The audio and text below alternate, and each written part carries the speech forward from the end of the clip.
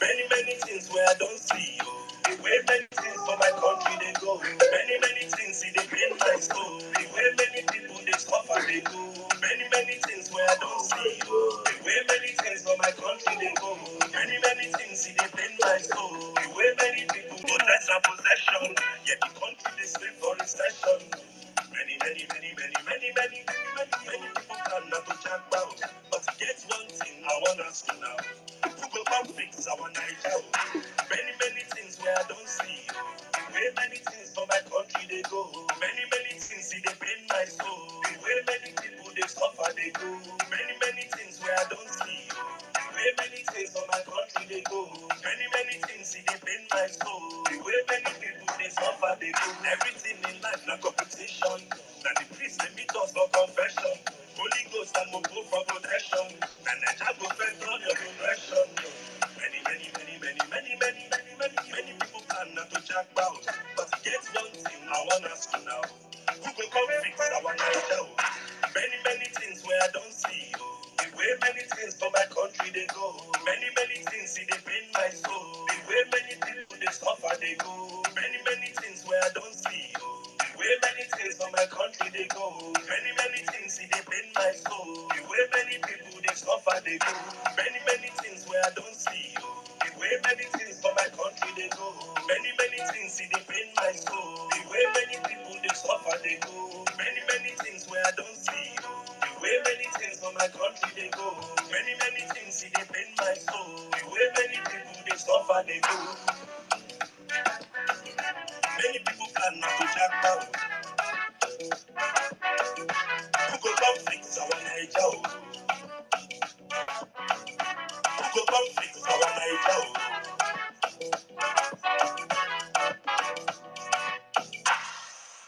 All right, good morning, good afternoon, good evening, ladies and gentlemen, brothers and sisters, mommies and daddies, friends and foes alike. You're welcome to the Vawulence space, the church, the mosque, the shrine, the auditorium, the temple, the space of Vawulence. It's another amazing, wonderful Saturday primetime show on your number one space on Twitter, Nigeria, and we're back again like we never left. Thank you to all my amazing co-ministers up here with me, Otumba. See you, Jimmy, Wellman in Nigeria. For the N6 will join us soon. And every single one of you first responders that always come out here on time, clean up the space, drag for frontier, first to retweet, first to comment, all our amazing listeners across all our streaming platforms, Facebook, YouTube, Violence radio stations. Thank you, Dankevel, Danke, Asante Sana, Sinaponga. Thank you, every single one of you. It's always a pleasure doing this with you guys. Thank you so much. We're back again, as I said, like we never left. It's going to be an amazing, long, and sweet space. And on today's space, we have a special guest. As we promised on Thursday, we'll be bringing a guest for us that will break down on this platform how we know how to break down facts and figures. We break down renewed Shege for you guys to understand. We break it down, we crush it down to the elementary, to the basics. The people we are dealing with are people that they need serious elementary education.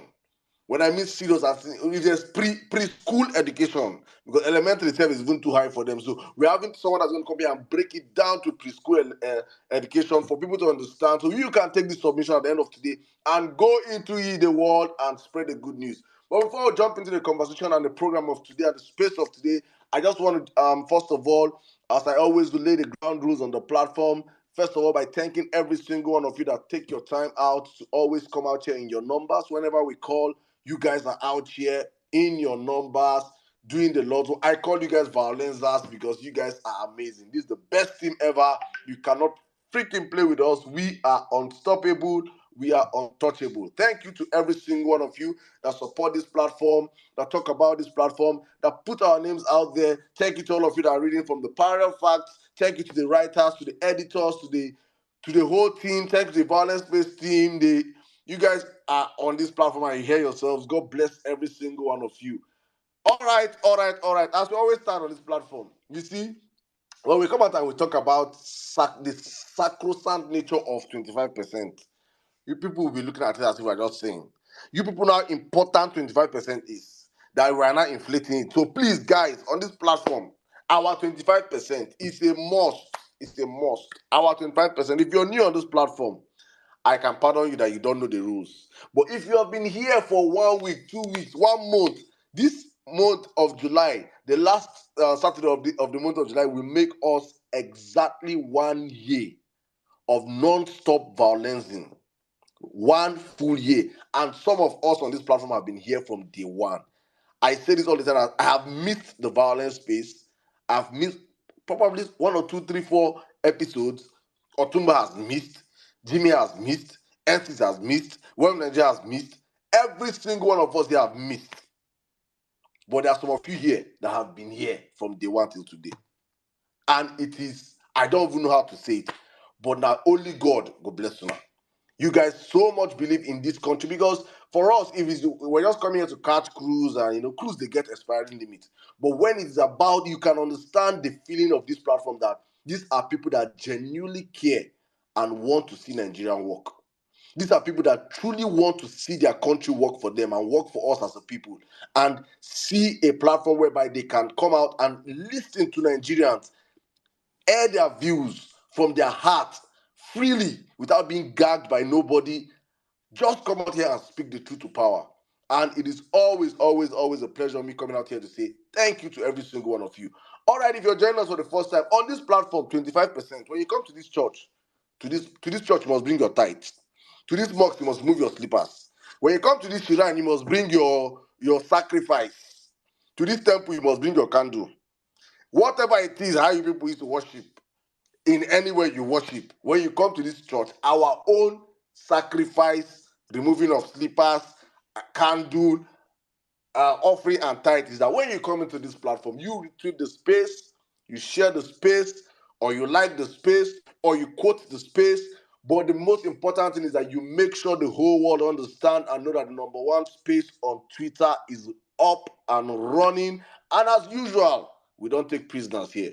And today, there will be no exceptions. Dead body go surplus. Dead body go surplus. So please, if your hands are not busy, my brothers and sisters, please retweet the space, share the space. Let's get people into the building. Let's get people to join this conversation. I say for me, the most important thing is that I come back here most times if I'm free, and I re-listen to the violence space, and I get to listen to submissions. And I say all the time that the replay value of the violence space is golden. It is golden. You can listen to violence space of last year. Probably, I believe Joel will be there to do some good for our 1 year anniversary. I think we'll do some good submission choppings. And we'll probably just spend 1 hour just playing people's submissions on the platform. So you understand how powerful what you guys have contributed in this community that we have built.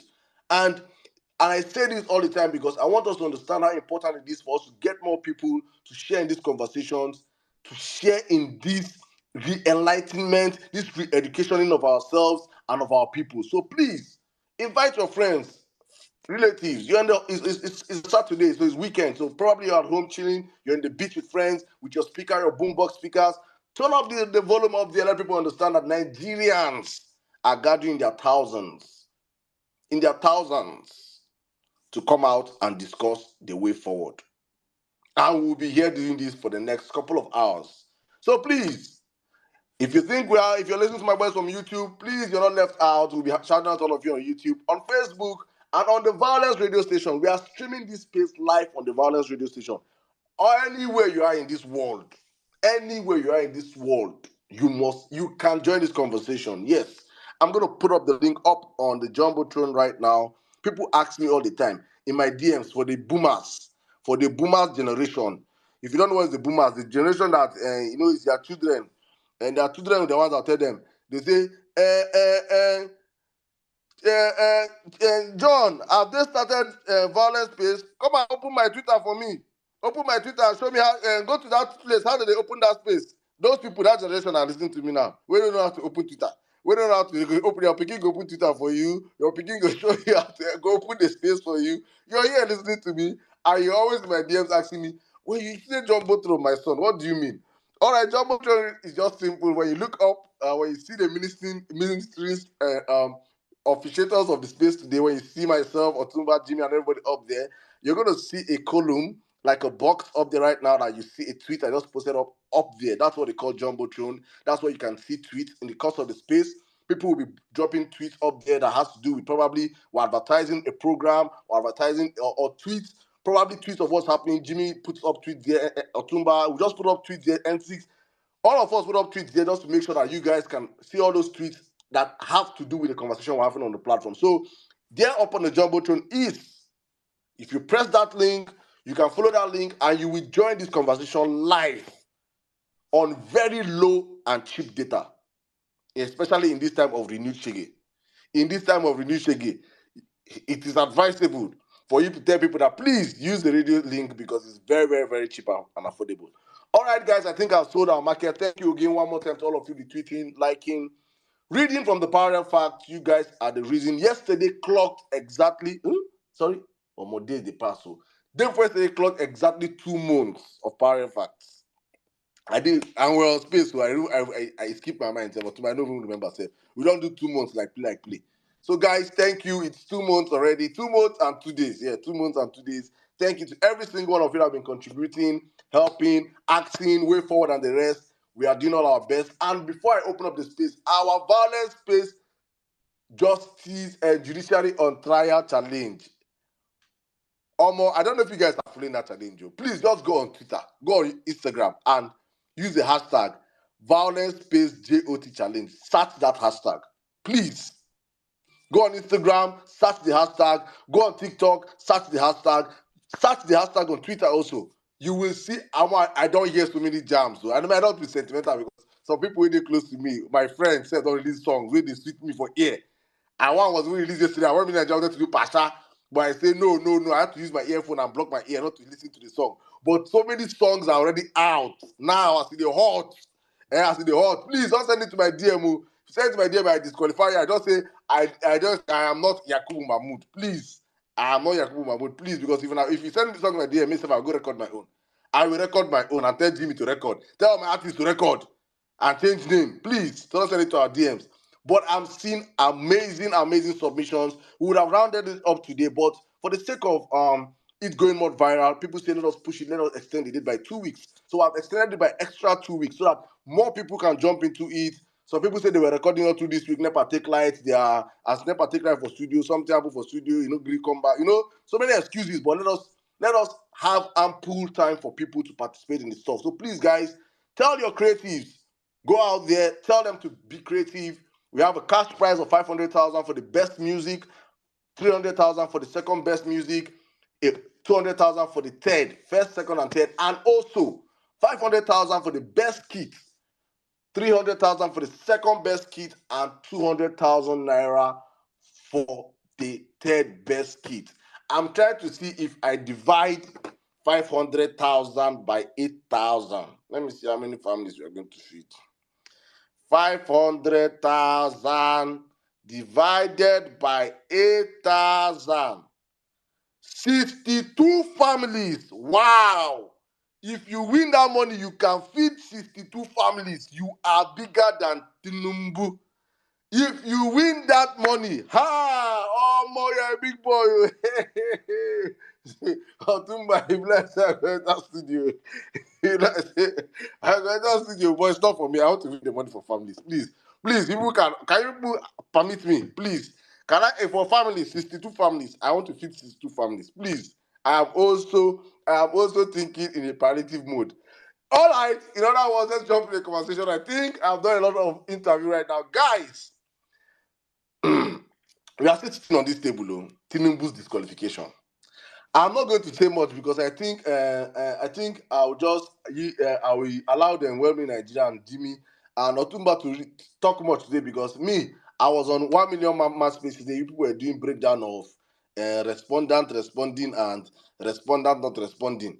All I know that I was just hearing that Olani Pekus was turning mass to further mass. I was just hearing so many kind of jargons. I'm like, hey God, see people where you say if you live so long to see your legend become a villain. You live so long in this country to see people that you respected become non-entities. If you live so long in this country, you will see that guy, Omo. So I was seeing everything and I saw a screenshot from that whole respondent something, and I was like, where they were trying to claim that I don't know whether they were saying that they want that they got up to 19% in Abuja, and that since it's 19%, 6% is just nothing. They should just forgive them. That my learned colleague, the law say that they should forgive them for 9%. Okay. I don't know. That's what I saw. I don't know. Probably when you come in, you explain that one better. But that's what I heard. I heard from other quarter that they say they got 25% in Abuja also. That they said they got 25% in Abuja. And that's what I'm hearing so many people say. Shey will tell us we won't get 25%. And I'm not saying where did they get 25% from? I thought 25% in Abuja is not important. Well, on the platform today, I know people that have read that responding. Please, you explain better for us. Me, I just want to learn today. I will just jump straight to the 35 billion bribe. Because for them, they say it is money for judiciary. And we have been calling it what it is, bribe. I think Savik made a very salient submission on our last piece when he said how much, and Jimmy, you collaborated what he said that day. How much the Western eyes are on Nigeria and on the judiciary system.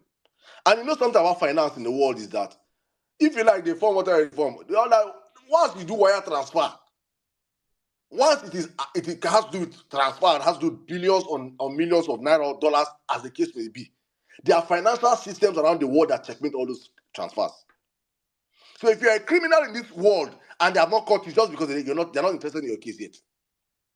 People that are not interested in your case yet. If they're interested in your case, all these people are do wire, do wire, are they funds? And this one, they're not sitting when and catch Bitcoin boy. Wage up 87 million and dollars worth of your organ money. The guy say, go and hide. I watched the video. I don't know if you guys watched that video. It's on Parafax and this thing. The guy told him, go and hide where Osama bin Laden was hiding. We will find you. So if there's anything else with wire funding, except they don't want to track you, they will not do. Then they feel that you have been going underneath the radar. You're a bad guy. No guy, you're not bad. You never see the one where they will catch you. They won't catch you. So that's exactly what has been happening with the judiciary system. Eyes have been on their accounts. Eyes have been on their offshore accounts. They have been trying to wire funds the way they can, and there have been no way. Organo will even send them money. And how much cash you want to give judiciary man? Judiciary man, if you carry 30 billion, if you carry 30 million, go give all the justice for the house. Then send them go fear.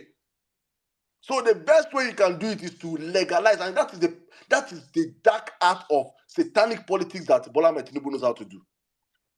Any criminal thing he wants to put that he doesn't know how to put, he legitimizes it.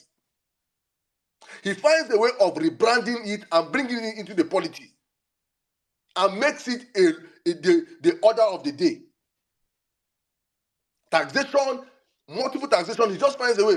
Find tax bodies, put his family member, makes the order of the day. And all of a sudden, everybody just go into the line. And just following the line. So he found a way. How do I make these people? How do I incentivize these guys? How do I bribe these guys? How do I make these guys bend this thing for me? How do I do it without and make it open? Plain sight. Oh yeah. Say you give some families how many billion? Say you give the House of Rep, because those ones, I think we'll have a special day for Labour Party House of Rep members and senators.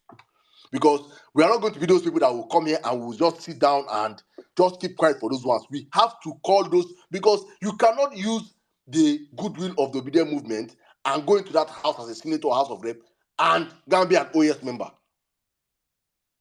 You cannot be an OAS member.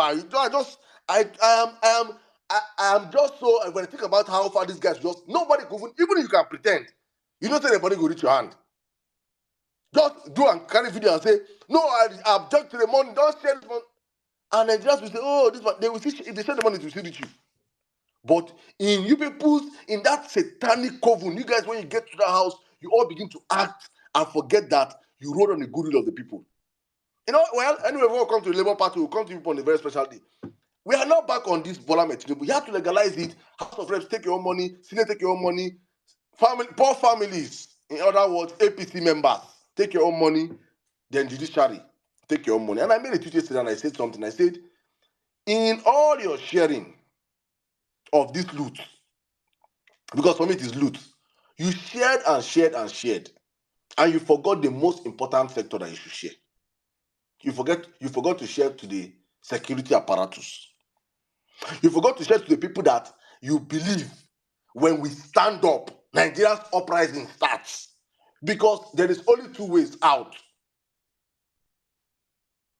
There is only two ways out. Either we get back our country rightfully by the judiciary, or Nigerians stand up and take back their country. That are the only two ways. There's no any other. There is no any other way. There is no any other way. These are the only two viable ways. Either we take back our country by the judiciary giving us our mandate, because as it stands now, we have found that there is no any other means. It is simple. Give us back our mandate, or Nigerians occupy we will occupy everywhere. Let it be known now. So please, if you are thinking, because when we're saying this earlier on, people were talking about Saddam, people don't. I said, for me, I'm a person that deals with strategy. I'm a very strategic person. I try to keep emotions aside. I try to understand that there are times and seasons for everything. We are going to call Nigerians out in our millions. We will push our people to come out in their millions to occupy. This is, I'm not talking about before judgment, after judgment. Before judgment, we have to show these people how powerful we are as a people. So please start getting ready, obedient Nigerians. If wherever you are, please start talking to one or two people, and you don't need to go far. I made a tweet. I said, please just carry that picture and show all the military men you come across. Do not look at them as your enemies. They are also victims of the system. I saw that 2 days thread, and somebody made another tweet that said Navy and Nigerian Navy that cannot protect. I don't know who made that tweet. Nigerian Navy that cannot protect their this thing, and that cannot protect ordinary vessel. And 2 days made a tweet and he replied and said, do you really expect Navy to go up against all these pirates? People that are being paid 57,000 naira a month. You give ammunition AK-47 to people that you pay less than $100 a month. And you expect those people to act like sane human beings? It is crazy. So the expectation we have from our, I don't try to excuse bad behavior, but if you see the high-handedness of our policemen, high-handedness of the military, they are all victims of the same system that we as the people are suffering from. This is the truth. Do I support their bribery? Do I support their hiding? No. But if we tell ourselves the truth, it is because of how corrupt they are. People that buy their own uniform, they buy their own boots. If you get shot by, probably in face of duty, you go and many of them. Oh my goodness! I've seen policemen. I said, oh my God! I said a friend of mine that fought in Medugri that was shot. How did I become friends with him? He came back to UNN. I was in UNN then. He came back to Nsukka then for treatment, for herbal treatment. That's when they shoot gun. The guy said, "I'm making go back in family, make him go do herbal treatment." Someone that was fighting for his country against Boko Haram. So when you see the conditions these people pass through, you now start to understand, okay, this is why. My friend told me, she said that Saddam, no, that Nigerians that we are bad people. I said Nigerians are not bad people. Nigerians are operating in a bad system. And when you operate in a bad system only brings out bad products. I said, are we not Nigerians that are in diaspora? Are Nigerians in diaspora not excelling? Are they not doing well? You want to go out in diaspora, you cannot even. I want to go out now. I'm someone that consume a lot of water before I start my day with drinking water. But if I'm going out, I make sure I take maybe just half the volume, because I cannot go out in diaspora and finding where to urinate if he hook me. But for Nigeria, I go find place, just put my this in, release them. It is a normal system because if I'm even doing it, I'll just like 25 people they do it with me. There are no laws to checkmate all these stuff in the country.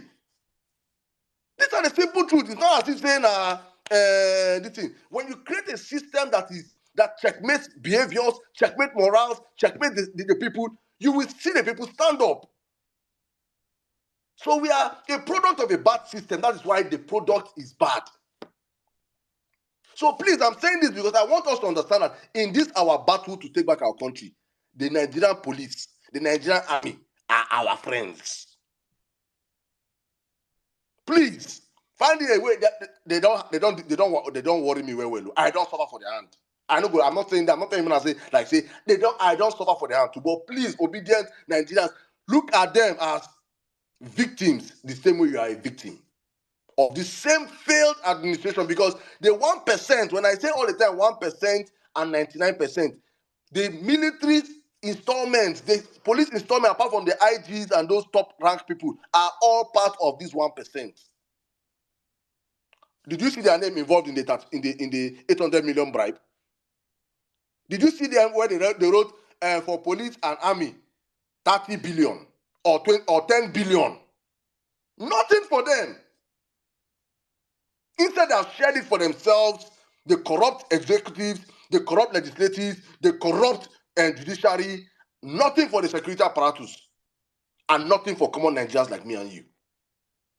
So we are all victims. I'm saying this so we understand that in this battle to take back our country, then go day by our side. And that is why Peter Obi won across all their barracks and all their military installments, because they are please visit a Nigerian barrack tomorrow. If you're in Nigeria, visit a Nigerian barrack. Do not just be passing their front. Enter inside and see the condition of living of these people. Prisoners live better than most of them. Go and see. So please, it is important I just say this so we guys can understand that in this movement we are going towards like this, they don't do us bad thing, no, but please, just look at it like, say in this obedient movement, one thing I know movement that we get menist, we get feminist, we get all gender, we have all agitators, everybody, say. Sorry, Saddam. If they want to know their living condition, it's on the Jumbotron. God bless you, Jimmy. God bless you. God bless you, my brother. Say for this movement, we get Arsenal, we get Man U, we get Chelsea, we get this thing, we get everybody for this movement. Where we say when agenda reach like this now, if I start the agenda like this now, we go the war, they rugged. But for this one Nigeria where they go like this now, I say no, me and Otumba dey together. But say again, I go catch him. He go say me and him now. Say we be cat and mouse. You understand? So please, I know why I'm saying this. Look at our policemen and security people as brothers and sisters and approach them, because this is the time to be strategic. Any Abadom, I'm saying this outside because it's an open strategy. Any strategy I come out here and talk about is something I'm challenging even the Abados to do. Let one Abadom man go and meet the police and say, we are hearing that obedience want to protest because of this 8K. Please get ready to fight them. The beating where that Abadom person will collect from police hand. The beating that he will end up a victim in hospital. I promise you that. So I give up any strategy we give on this platform is what you know that has been tested. Please, guys, make one policeman your friend tomorrow. Because in this battle to take back our country, let these people fuck around and find out. Those days of judiciary, please, people that want to come and beg them here, come and beg them. I'm not begging them, and we're past that begging stage now. Chop this at 5 million bribe and come and explain to Nigerians how Olani Ekus is telling us with his reason is that please forgive them for minus only 6% that did not reach. Come and tell us and explain to us that Olani Ekus first thing he was reading there. I think when Nigeria will do this one for me, he was reading and they were using dictionary to explain for us transmit and electronically transmit and what they call that one. Upload transfer. And transmit. What do you say? Electronically transmit and transfer. And transfer. They use common dictionary. But they now want to tell us they are going to use law dictionary. I hear saying again law dictionary. And they want to now use law dictionary and tell us the meaning of and 25%. You will use normal dictionary to explain transmit and transfer. Then when it comes to and 25%, you want to use law dictionary, which we don't understand. I don't know what is law dictionary. I've never heard that one in my life. But you explain all those things to Nigerians. You explain to Nigerians how a criminal drug dealer, that his own star witness have come out and said, yes, true, my oga forfeited $460,000. There is no room for technicality in this case. To the judiciary, this case must be tried on merit. That was what you promised Nigeria from the exception. We know you guys don't keep the promises, but we hold you guys accountable. I heard, though, let me not be like, it's not official. If it's official, it would have been on parallel facts. But I heard that that news that came out on Wednesday that CJN and 5 other justices were banned from America. I heard it's true. I got a confirmation call this morning that they were meant to be in America today, and they were meant to go to America, and their visa was rejected. So they are now in London. They traveled to London, but they cannot enter America. I heard. So thank you to everybody on the platform. I'm not certain about this, but from the sources I got this information from, I can say it's almost legit. And if it's going to be legit, it will be on the parallel facts. But I heard. All right, guys, I'm going to yield the mic right now to my brothers to come in so that other people can contribute. But before I go, I just want to let you guys understand that 8K, 8,000 naira. 8,000 naira. 8,000 kwe. 8,000 kwe. Hey, God. Hey, God. 8,000 kwe. Don't underestimate the power of 8,000 naira to Kudus demographic. Hey, Otumba, I watched that. I read that thread, bro. David Hunde yesterday. And you see, when I read that thread, my brother, at the time, I was not like, even these guys said don't even understand what we're fighting for. They don't even understand that we are fighting for them. Because in their own reality, their reality is that Nigerians are that we are born to suffer. They don't understand the wealth we have. You know, I always use that my comment on Tunde Not page to really know that Nigerians, we have a long way to go. We have to do everything. We're helping these are people that said our simply these about the children of the roasted corn, children of the devil. We are still, unfortunately, we're in the same country together with them. So we're all brothers and sisters still. You understand? So let's not forget that fact. That when we liberate them, they will now understand what good governance is all about. When I made that post on, I will end my submission with my post I have always said on Tunde Ednord blog. Somebody made a post and Tunde posted it about his house in Lekki, whereby the tap water was like tea, brown tea. And the guy was saying, almost see the kind of water with the rush for Lekki. And in my innocent nature, I went and posted, I said, Lagosians, please vote GRV so that you can be having pipe-borne water, clean water. Ha!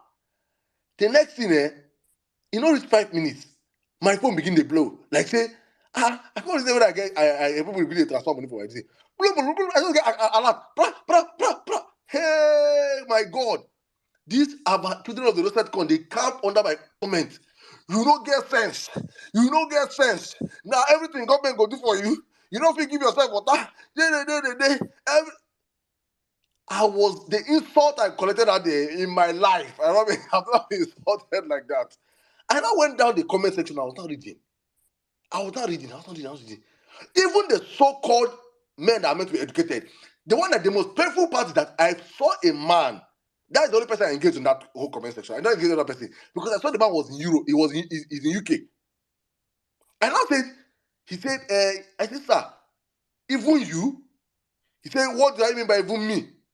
That we just only criticize government. That what I expect from the government. I said, in your UK that you're in, don't you get water? He said, UK democracy and Nigerian democracy is the same thing. I don't say, Nigeria, to save this country from these people. If these people were a majority, honestly speaking, I'll tell you Nigerians to pack your load and leave that country. If truly Bola Tinubu won these elections by vote count, honestly speaking, I will advise every single one of you in Nigeria, relocate to Benin Republic or Ghana or Niger Republic. I swear, because it is over. If these people represent the majority of us, no. It is, we are done. But the Salam, good that thing news, sounds like a joke, but it's true. What you're saying sounds like a joke, but it's true. Is the people see the depth of what you're saying? It sounds funny, but actually it's true. If this guy truly won the election with the numbers, let's say I'm just in the alternative river, man, that country is finished. We it's can't recover finished. from it It's because finished, my brother. these people will reject good governance. That's what it's telling you. Like their mind has been so warped that when you come and want to do something genuinely good for them, the government, they will fight against it because they would expect the way it's been done before. Man, bro. Let me just wrap up with this because honestly speaking, and that's why that conformity theory Jimmy always talk about. I'm like, no, I cannot allow that thing. I will never fall for it. So I keep checking our numbers every time. I say no. I thank God that they are the infinite decimal of us. They're no plenty. Now we plenty past them. So PDP do space today, 36 people. I think on the headline, 36. I beg, let me just allow you guys, please. 6 or 2, but I don't think I come in here right now. I beg. Otumba, you can go first. Just buy Yeah, me you know, five my minutes. submissions are no long. You know, mine is just I say things that it's not. I won't call it submissions. It's points that over the week or the last 3 days, things that really that caught my attention, and it's the Kudus demographic.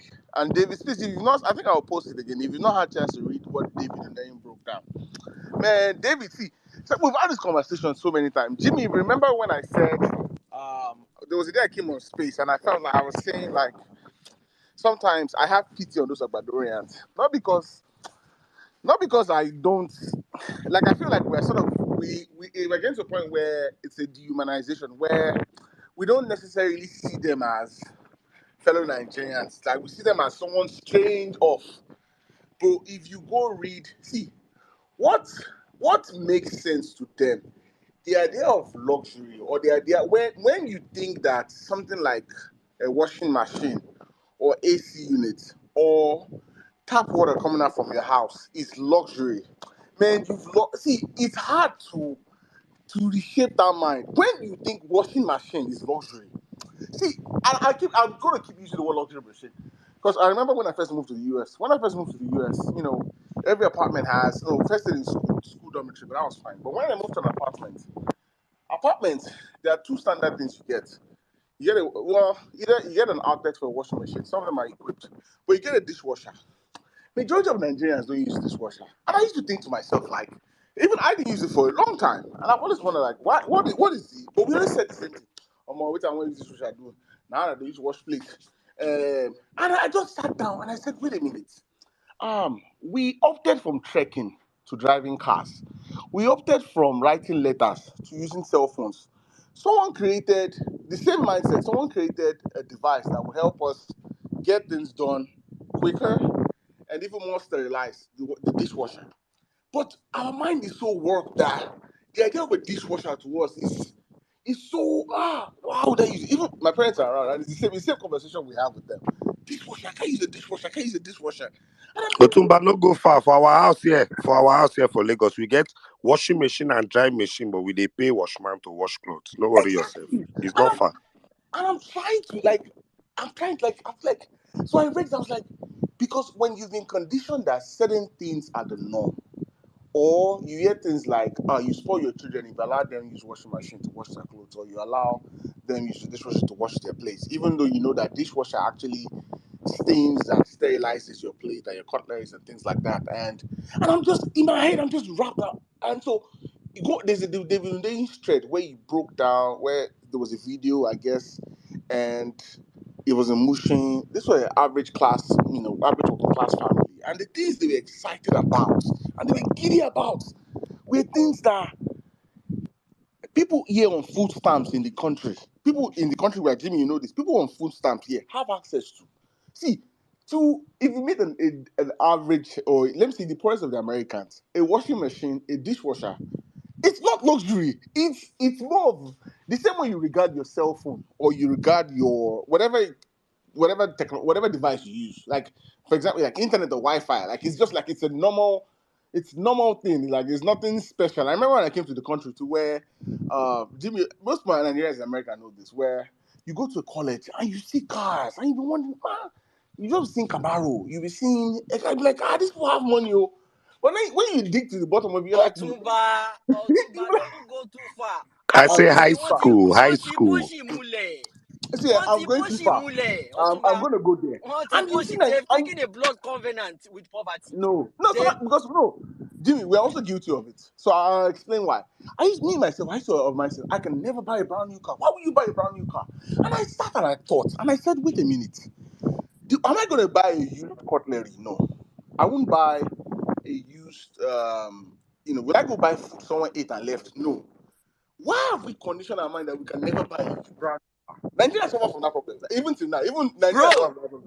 God bless you, Otumba. You see, when I want to buy my car, person tell me say, Oga Jimmy, then get one guy we go connect me to Tokumbo.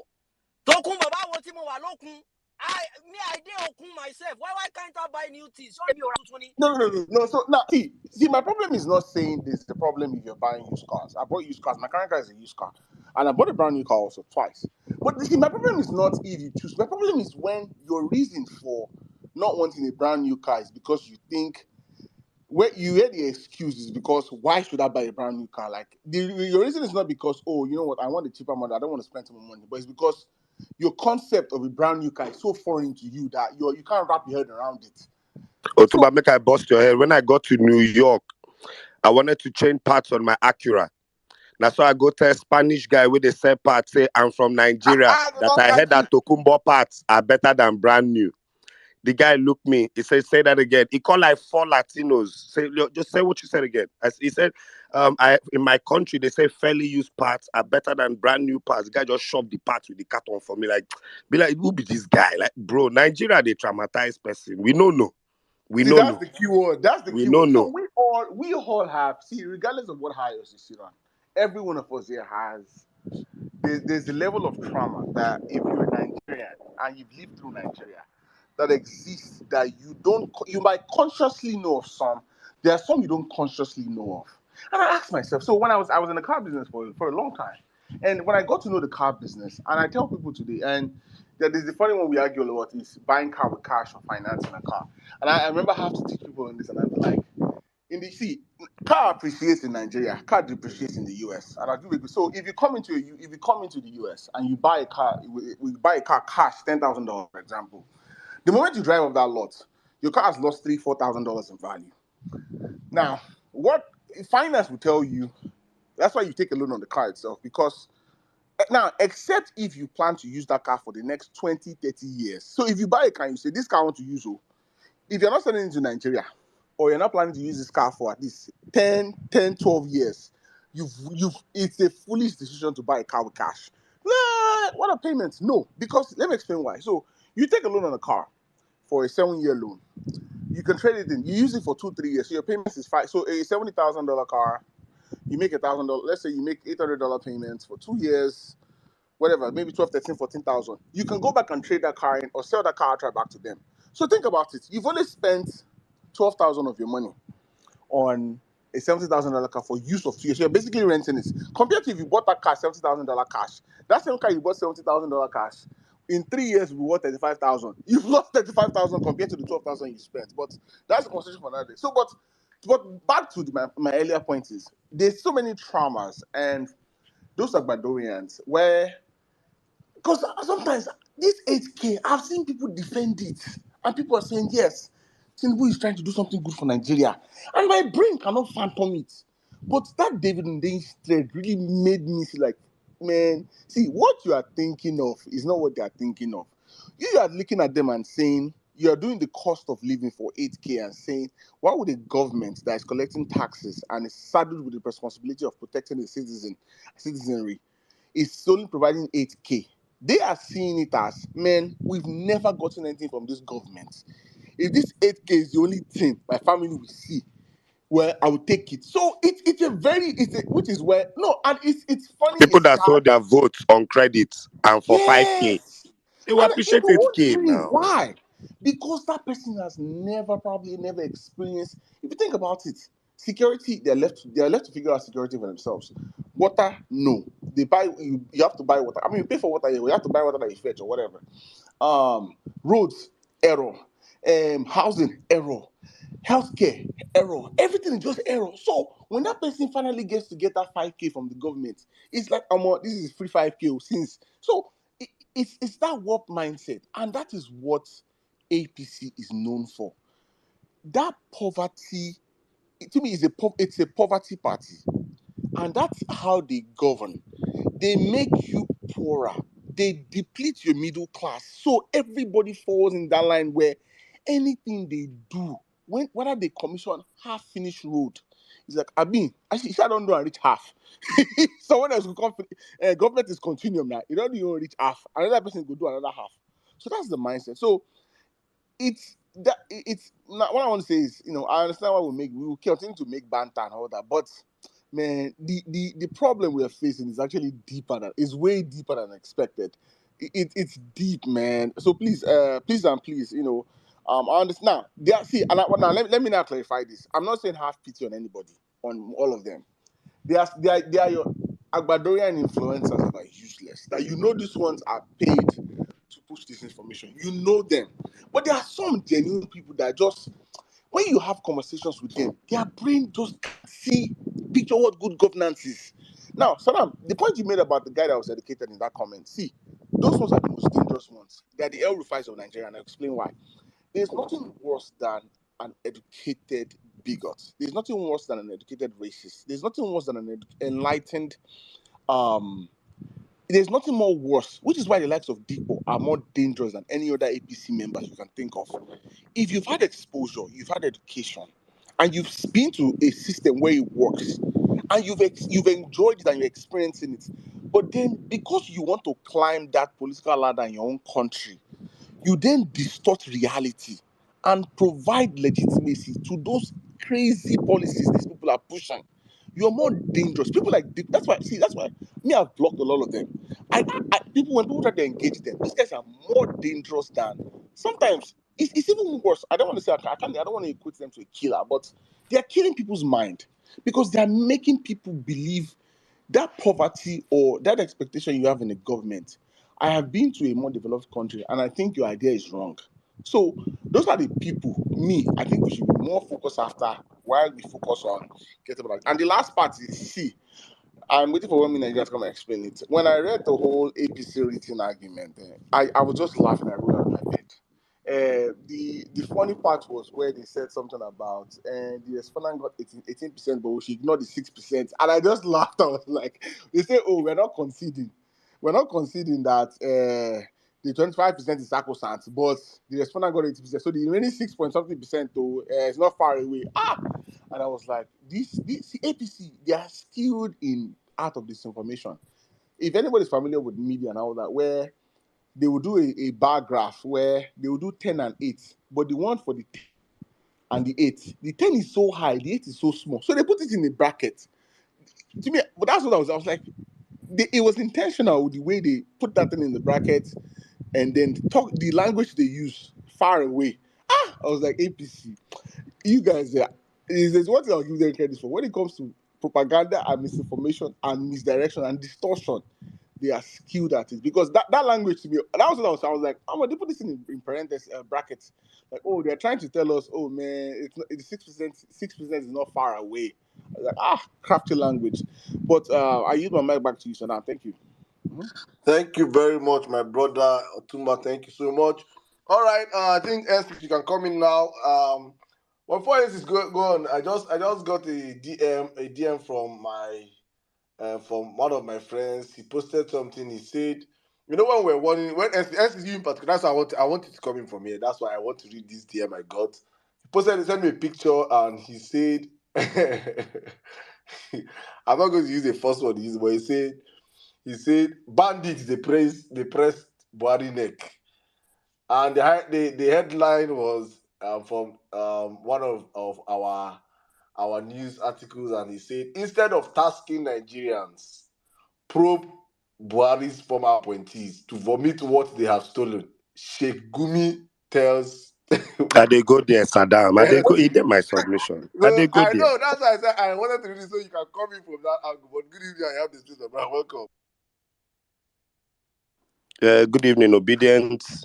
Hello, everyone. Welcome to the Violence Space. God bless you all. But more importantly, God bless Nigeria.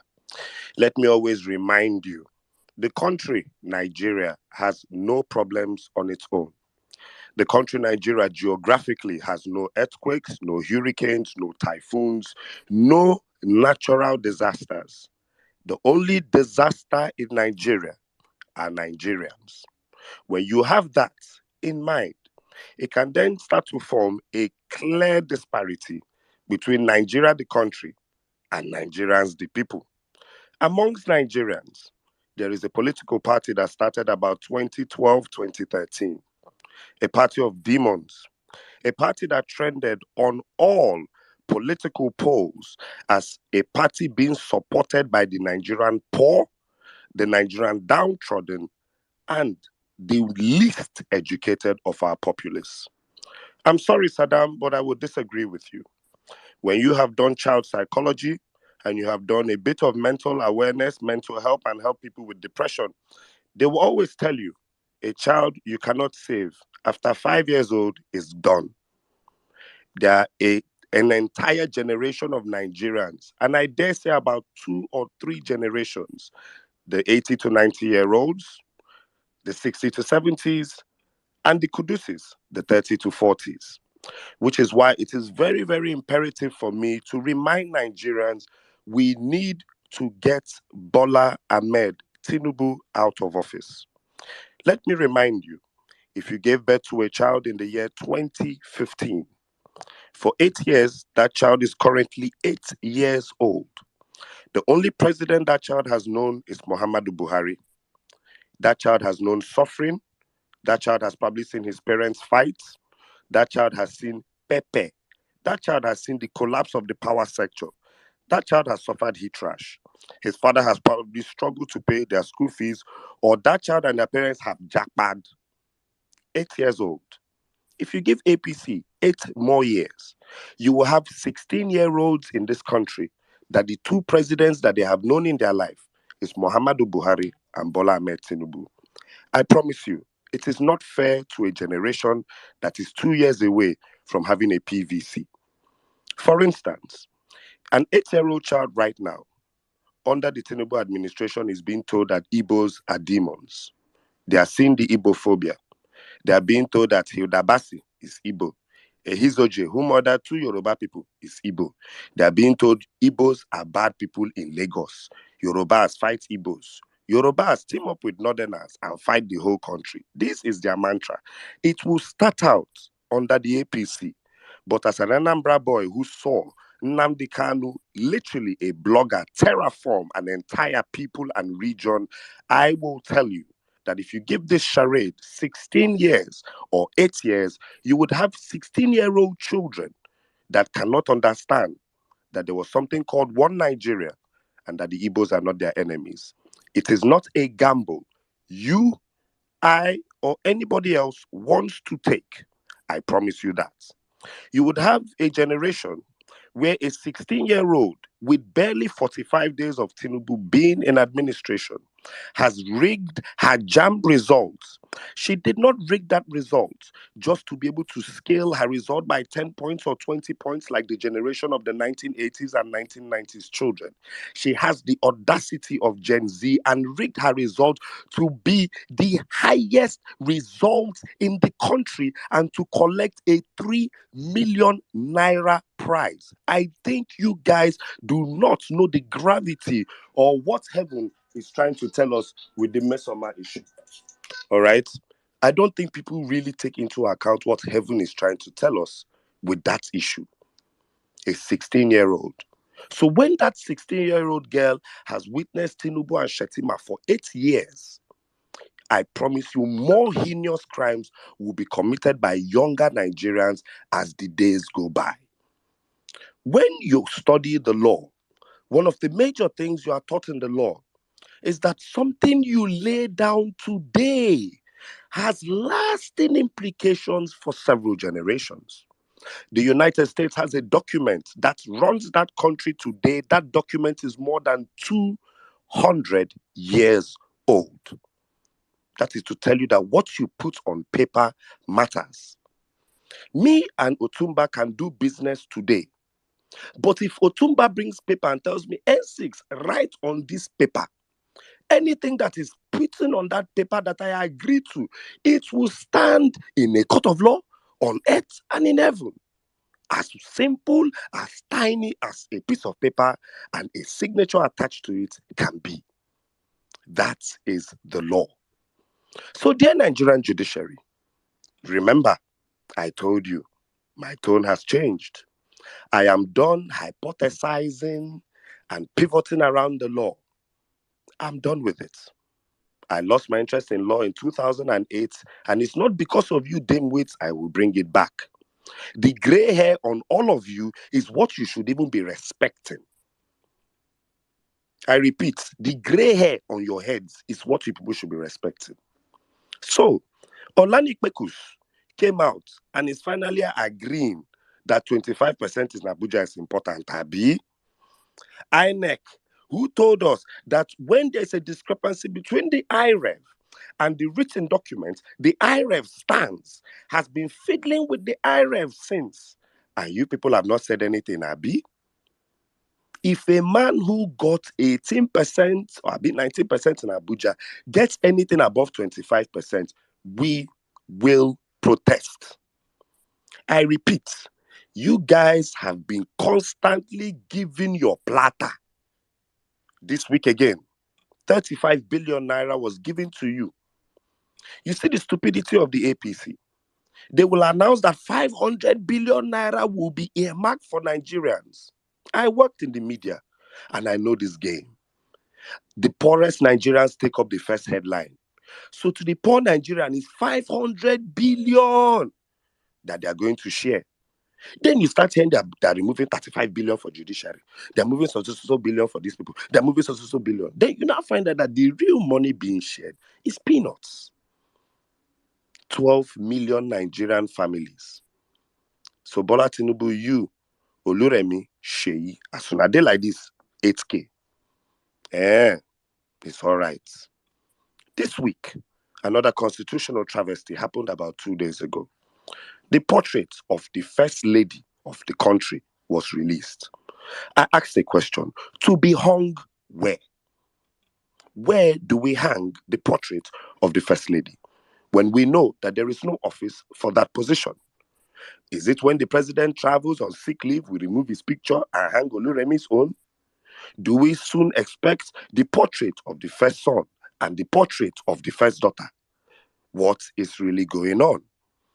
If these people don't understand governance, call for help. The APC, I repeat, was nothing more than a protest group. It was meant to be a political pressure group, and they should have just been activists. I don't understand how they got into power when they know that they are clueless. A man that says 50 years, 5 decades of raising men, leaks a ministerial list and is a recycled list of men. Nasir El-Rufai became a minister in this country at 39, 40, 41 years old.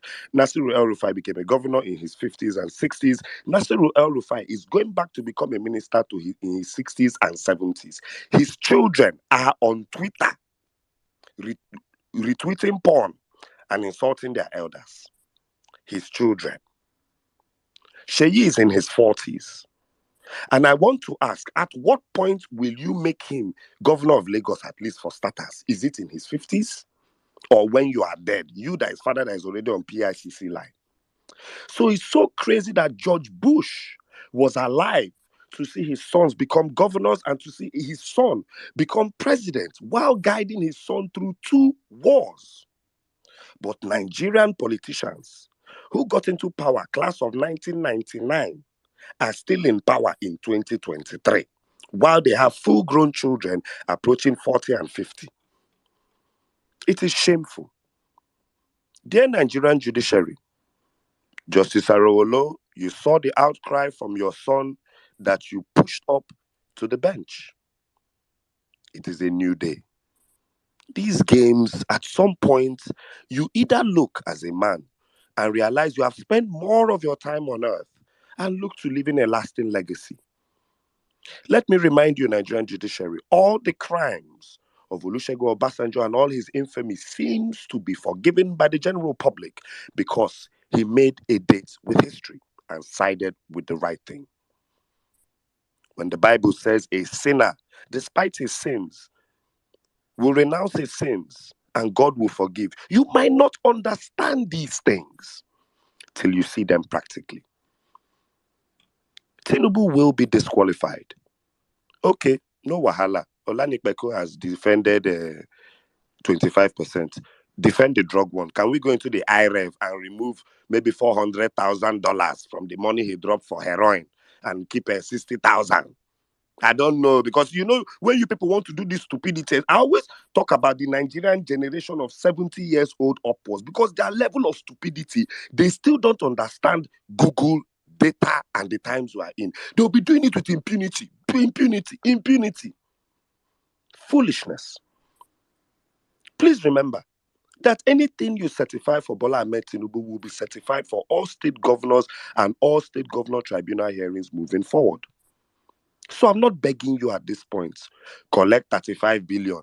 Collect latest Land Cruiser. Collect plata. He that offereth you plata shall offereth you plumo. Or else you will then face the Nigerian people.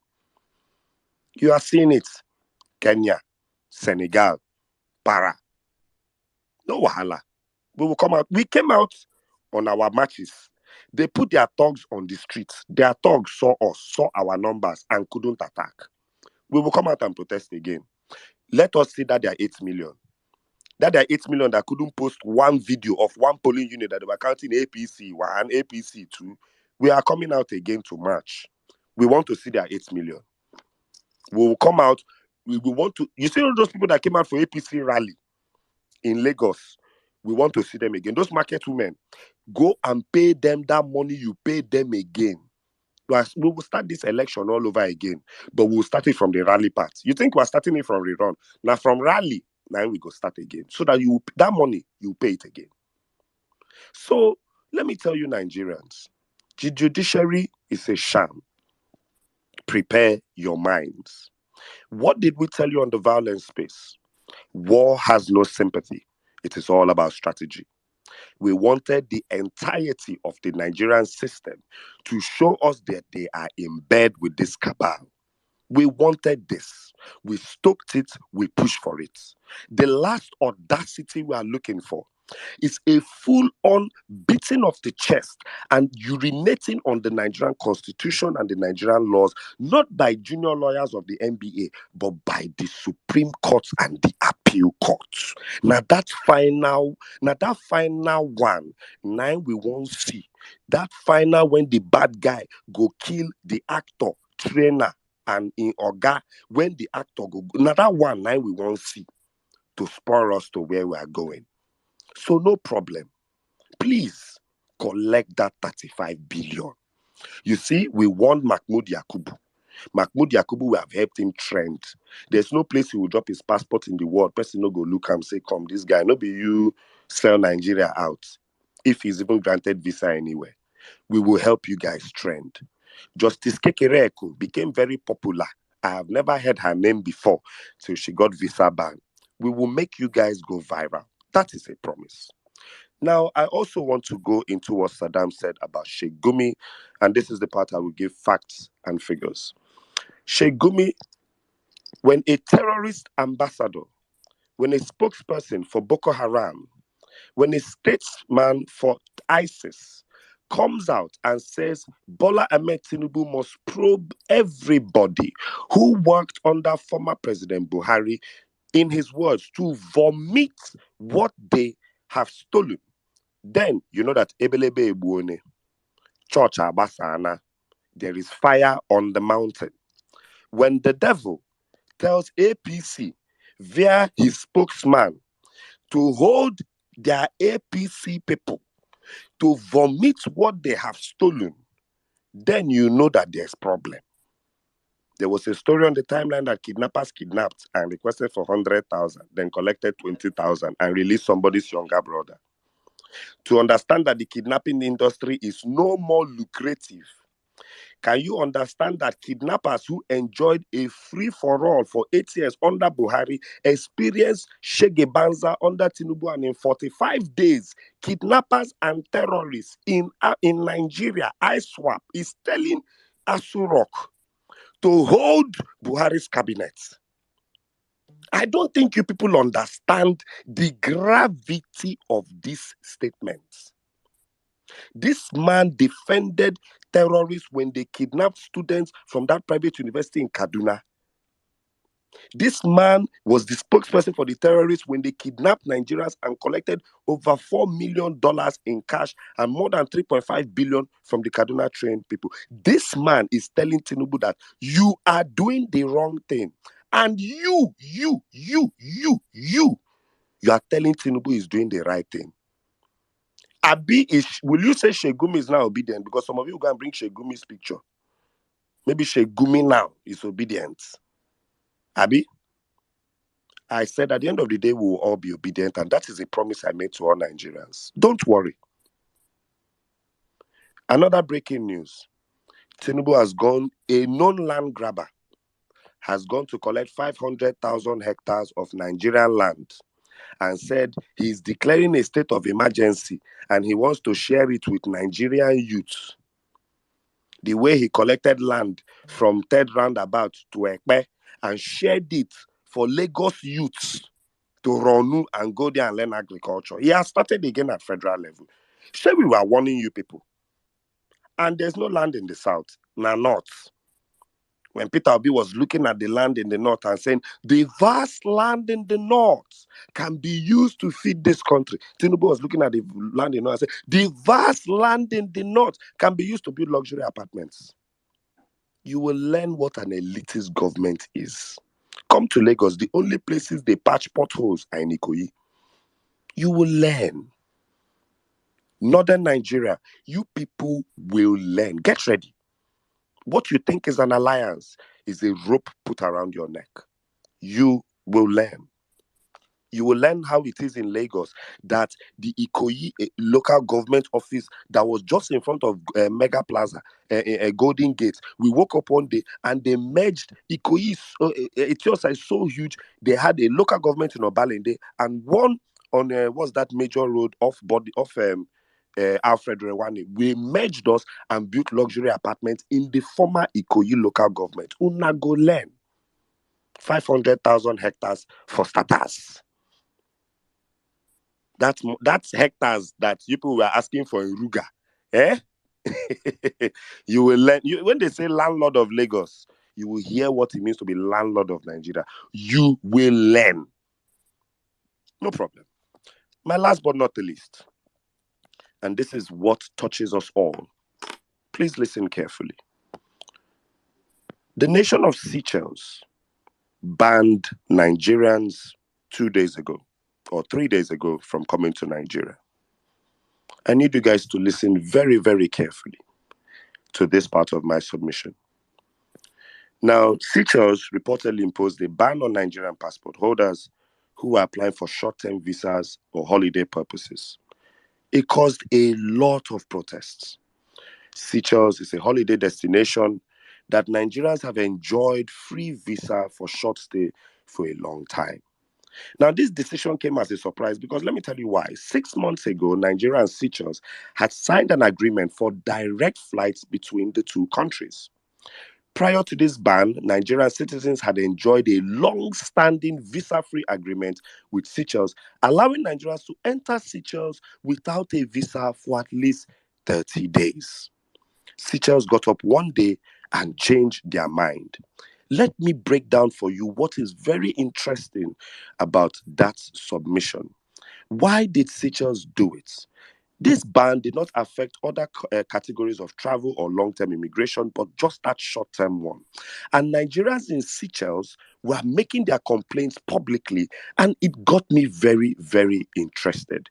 Listen, Seychelles is a country known for its stunning beaches and vibrant marine life, but Seychelles has been grappling with the scourge of drug related crimes and drug abuse within its borders and including within its citizens.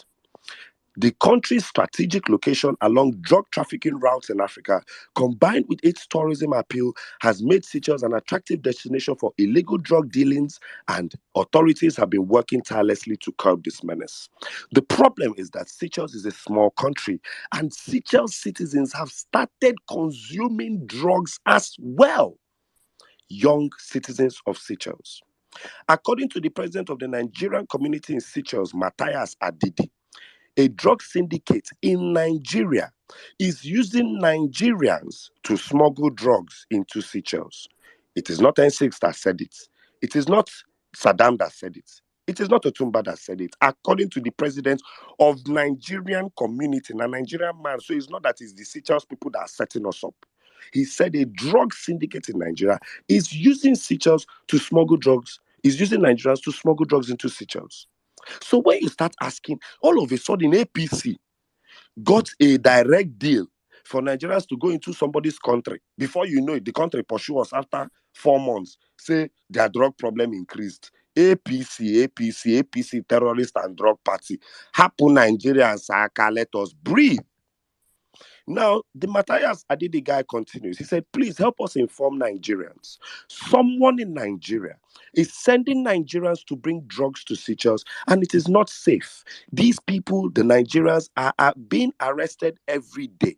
Another Nigerian in Seychelles, Stephen Nduku, who's been there for a while, said, let me clear the air. The news about Seychelles' ban on Nigerians hasn't been officially confirmed as at then. What triggered this is because of the Nigerians that brought in drugs into Seychelles. As you know, this is fact, and I Googled it. Seychelles is the number one poor country. Seychelles is the number one consuming nation of heroin in the world. Ernest, please, before you wrap up, you said Seychelles is the what again? One more time. Seychelles is the number one consuming nation of heroin in the world, and this drug is primarily produced. Wait now. Ah, Just God. wait. Just wait. I know Oh, why. God. In 1993, what happened with Bola Tinubu? He forfeited money for what? Heroin trafficking, sir. Continue. All right. So these are the problems. Now, the man, the Nigerian who's been a long-time resident, he said, Mr. Nduku believes the measure from Seychelles is a result of their government's determination to address a pressing issue and protect their citizens and visitors from the devastating consequences of drug abuse and drug trafficking. This is from the International Center for Investigative Reporting. I will send this link to Saddam. I absolve myself of problem on this space because we read you facts and figures. Go and confirm. Nigerians in Seychelles are supporting. APC suddenly got us a deal to have 30 days visa to Seychelles. 9 drug problem for Seychelles rise. Seychelles use their own hands. Say, no worry, we know what. Make your tourism dollars, all the money people, we know want. But Seychelles did not extend this problem to other countries. Seychelles is not even checking whether the Nigerian couriers will start flying into Seychelles from Ghana. Seychelles just banned Nigeria and Nigerians first. Dear Nigerians, we warned.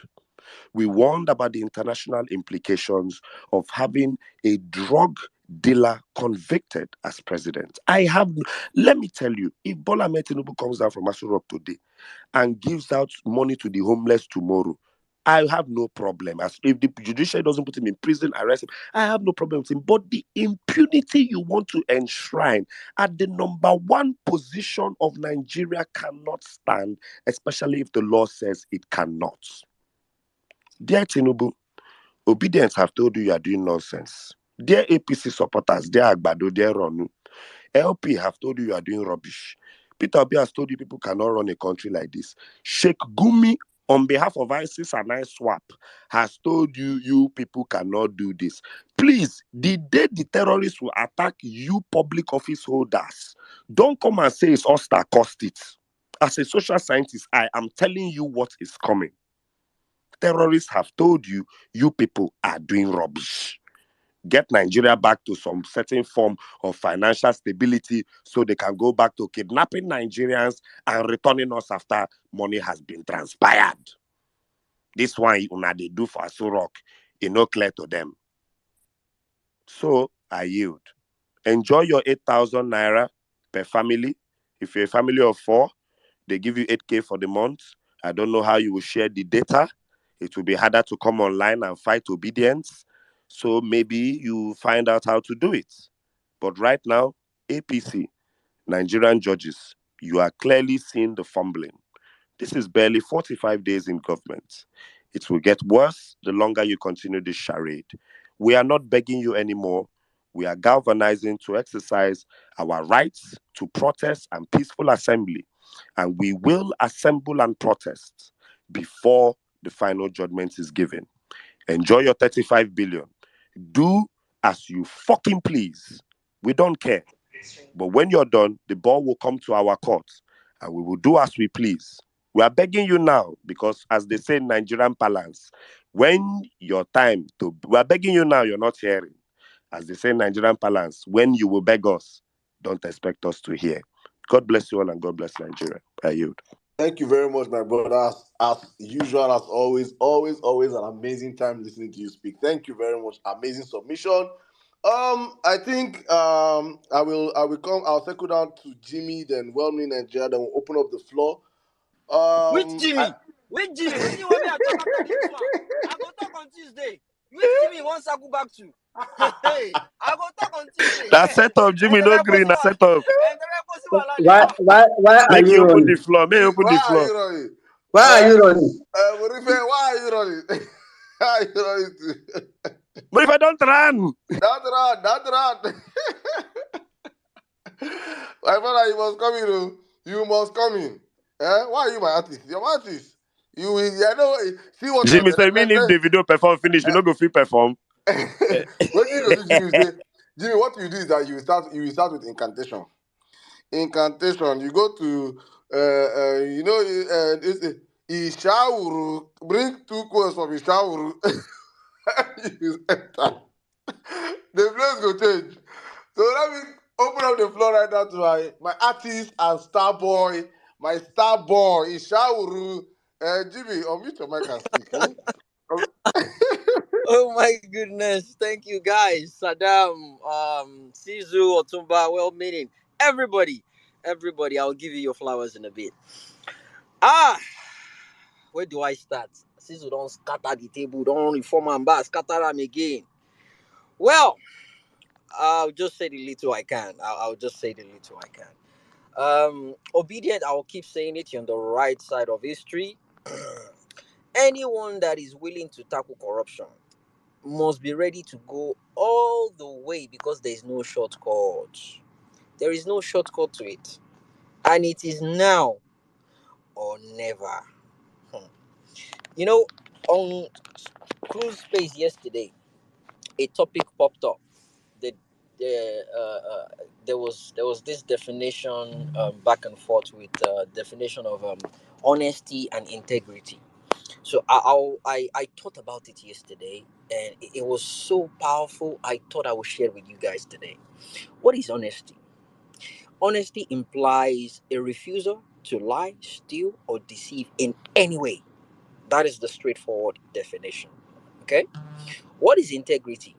The quality of being honest and having strong moral principle, moral uprightness, even integrity self swallow honesty. You see, um, in Proverbs 10:9, whoever walks in integrity walks securely, but whoever takes crooked paths will be found out. I will start with our so-called obedient legislators, the ones we voted in. Uh, many of them they be money misruled. I want you guys to know that for a fact. Some of them were Okada riders. They were, they've never even tried running for position before. They just went there. They gave it a shot based on Peter Obi's umbrella, and they got in. But guess what? Now that they are in, they are not defending whatever it is. Adam mentioned it earlier on. They're not defending this sham bills they're coming up with. This huge amounts, preposterous amount of money, cars, and different kinds of bonuses. They're not opposing it. They're not. And that brings me back to the part I said Peter Obi is still the saint in that country, the political saint in that country. Why? This man has been tested with power, this man has been tested with money, and he came out clean. This man has been tested with everything. He has what it takes. He has that integrity to stand up within any of these politicians in Nigeria and say, yes, I am clean. That is what they call integrity. Peter Obi is a definition of integrity. All these people that went there, obedient, especially the ones in diaspora. I think it is high time we take over the party. It is high time people start thinking about going back to occupy, because I want to one Ben seeing the people going there now. They've not seen money before. And now the little they are tossing on their lap, they can't even say anything.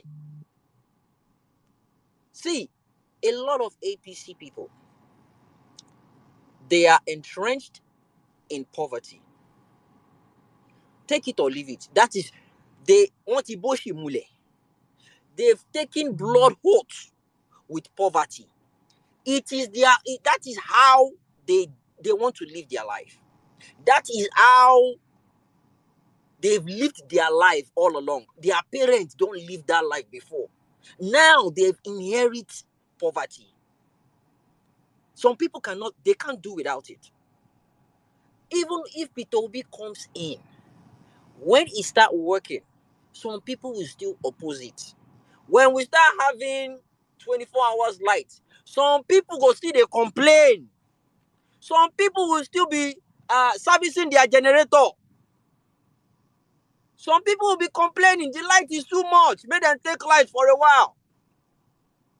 It's an habit that's been in us for so many years. It will take a long time for it to die. It will take a long time for it to die. Obedient, we have plenty work to do. We have plenty work to do. And we have come a long way. A long way. We cannot back down now. I saw in the news, was it yesterday or day before yesterday? Ariwola, now in own son, don't join the matter. It's now a family business.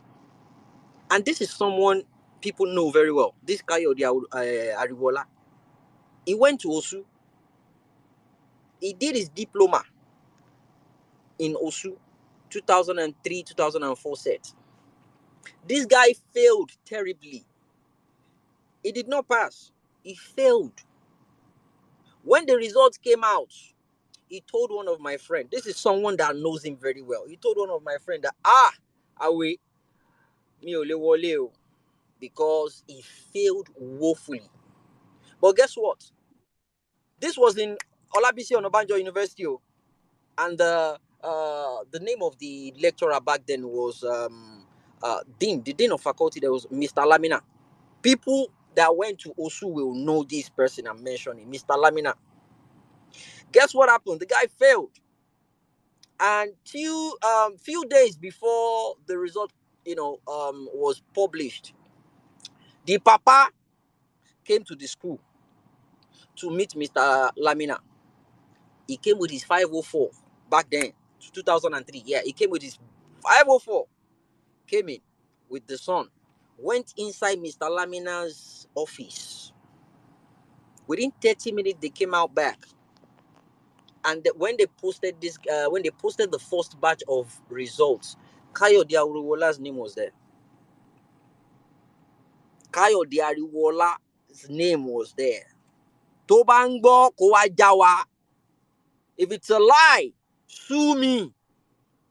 So these guys, they've been doing it for time. This guy knows Sabi do. Kole if you did go Kole if you call Olodoni. And now, problem by it's about having the connection, knowing the way to the right people to get what you want in that country. Mr. Lamina, that's the name of the man, of the lecturer, dean of faculty. I'm not sure if he's still there right now. Obedient. Tinubu disqualification. That one is paramount. I had a meeting with a couple of obedient yesterday, and we were talking about how important this case is and what we should do afterwards or what we should not do afterwards. The bottom line is, I have no single doubt in my mind. I don't care how many ex-governors Tinubu don't go meet. I don't care how many times they've had their meeting. I don't care what they want to talk about. I don't care what they are bringing to the table. I don't care the amount of people he has bribed. Right now, there is only one result to waiting the ground now. It's either they give us our mandate or they give us our mandate.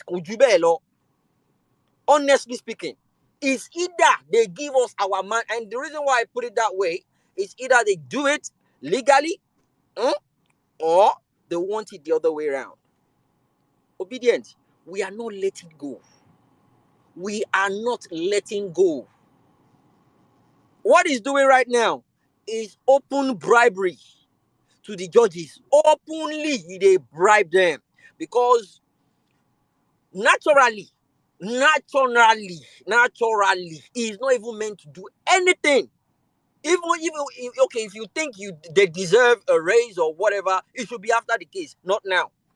So what are you trying to do now that the case is hot? Now is when you think they deserve a raise. Anyway, that's his own business. That's his own business. They've been calling you guys out. They say you guys are thieves, you guys are corrupt. We'll wait and see what's going to happen. Remember, we still don't believe in you guys, or we only believe in Peter Obi, and we are going after him until Peter Obi comes out to say the judicial system has. Peter Obi no go say me na go street o. He will let you know the judicial system has failed us. Yes, red. Nigerians, it is either now or never. Don't think he's already there. He's already there. Let's wait till 2020. Anyway, I'll be back into my shell. You will not hear from me. You not see another 2027 coalition because every single thing going on right now, they are taking note. They will clamp on every single avenue to make sure such uprising doesn't come up against them again. They will block all those sources. They will block every avenue. They will make sure they suppress people so much, so badly. There will not be freedom of speech anymore. Waiting they happen for Cameroon right now. Waiting they happen for Uganda. That is what that's the kind of lifestyle Nigeria is going to start experiencing. It will now be a family affair.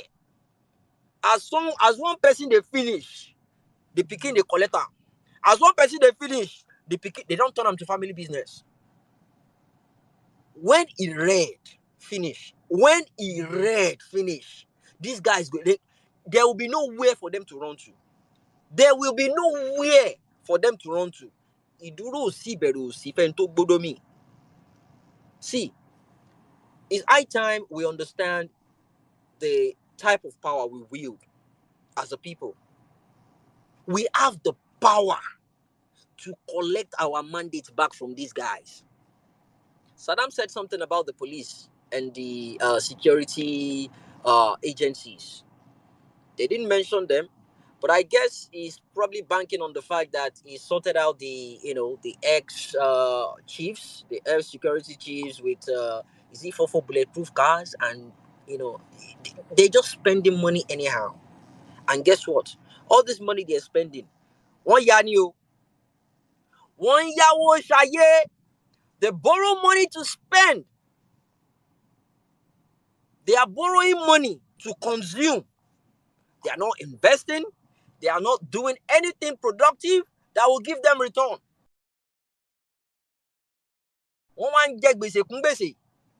And it's piling up.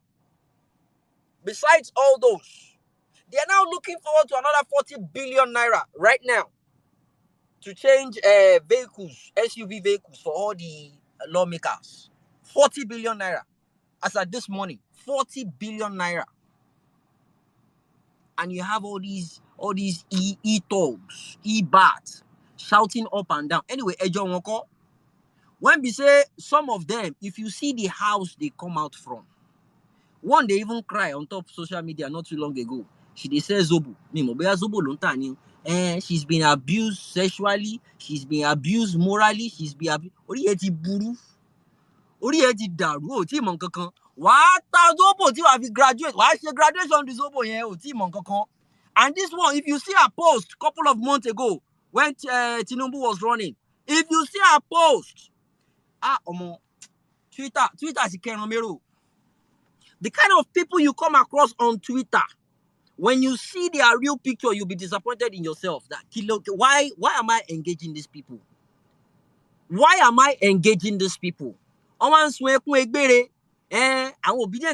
Some obedient they're doing. She's crying. God, it is well. All of you wait talk say it is well there. Blocking. Me only time for rather. You are going there to sympathize. Why are you sympathizing? People fucking died during the election. People were killed during the election. And this goes back to this so-called rerun with on Paruwo. Kole Siri wrong. Obedient. Kole Siri wrong. I've been hearing this for a very long time. Kole Siri wrong. How are you going to tell the Igbos to come out? How are you going to preach to people to come out? People are still traumatized from what happened. People lost their confidence. And you think they will come out again to do what exactly? On what basis? Not necessarily wrong. On what basis? On what ground? Is meant to be disqualified. Tinubu is meant to be disqualified on so many grounds. Examples there, Yapa. On so many grounds. There is no rerun. As for me, I'm saying it loud and clear. The moment they come up with that rerun, organically, the response should be hitting the streets. The response should be hitting the streets. The moment they talk that rerun, because you guys, they don't cheat to be that. There is no way you can go head to head, no matter how many people you think Obi has as supporters. There is no way you can go head to head with these guys because they are desperate. They are ready to go all out. Now they've enforced themselves now. They've reshoveled themselves now. There is no way you can win. Before, Wike was outgoing governor. But now, he don't get another title. Erufai, outgoing governor. Now we don't get another title. These people are desperate. It will never happen. You cannot win with these guys. So the moment they bring up that bullshit story, I don't know what the judgment is going to say, on what basis they are coming with their rerun. The moment they bring up that rerun, bam, hit the streets. It's not even something they should be telling people. Look at what is going on in Kenya. Look at what is going on in Kenya. It's exactly what, it's not even up to what we are going through right now. They increase their own cost of living too. But do you see what is going on right now? See how they are throwing back tear gas to people, to police forces. Obedience. Ombo, they are sending you guys messages. They are testing the waters to see what will happen and how you guys will respond. The open bribe, the what's it called? Subsidy palliative for 12 million households. By the way, we have 42 million households. What happens to the remaining 30 people? 30 million households. They are planning to only settle the people that they think voted for them. The region they think voted for them. Abi? Let me even make it wilder for you, Jimmy. I put Please go a ahead. tweet up on the Jumbotron. Or sorry, I'm about to put it up. Arise News just put out some information. Distribution of the federal government 8,000 stimulus checks by states will be as following. Kano State will receive 1.25 million. That's families in Kano, 1,250,476. Zamfara, I don't know. I think these are people. I don't know. These they are families and people I don't understand. But the data is I think it's 1.25 number of million. families. Kano, let me put on a jumbotron so you guys can see. It's Yeah, it's very interesting. So it's not apparently Kano, Zamfara, and Kebbi State have the highest allocations, and the lowest allocations go to Ekiti State, 152,000, Enugu State, 153,000, and Bayelsa State, 159,000. According to Arise News, 75% of the recipients of this money have no means of identification, and also 83% of them have no bank accounts. The distribution of the funds, according to the federal government, is determined by poverty level, but there's no data to back that. So what this means is that the North has the highest number of recipients because the region has the highest number of poor people by far compared to the South. That said, what will WhatsApp, Arewa, Twitter in general say about this, as they always do every time Peter Obi says he will tackle poverty in the North and bring it to the bare minimum? You always notice that they will complain and shout, face your region, this. But even in this money being shared, the North has the highest and the East has one of the lowest. It is really sad. Continue, brother. bro. That is exactly what is going on. And you see, the explanation you just did now, that is even if they intend, really and truly, if they intend sending out that money, because I won't call my best some people will be the ones that will embezzle that money. That one is guaranteed. That one is No, remember, the whole 500 billion is not even to be shared. It is from this money that they are giving 35 billion to the judiciary, this to this to that, this to that. This money is not all of it that is going to Nigerians. These guys are criminals. Jesus Christ. Well,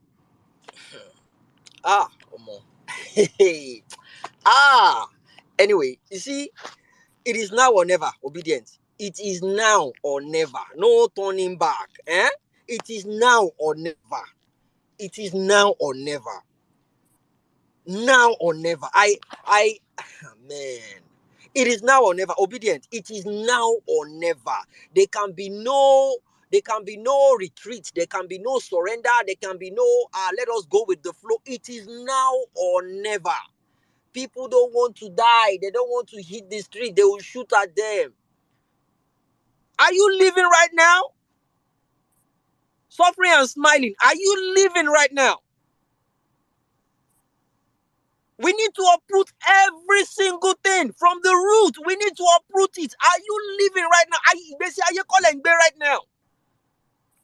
It is now or never. You deserve more. You deserve more than what you think you deserve. You don't even know it. Some people believe if they don't worship some certain kind of people, they will never travel in their lives. They think if they don't worship certain kinds of family, they will not move forward in their life. There are some families that their generation, they are just slaves. They've come to this life to just be servants to people. Then plenty for naught. Their mother, na the mother. Now she go when the madam born. Now the mother go take care of the pikin, go bath the pikin, go do everything. The madam go born child. The child too go grow. That one too go born. The maid go born. The maid's children will now be the ones serving the madam. No, it's not meant to be that way. Listen to what Saddam said about ordinary tap water. Tap water. Tap water. I was lucky to come across tap water when growing up. When you open tap water, now tap water, you use your two hands, wash your hand. You use your hand as bowl to drink water from tap. From tap. Before they take light back then go do announcement. They will send a message out before they take light in Nigeria. In Nigeria. Are you calling yo? And people are wondering if we are normal in that country. I went to my mechanic yesterday. Breaking news. Lori TV Gagadabai. They wrote it there. Madness. Nigeria runway runway light stolen from Nigeria airport. Hey, breaking news for Chicago here. For Chicago here. My mechanic say, what? That is madness. I say, yes, we are mad in our country. He said, where are they going to sell it to? I said, don't be surprised they will sell it to the government themselves. They will sell it back to the government. The guy couldn't believe it. We they watch him for TV like this. He couldn't believe it. How? He said, how they take cotton? Where electricity? I said, this man, you don't understand. No worry. Now, Nigeria, I'm ashamed of my country, but I know my country. It is shameful. We are laughing stock internationally. And we have one single person coming out to say, look, I am good at this. I can fix this. And he has good records to back it up. But Nirara, etako, aye gbogbo eyin tetako, wọ́n ṣe máa tako ìgbésí ayé yín ní ẹlẹ́yọ kọ̀ọ̀kan. When good things stares at you like this, you will not hear it. You will not get it. That is what is going to happen to you. And I have a message. Lastly, I have a message to all the Igbo brothers here. I've been getting some DMs from my Yoruba brothers about segregation. Some people are insulting Yoruba people regarding the fact that they supported BAT. It's not all the Yoruba people that supported BAT. Even though those making those complaints in my DM, I let them know one thing. Because the complaint was the Yorubas that supported P2B, they are being castigated, they are being insulted, and many of them are changing their minds and everything. And I told the guy, I said, so if people insult you or insulted you because you supported P2B, and you now say because of that, you not support him again, that means in the first place, you don't have true love for P2B.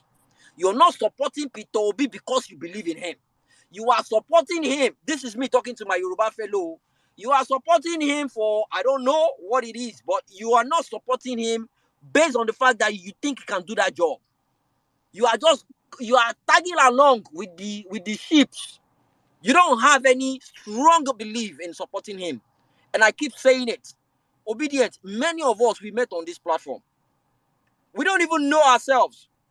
So if anybody come attack me, I don't know you as Obedient. You come, you attack me. Now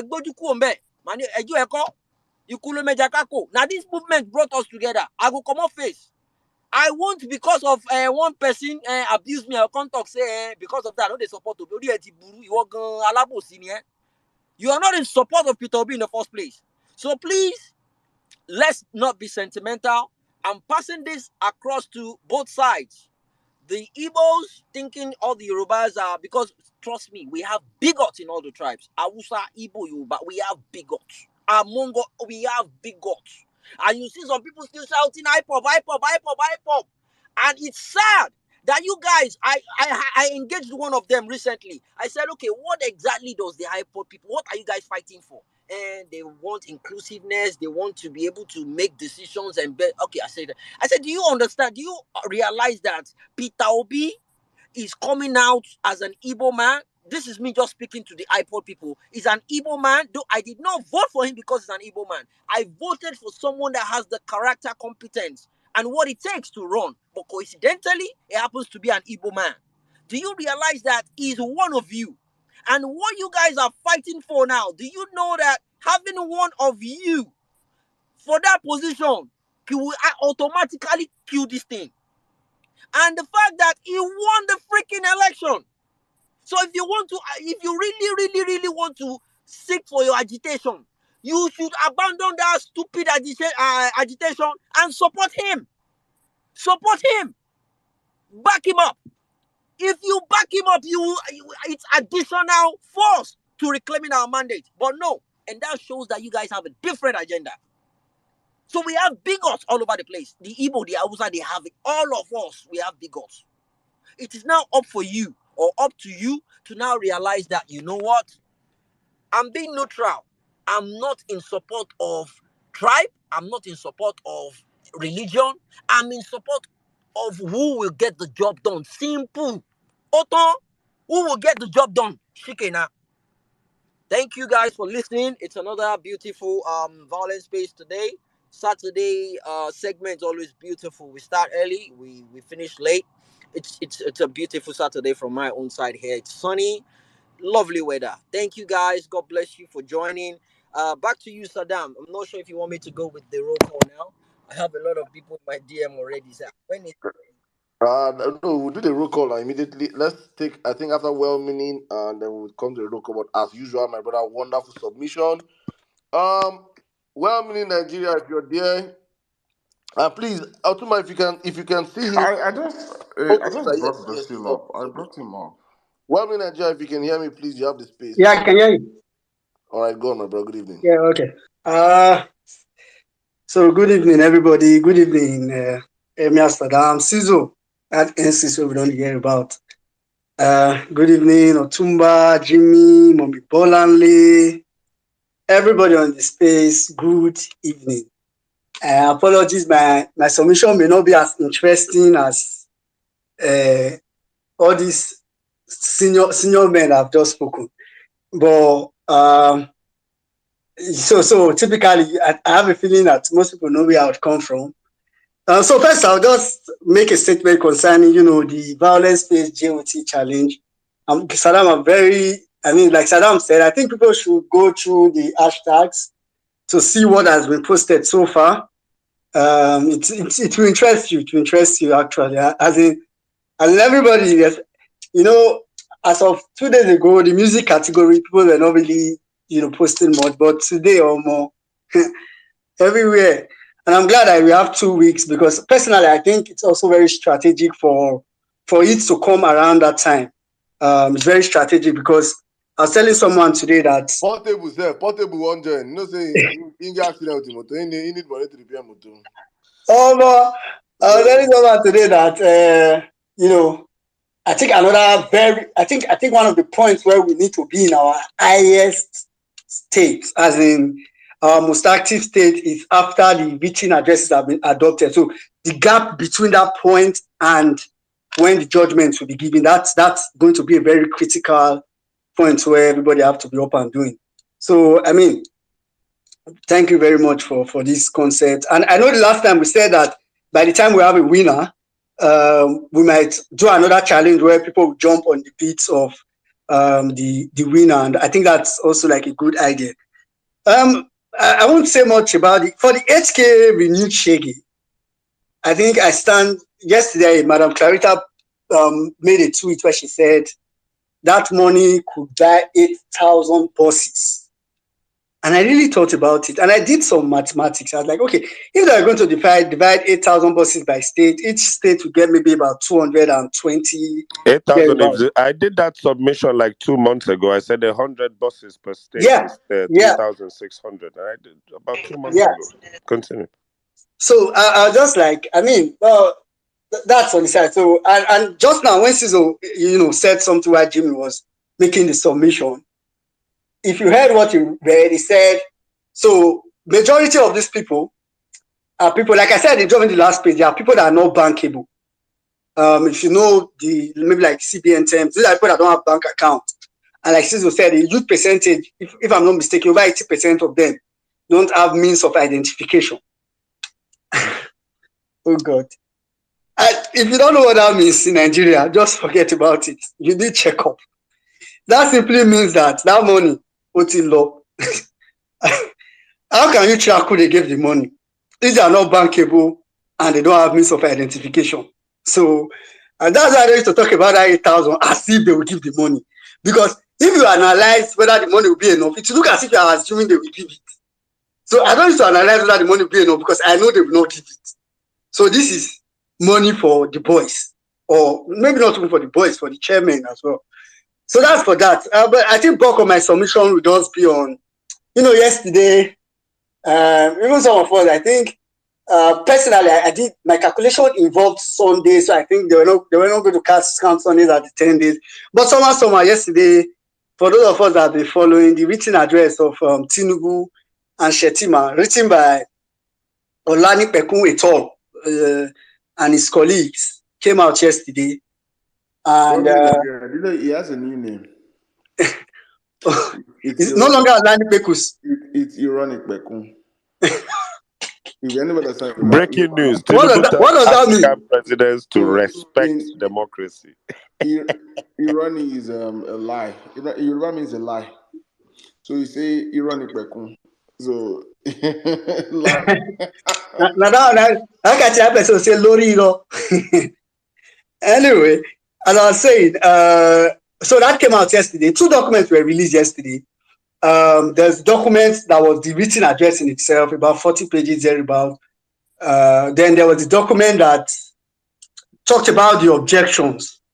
Overnight yesterday, I was able to read through both of those documents.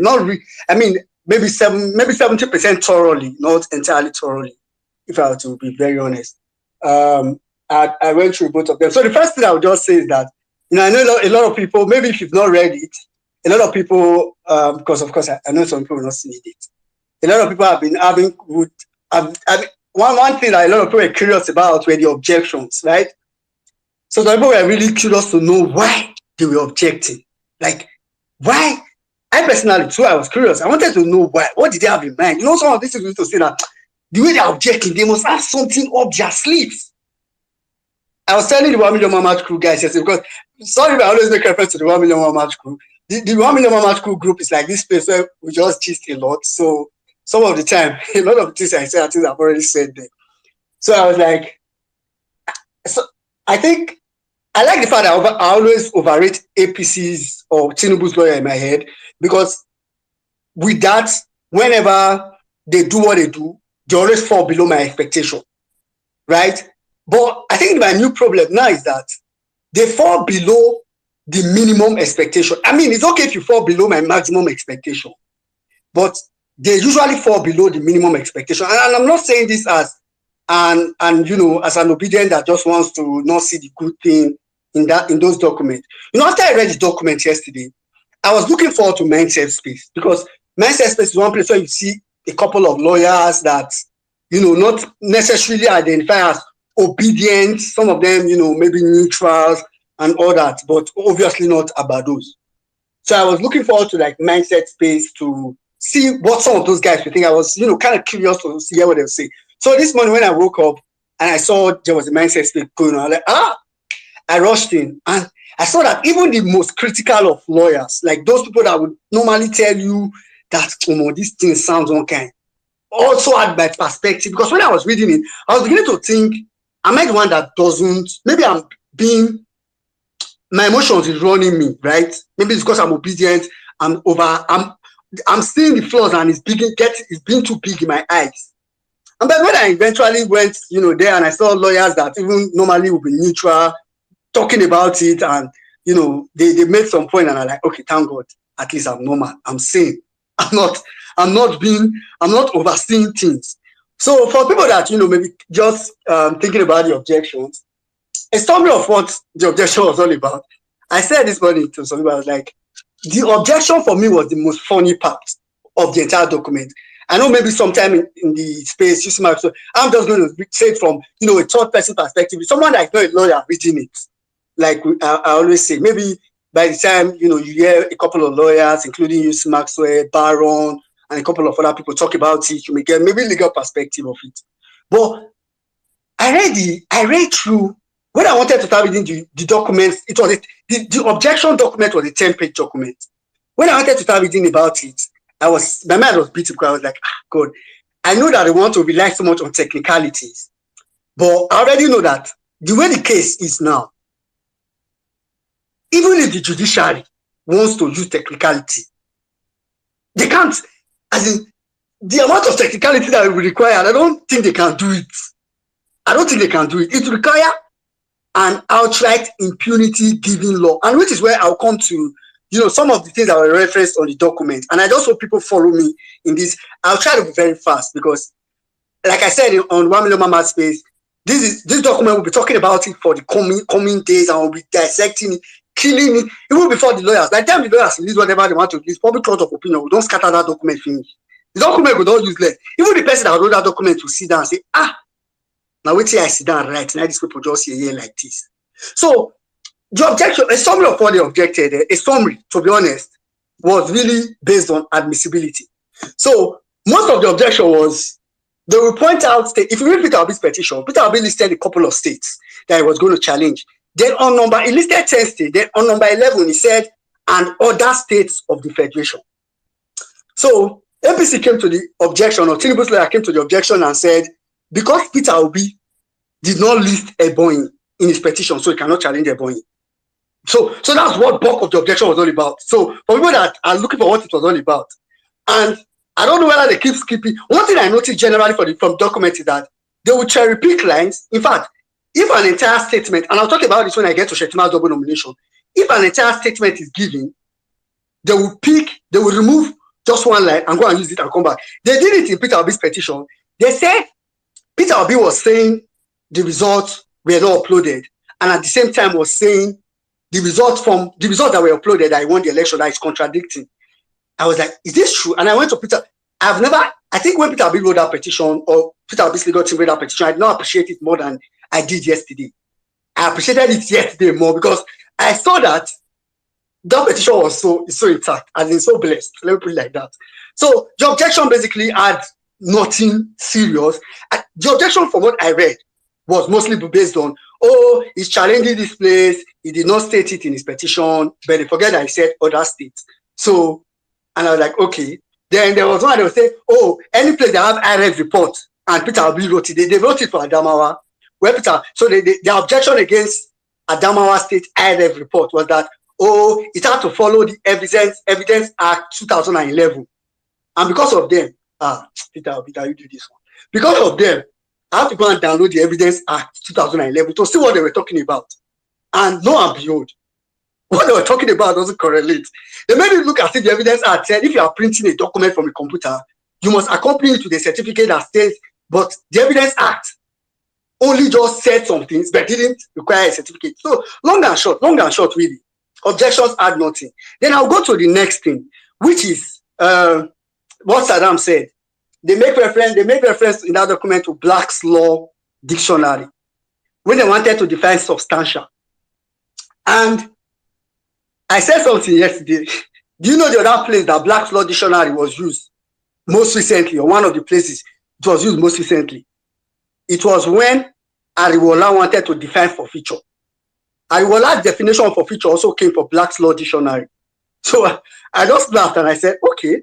So for me, I was like, okay, Black's Law Dictionary is something you guys make reference to, right? I hope you guys will also embrace what Black's Law Dictionary said about forfeiture. The next thing I want to talk about is the concept of, like Saddam also mentioned, electronically transmit or transfer. It is funny because yesterday I had to be talking about English and talking about adverbs, what they call parts of a sentence in secondary school, like when they say adverb, adjective, a noun, verb, preposition, all those things. I had to start bringing back my English yesterday. And one of the first things I said was that electronically is an adverb, and it qualifies both transmit and transfer in this context because it said electronically transmit or transfer. But these guys, in their written address, attempted to separate it and said, no, electronically transmit is different, transfer is different. But they did not know. And I had to read, a couple of places in the Electoral Act yesterday and the INEC guideline to further explain that. The next thing I want to talk about is 25% in FCT. There were 2 points in that document where, and I'm doing this because I know sometimes the justices do come around I usually want them to know that people are aware of these things. So don't think this is the era where documents are thrown out there and Nigerians don't read it, and we don't read it, and we just, we just cruise and go. No, we are looking at it. So whatever you are thinking, we are seeing it. We've even gone extra mile. As a matter of fact, I went extra mile in my research to discover that Wole Olanipekun, maybe he was attempting, I don't know if the justices don't do personal research, but I feel like if they do personal research, they will feel insulted by that written address for some reason, because Wole Olanipekun attempted to I forgot the name that Otumba called him just now, but maybe they call him Olanipekus and all those other things. But because I want okay, because I want people to really get the point. And so people don't get it as if, oh, this is banter, really. It's not banter. I'm trying to bring out just some point. And believe me, these are very little. I cannot say everything today. These are very little. So on 25%, there were two things that they said that was disturbing for me. And I was saying one on the space yesterday. They said that the second respondents polled more than 25% of the total vote cast in 29 states of the Federation and the FCT. I know a couple of people have said things like, oh, they are trying to, make a statement. I understand those people that said that, and I agree. They were trying to make a statement, but do you know that grammatically speaking, the sentence that they used to represent what we think they were trying to make is a wrong sentence. I don't know. I tried explaining this yesterday, and I think if people would sit down and understand it, when it says, if it's saying, it simply says paraphrase, Tinubu scores more than 25% of vote cast in 29 states of the Federation and the FCT. What that would simply mean, interpreted, means Tinubu scored 25% of vote cast in 30 places altogether, 29 plus one other place, 30 altogether. And we all know. And for people that think, oh, they are trying to get 25%, that's not true. Because even on the document, if that's the case, then they probably had contradicted themselves. On this document, in second place I'll come to now, they actually agreed that they didn't get up to 25% in FCT. So it will be contradicting. They are trying to, for me, I said it yesterday, that whoever typed that was so dull that he didn't just understand English. I understood what they wanted to say. In the quest not to make FCT look special was, oh, he polled, according to INEC results, right? He polled more than 25% in 29 out of the states of the Federation and the FCT. Not in 29 states of the Federation and the FCT. I believe take people on that. It's a very simple logic. So that was very, very, for me, out of the place. But the other funny one was, and this made me do a lot of research last night. The other funny one was where Saddam talked about, where they made reference to the court case between Awolowo and Shehu Shagari sometime back in 1979. And between yesterday and today, I'm about to do a bit of research on that case. See, Wole Olanipekun is a poor lawyer, to be honest. All right, he wanted to make reference to Kano State. So he was trying to draw some parallel. So the first parallel he drew in that comparison, and this is somewhere, I think in page 12, page 13 of that document. He wanted to draw some parallel between Kano State and Tinubu in FCT. That's Shehu Shagari in Kano State in 1979 and Tinubu in FCT in 2023. I mean, I initially thought he wanted, like we're thinking yesterday, myself and Mr. Maxwell, that, or maybe he wanted to just draw it on the thought of what is there is not really, it's really minimal. Okay, now see, first of all, Kano State was not the capital of Nigeria in 1979. I'll give a brief summary of what that case was all about. What he said, he did some comparison.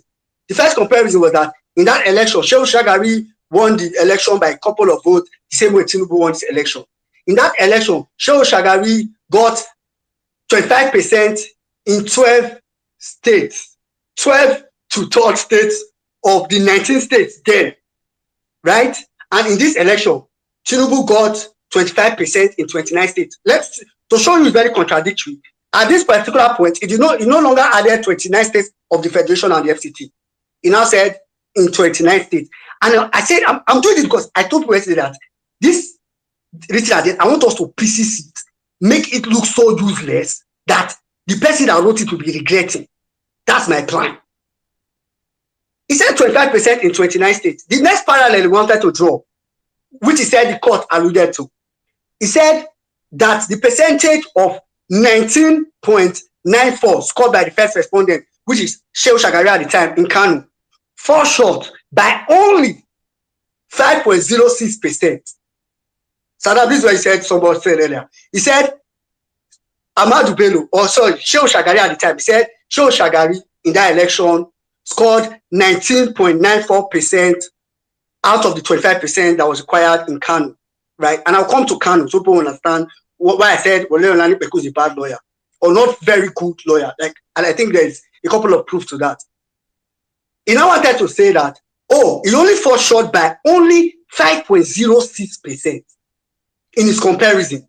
And now implied, he now said, listen, I'll read from what he said. He said, assuming without, I saw this a lot in that document, assuming without considering that the FCT is independent of other states of the Federation, the percentage of 18.99 of votes scored by the second respondent at FCT. So, yeah, you already agreed that Tinubu scored 18.99. So, for people that are thinking they are trying to play any prank or play any dirty game, that's not, I mean, that would just be stupid. The judges will just be, they'll probably find them after disqualifying Tinubu, most likely, because it will look as if they were insulting the judges' intelligence, as far as I'm concerned. So, he said the percentage of 18.99% of votes scored by Tinubu in FCT only fall short of 25% by 6.01%. So his point was that, well, it's only 6.01%. I don't know why I was trying to draw the parallel with Kano, which is why I want to tell people what happened in Kano, or what happened in 1979, in a summary. What happened in 1979 was there was an election. In that election, Shehu Shagari contested, Awolowo contested, Nnamdi Azikiwe contested, a couple of two other persons. I think there were 5 candidates in that election. As of 1979, you see this part of our constitution that said 25% of 2/3 of the states of the Federation and the FCT. They had something similar in the constitution as of 1999. Let me tell you how it was in 1979. Just listen to how it was. He said, in an election where there are more than 2 candidates, a person will be declared president, 1, if he has the highest number of votes cast at that election. This is 1979 law, right? And if he has not less than 1/4 of the vote cast at the election in at least 2/3 of the states of the Federation. At this particular point, they did not put the federal capital. Remember, as at this time, Lagos was the federal capital of Nigeria. So, as at this point, as a matter of fact, I think what Wole Olanipekun or Rinipekun, as people call it now, did in that entire document, Ironipekun, sorry, what he did in that entire document is to even argue against himself. He went to point at things that if the justices will sit down and look, it will help them make the decision easily. Because, first of all, this was one of the issues, one of the things that happened. This was one of the things that made them edit that part of the constitution. So now include and the FCT and do that separation. Because as of this time, it was just get 25% in the states of the Federation. So, which means, if the drafters of the constitution didn't intend to separate FCT now, they should have as well just left this place like this. They should have just said, in the states of the Federation, no need to add and the FCT, if they didn't intend to separate it. And I need people to understand that. And I'm explaining this because I want the judges too. I don't know whether I'm going to read down, but I don't trust you now. So, make I help you now read down and explain and give you now. So it was stupid. But see what happened in Kano. After the election, Shehu Shagari won by the highest number of votes. He won, and the second was Awolowo.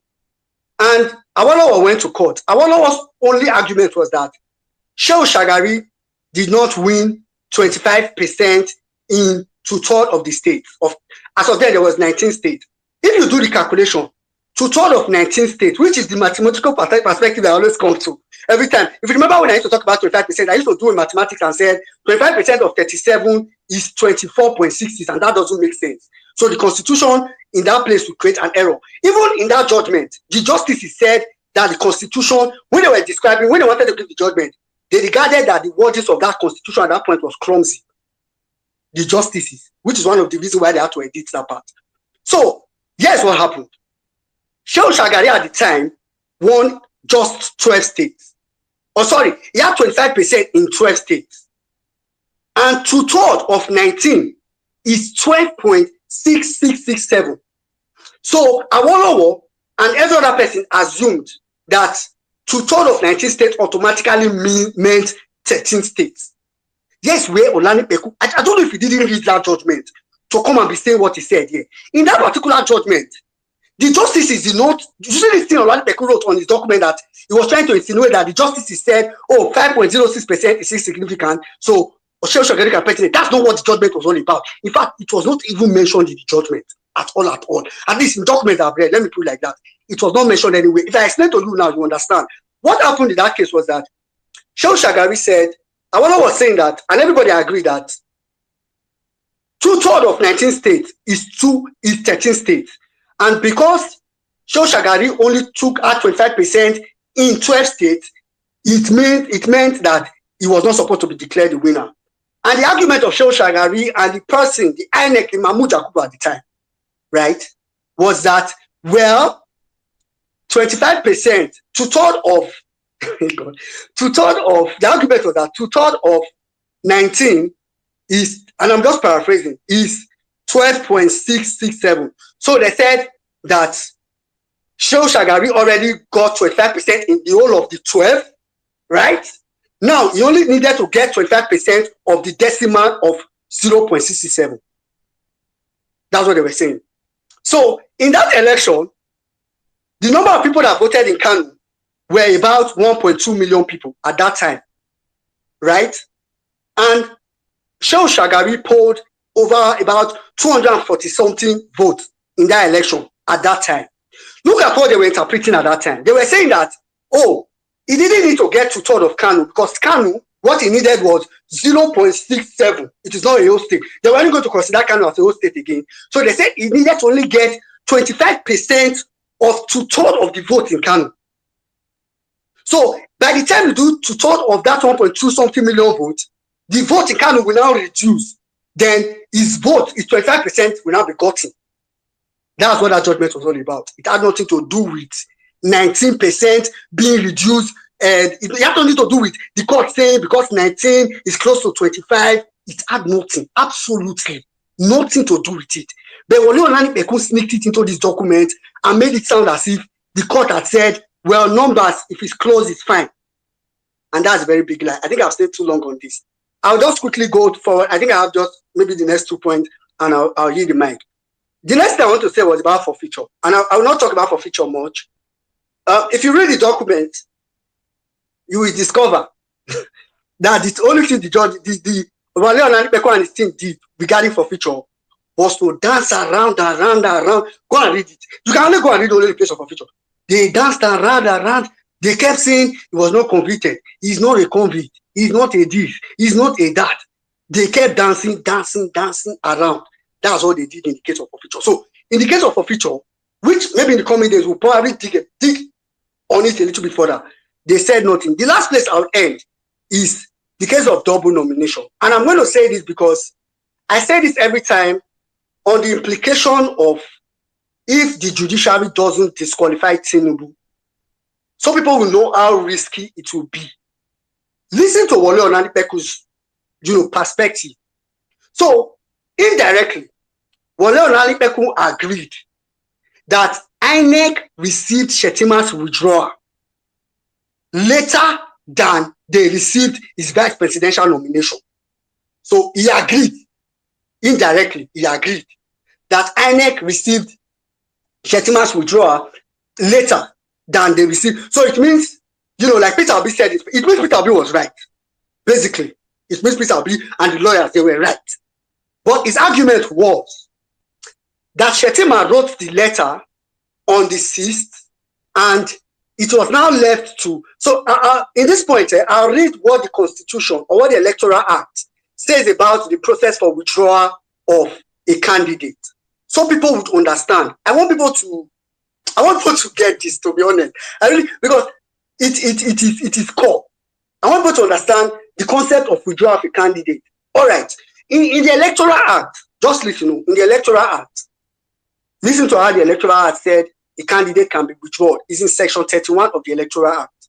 It said a candidate may withdraw his or her candidature by noticing in writing by him, by noticing in writing, signed by him and delivered personally by the candidate to the political party that nominated him for the election, and the political party shall convey such withdrawal to the commission not later than 90 days to the election.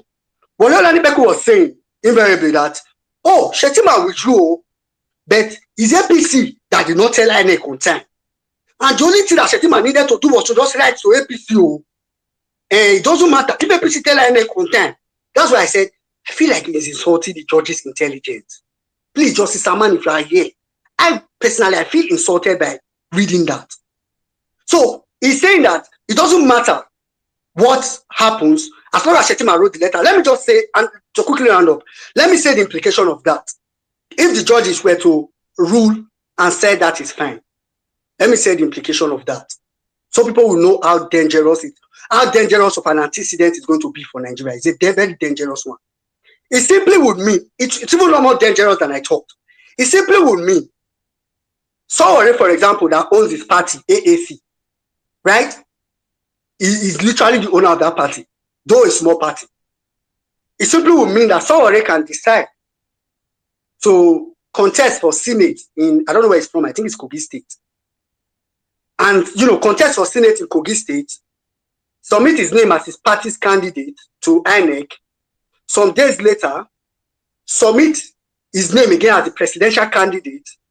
Some days later, submit, I think somebody just told me it's Ondo State. Some days later, submit himself again as the House of Rep candidate. I mean, just submit himself for so many candidacy of the election. Many. And at the end of the election, if someone takes him to court for double nomination, or multiple, in this case, multiple nomination, Sowore's argument would be, I wrote a letter to my party. So if at the end of the election, for example, just imagine what I said, Sowore is contesting for presidency, governorship, senatorial, House of Rep, only him. And at the end, let's imagine that he won House of Rep. Just imagine, I know that's a long shot, he cannot win it, but let me just be nice to him this evening. He won House of Rep. Do you know what Tinubu's lawyer is saying? The implication of what they are saying is that Sowore, if someone takes Sowore to court and say, he got multiple nomination, he's contesting for House of Rep, he's contesting for Senate, President, Governor, only him, multiple nomination. Also, what he has to say for the court to say he's innocent is to just tell the court that, I wrote a letter to my party to withdraw the one for presidency, for governorship, for Senate. I'm sorry if they submitted it later. As long as it's not my fault, I wrote it to my party. So what will begin to happen is that people will take advantage of it. So judiciary, I'm going to end on this note. If you are here, it is very clear. I was going to test that I don't know what hashtag we are trending today. Personally, I'm going to say we say no to technicality, but I had a second thought. I said, if we start talking about technicality, some people will begin to think, maybe there's something in Tinubu's petition that people are seeing and afraid that a technicality may come out. It's a lie. I personally, from my own reading of that document, and I read it quite thoroughly, can tell you that even on the ground of technicality, it will require a high level of judicial rascality. No rhyme intended. It will require, as in a high level, it will require the judiciary outrightly just saying, Nigerian constitution, goodbye, we don't care about you. Nigerians, we don't care about you. All we care about is this man that has, for some reason, maybe giving us money or whatsoever. It will require that. And I told people yesterday that personally I'm curious. Because after this election, I feel like after this court case, I know some people are waiting to get to see Peter Obi declared the winner. Right? Some people are waiting for different things. I think personally, among everything I'm waiting for, the number one thing I'm waiting to confirm is whether Nigeria can exist as a nation or not. Whether Peter Obi declared the winner, Over that thing can come later. But the first thing I want to confirm, personally, for my own self, not for, I don't know about you, but for my own self, what I want to confirm is that, like Jimmy said, that I mean, we can just kiss Nigeria goodbye. To be honest, and this is not. I'm saying this from a strong place of passion. If the judiciary rules anything otherwise, because even if there is technicality, this case cannot go away. They would need to outrightly, Mahmoud Yakubu will be a learner. It would mean the justices will need to sit down and say, we know that the Constitution said this, but because it is Tinubu, we will not obey it. We know that the Constitution said that, because it's Tinubu, we will not obey it. That's what it means. So I'm interested in finding out, and I'll round up here. I'm interested in just finding out that will Nigeria still remain a country or not? We're at a crossing point. After the judiciary case, Nigerians to be over to, if the judiciary does the right thing, all well and good, we'll move forward, we'll start fixing our country. If they do the wrong thing, I'll just tell Nigerians, it's over to you. Anytime you feel you are tired, you want to take back your country, I don't know, you may never be tired in the next decade, because I know how much you can comply with everything. People will say 8,000, it's trying, it's helping us, no problem. You may never be tired. I don't know when you get tired, but if the judiciary does the wrong thing, I will be here waiting for you whenever you are tired and you are ready to take back your country. You are ready to storm Aso Villa and drag out Tinubu and said, since the judiciary has refused to do the right thing, we don't want you, we don't want you. Whenever we get to that point, I'll be here and I'll be waiting. But for now, Obedient, please, lastly, please let me dissecting this case. I said something yesterday. The advantage we have in this case is that we have the numbers. That's the good thing that we've always had.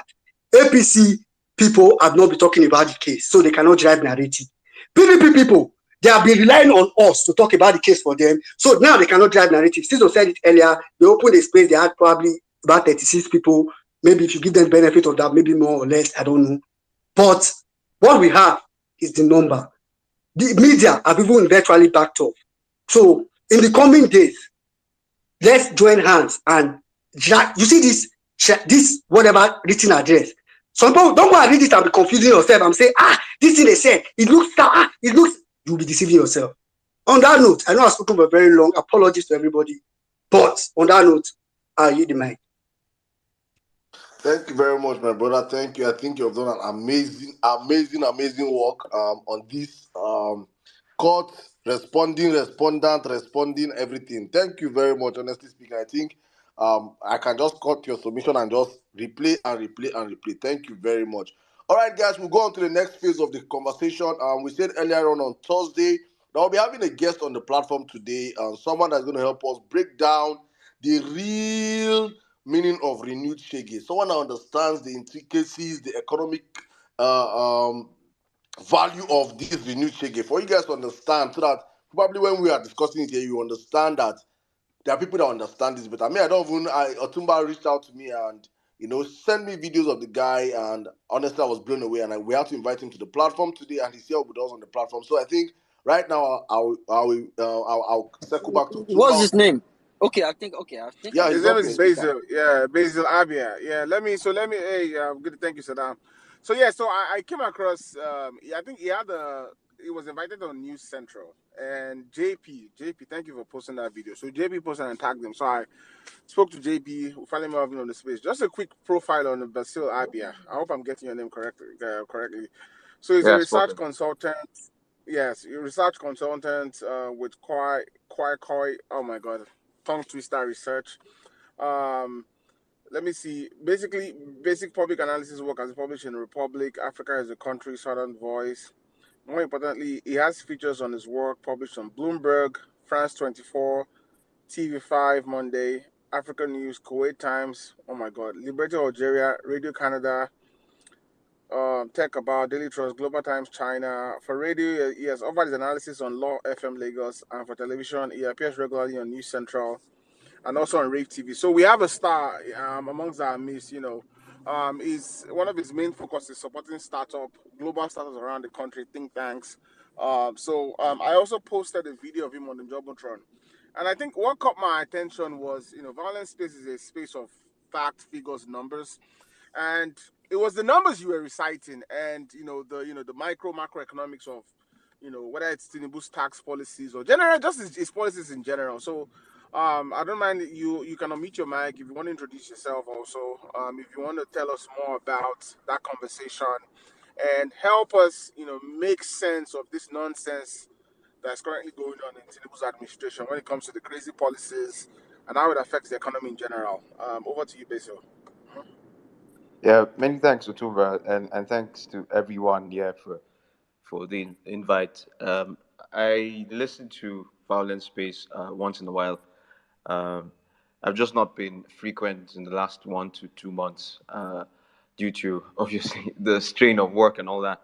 But it's my pleasure to be here, and I just want to first and foremost hail as many obedience that are as here for holding faith. To be honest, I wouldn't lie to you. For folks who know me personally, even before our principal moved to the Labour Party, I had predicted that we're going to have a movement brought by Nigerians who were tired of the uh, the two establishment parties, as you all know, of course, the APC um, and the PDP, and wanted something fresh, wanted something new, wanted a movement based on a lot of values that I think really align to my own values, values of one country that is very pro growth and very pro people, very anti establishment, and of course with basic common sense economic principles at the core underpinning of the movement. And it was going to always happen. It was going to always happen. I think the trigger was the NSAS final protest, of course, in October 2020. And when that happened, I was like, yes, we're going to have some form of fatigue, which happened actually immediately after the unfortunate massacre in Lekki, which was obviously a message from the establishment against the people to say, look, you cannot afford to come for the crown. If you come for the crown, we're going to go after you. And that's exactly what they did. And it almost looked like we're going to give up. And then somewhere, somehow, the movement just spiraled very much around the second quarter of last year. And then when our principal moved to the Labour Party, it felt like it was the right thing to do, and it was the obvious right thing to do. And yeah, here we are today. We're still pushing. I must say, before I transition to the conversation about the informal taxation reforms that the Tinubu presidency wants to take over, and then obviously a couple of other things like, uh, for instance, the shambles of a palliative package that his supposedly highly heralded policy team has come about. But before I talk about that, I want to highlight the importance of this phase of the movement, where when there when the election is carried out, obviously fraudulently carried out, and the outcomes of the election are disputed with an armada of evidence out there, it is important to highlight that we trust, the system to be able to challenge it in the courts, and that's exactly what our principal has done, and that's what the movement has paid obedience to the fact that we're now in this phase of the movement where we're challenging the outcomes of that fraudulent election by going to the courts and going to the apex form of the court. So you're going to have the tribunal, whatever it is that the tribunal will decide. We're going to obviously appeal it at the appeal court. Whatever happens, then we're going to go to the Supreme Court. I do not think that we're going to have to reach the appeal court levels, because I think with the evidence available, there's a chance that the elections will be cancelled and there will be a call for a new one. Or if the elections aren't cancelled, obviously, then there would be the judgment would be that a rerun has to happen. Whatever the case is, for folks who are looking and observing intently, I'm sure you could see that there is a semblance of some form of, I would say, hunting for technicalities. And there's context behind why there's a hunt for technicalities, and there's a precedence for that. The core precedence, of course, is the Machina Ahmed Lawal case, and also the Imo case with the Supreme Court. These are two obviously flawed judgments that we've had in the last 12 months in our highest court. Almost an embarrassment and an indictment to Nigeria's judiciary, which is the third And obviously, for me, I think the most important arm of government that we have in Nigeria. But for that system or for that institution to be bastardized by those two results in the past 12 months, I was really, really apprehensive of the fact that I could trust the tribunal to deliver a decent judgment. And decent judgment in this case was that the irregularities were too much to be able to call this particular election just or up, uphold the results of this particular election. It needed to have a rerun, or at the very least, it needed to be carried out again.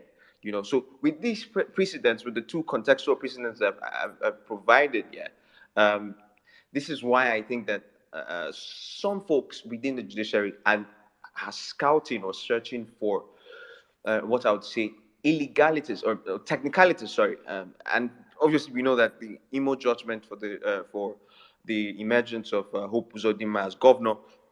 We know that Ahmed Lawan winning the Senate position for his senatorial zone, even after he actually never ran for it with the APC. He actually ran for the presidency. These two absurdities in our judiciary.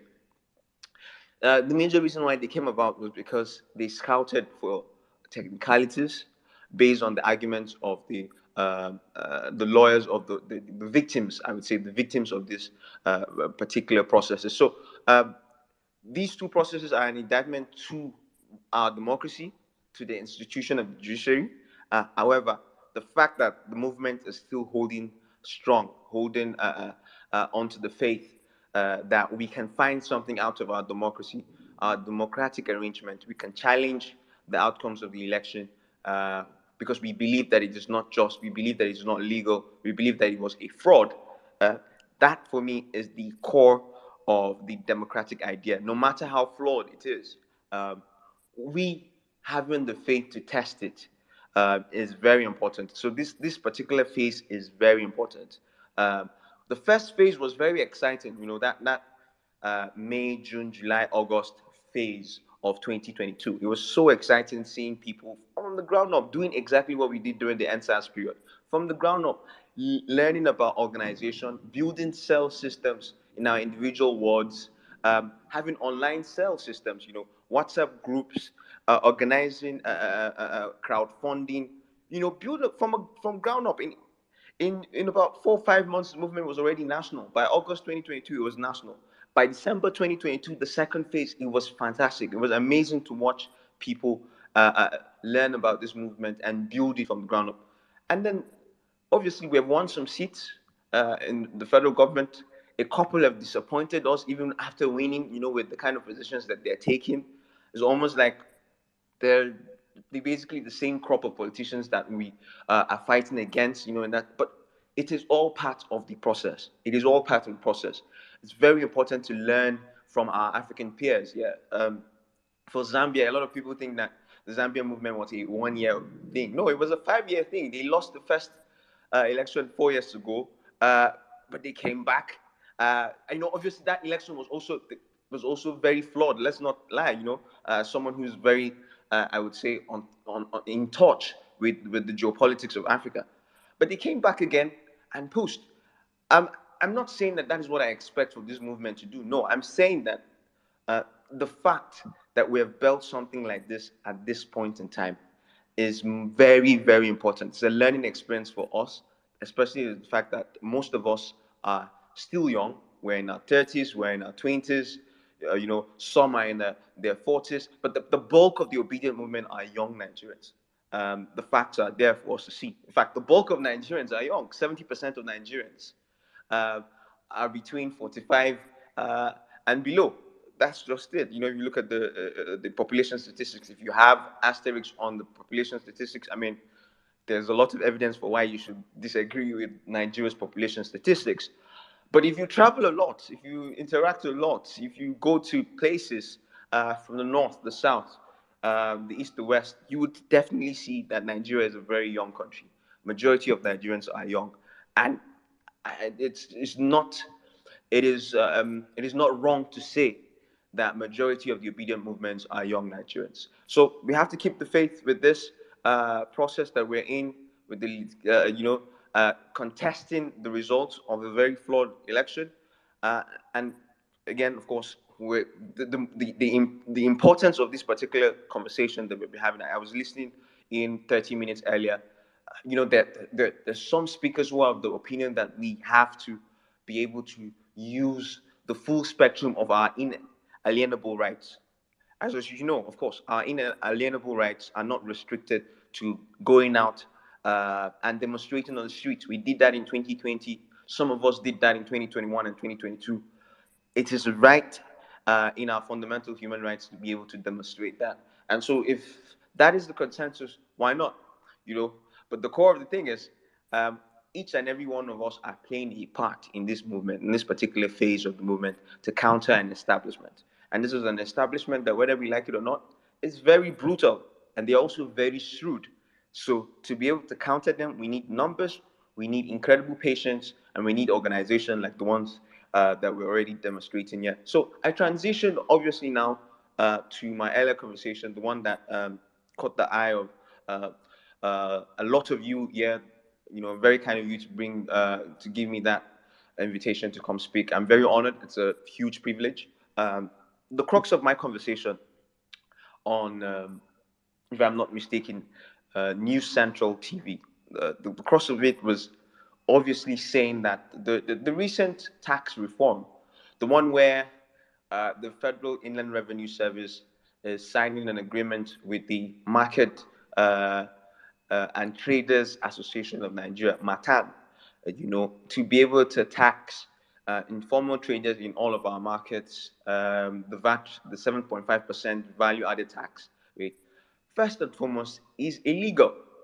It is illegal because, according to our constitution, according to the precedents set by it, and according to the 2021, the famous 2021 judgment in Port Harcourt, at the Port Harcourt High Court, states are actually responsible for collecting value-added tax. Because again, for if there's any taxation expert, and there are constitutional experts in the audience, that the core rationale behind a value-added taxation anywhere in the world is that you're taxing local consumption or localized consumption. You're not taxing federalized consumption and the productivity of services.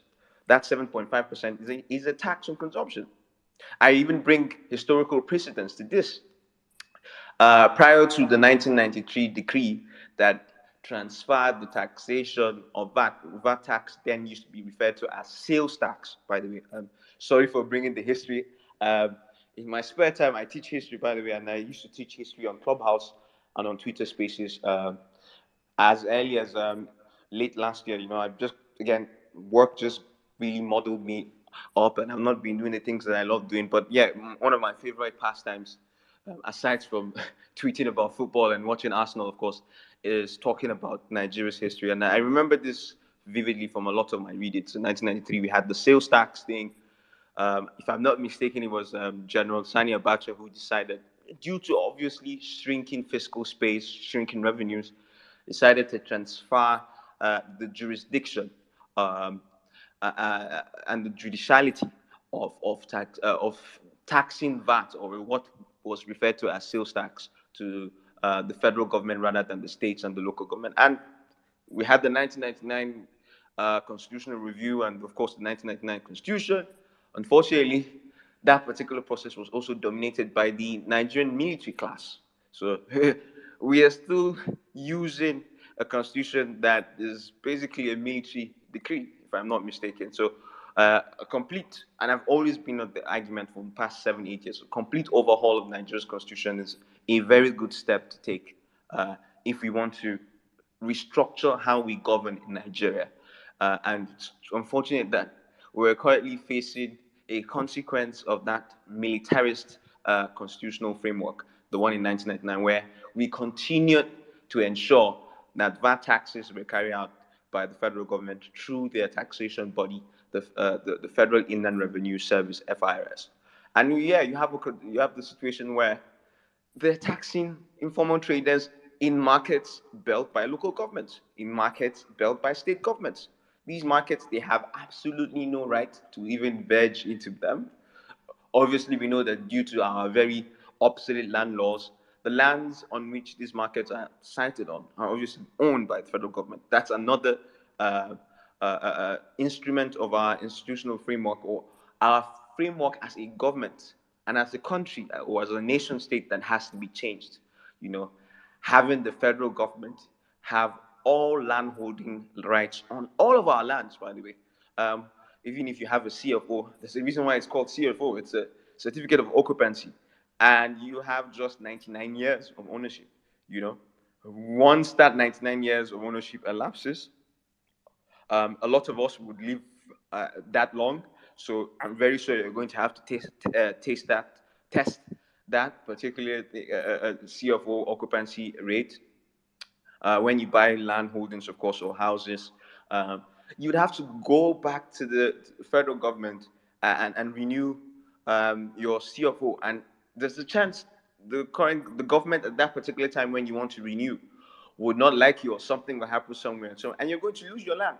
You know, you spent your life savings or your pension buying that land. It's very difficult for you to access financing based off of that land. So you already have the what I refer to as locked capital or unlocked capital there somewhere. And then after 99 years and you're still alive, you cannot renew it. That's that is against the core principle of a modern society. You know, the core principle of a modern society is ownership, or land ownership rights, and these land ownership rights have to be But so sorry. democratized.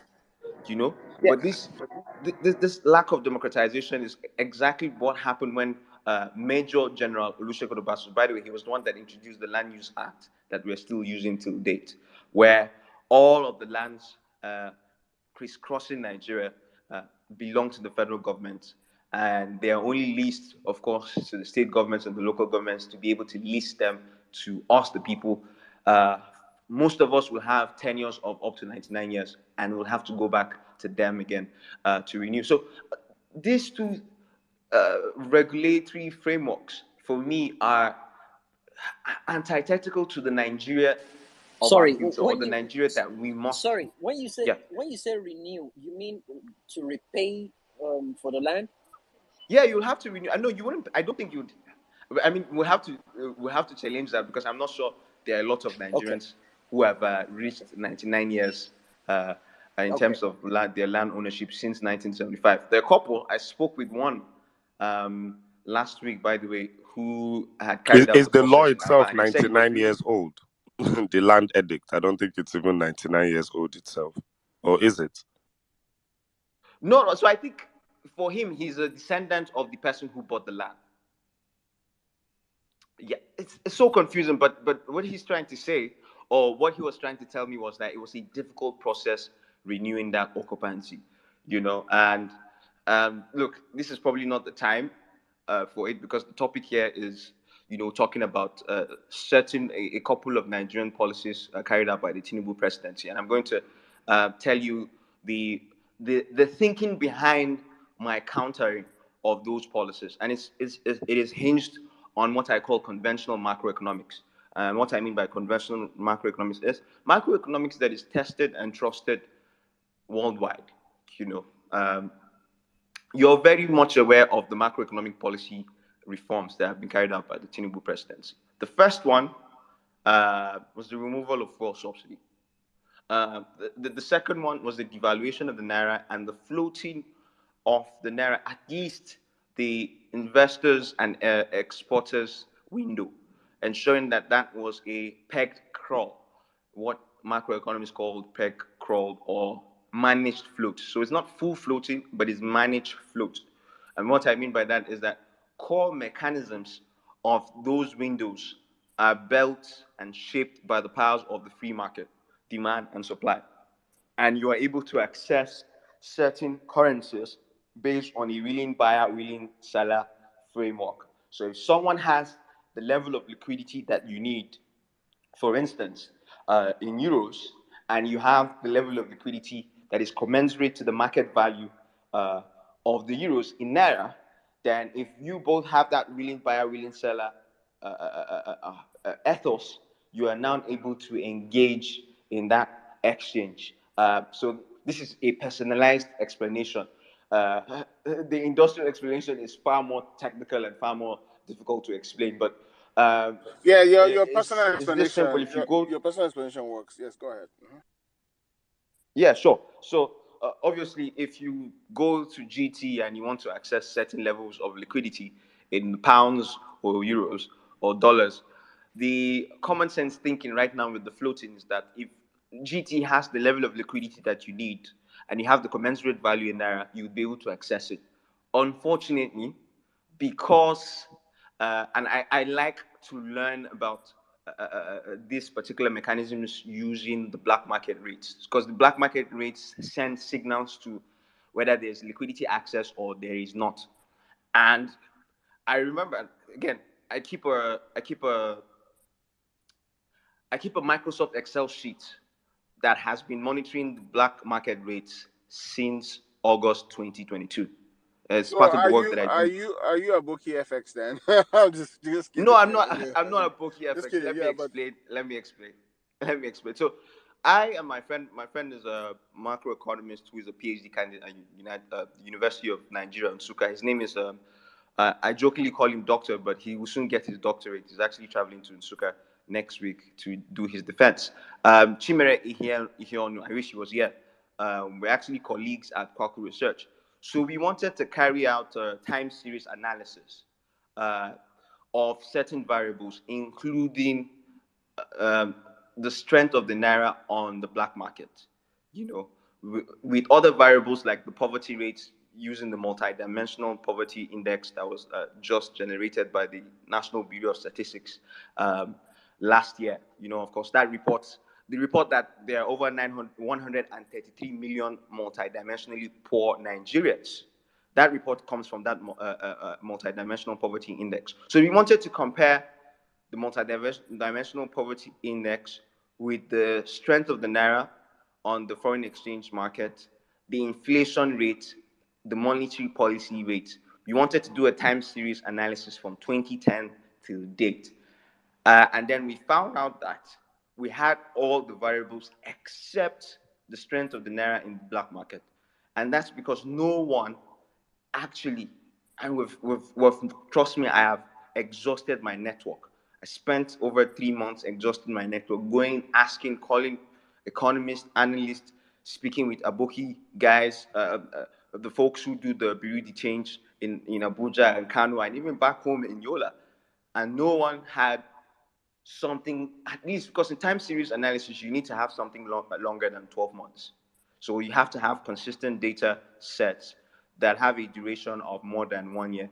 That is proper econometrics because you're doing time series and you want to study the variations or the correlations of certain variables over a period of years. You can't work with something basically, let less me than one year. let me basically sorry, let me help you. So like, Yeah, how did that research? How does that affect the common man? Because I remember going back to your New Central interview, you talked a lot about the taxation on yeah. the marketers. You know, so how and there were some interesting numbers you wrote off that day. I don't mind. Can you revisit that for us? Is it possible? No, I will revisit. I will revisit. There's a thing where I do when I'm explaining things. I want to explain in depth, cover all the bases, so no one is lost as to what I was doing. What I'm trying to do here is trying to explain to you why I had or why I'm having a database of the performance of the naira in the black market rate. It's because we couldn't find the data set for the black market rate. So we're like, okay, we might not carry out this particular research project now, but we can carry it out in the next 2 years. Would depend regardless of where we are. So even if my colleague goes to Germany, I travel somewhere, or I even stop doing research and I transition to policy, for instance, I will still be able to maintain that database so that when the database is about 16 months old, 18 months old, 24 months old, I will now be able to deploy it for the multivariate analysis using regression analysis. What I mean by that is basically multiple variables analyzed based on certain terms. So what we wanted to do that would affect the common man was to find out how certain policies like reducing or increasing the monetary policy rate by the CBN, or closing the land borders, obviously, which led to the surge in inflation, or things like slightly reducing fuel subsidy like we did in 2016 or we did in 2012. How it directly affects the common man. And one very common indicator in macroeconomics for how something affects the common man is the inflation rate. So if you're studying the inflation rate, and especially the subset of the inflation rate, the food inflation rate. By the way, it's very important that I highlight this. In Nigeria, how we study inflation is based on one particular factor, that 50% of the entire aggregate, the entire 100% aggregate of the inflation rate calculation framework is based on aggregate food prices across Nigeria. Very important that I highlight this. Basically, inflation rate is higher if food prices are higher. And the NBS has a very good mechanism for calculating food prices across, or measuring food prices across Nigeria. They have agents, and I think they also have subcontractors that go to almost all the markets in Nigeria to find out daily and weekly food prices across board. I think they now have a basket. If you check their website, there's a formula there, and I had to be familiar with the formula to be able to understand how it affects the common man. So what I'm trying to say here is that the closest and the most realistic indicator for understanding the impact of a particular public policy carried out by government is through inflation or the inflation rate. And 50% of how we calculate our inflation rate are based on food prices. So if things are hard, you would exactly know in 1 month when you decide to check the food inflation rate or the headline inflation, which is obviously 50% of food and then 50% of other prices across board, like services. So hopefully this point has been drilled down. So to answer your question, Otumba, part of the multivariate analysis that we're going to carry was to find out the linked impact of certain policies like increasing or reducing the NPR or the monetary policy rate or the interest rate on the common man. And one way to do that was obviously to observe for the inflation rate when you compare to when they decided to increase the NPR or reduce the NPR. Prior to MFL's recklessness as early as last year, and what I mean by recklessness was just rapidly increasing our NPR from 13.5% to about 18. It's currently 18.5%. There are rumors that in the next MPC, and what I mean by MPC is Monetary Policy Committee, which is held, if I'm not mistaken, every 2 to 3 months in Abuja, where they decide on key price indicators made and key monetary policy decisions like increasing the monetary policy rate. So the rationale behind increasing the NPR from 13.5% to 18.5% over the last 12 months was, according to them, to fight inflation. Now, this is based on their own preconception that Nigeria's inflation is a monetary phenomenon. Now, if you are a student of classic economics, the thinking is generally that inflation is almost always a monetary policy phenomenon or a monetary phenomenon. And I think one economist who has carried this argument till he left us, I don't know why I always keep forgetting him, but he's a popular American macroeconomist. Just skip my head. And I really like him because he's a favorite of mine. But it doesn't almost always work. It doesn't work in a lot of climes, especially in the Nigerian climate. And this has been the crux of my argument. I've written in articles, I've spoken on TV and on radio station, that Nigeria's inflation environment or inflationary environment or Nigeria's inflation is not a monetary phenomenon. Yes, certain parts of our very high monetary supply has contributed to the devaluation of the naira, which obviously has now contributed to our high inflation rate. But that's not all. That's not all. The major causes of inflation are in macroeconomics what they call exogenous shocks. It's the exogenous shocks. Obviously, the Ukraine war, first and foremost. Secondly, that land border closure in 2019. A lot of people don't know this, but for me, I think that's the worst public policy that has been carried out by any government in the last 20 years. Saying that you want to close land borders to be able to incentivize widespread productivity. It doesn't work that way. And what Buhari did. 100%. Yeah, sorry. Yeah, sorry. Yeah, my brother, believe me, I want to engage you all day. But the thing is, it's a show, it's timed. We have Yeah, sure. tons of speakers. I want to ask you questions. So maybe in the next, maybe the last 5 minutes, if you want to just, basically highlight, how those Tinubu did. I mean, and the taxation is the one that caught my heart the most. Of How course.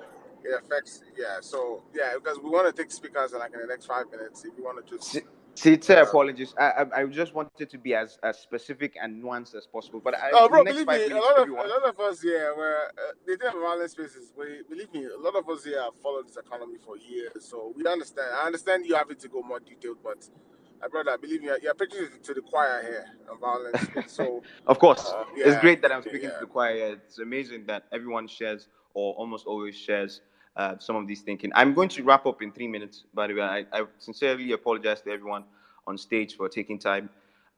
Just wanted to highlight that the reason why I do not agree with Tinubu's recent policies, especially the informal taxation of the informal traders using the VAT Matan agreement with FIRS, is because it is one too soon. And there's a school of thought in macroeconomics where if you're carrying out a flurry or a number of policy reforms, price shocks happen. It's obvious, obviously. The current price shocks that we're experiencing right now in Nigeria is as a result of the removal of subsidy, one, two, the devaluation of Naira, three, the cost reflective electricity tariffs, and four, the 7.5% VAT on diesel. People don't know, but almost 90% of small and medium businesses actually use diesel generators. So your light scale manufacturers, those people that manufacture chin chin and put in well packaged leather and go and sell it in your neighborhood mall or store or pharmacy store. These folks use diesel generators to run those outfits, and another 7.5% VAT obviously makes the cost of diesel higher.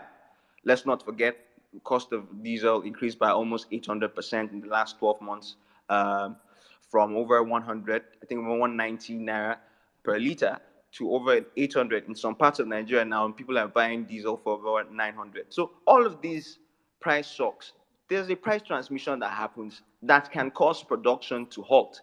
And if production halts, a recession happens. And Nigeria cannot afford another recession. That would be the third recession in the last 5 years. That would be too much devastation to happen. I'll give you this particular statistics from World Bank.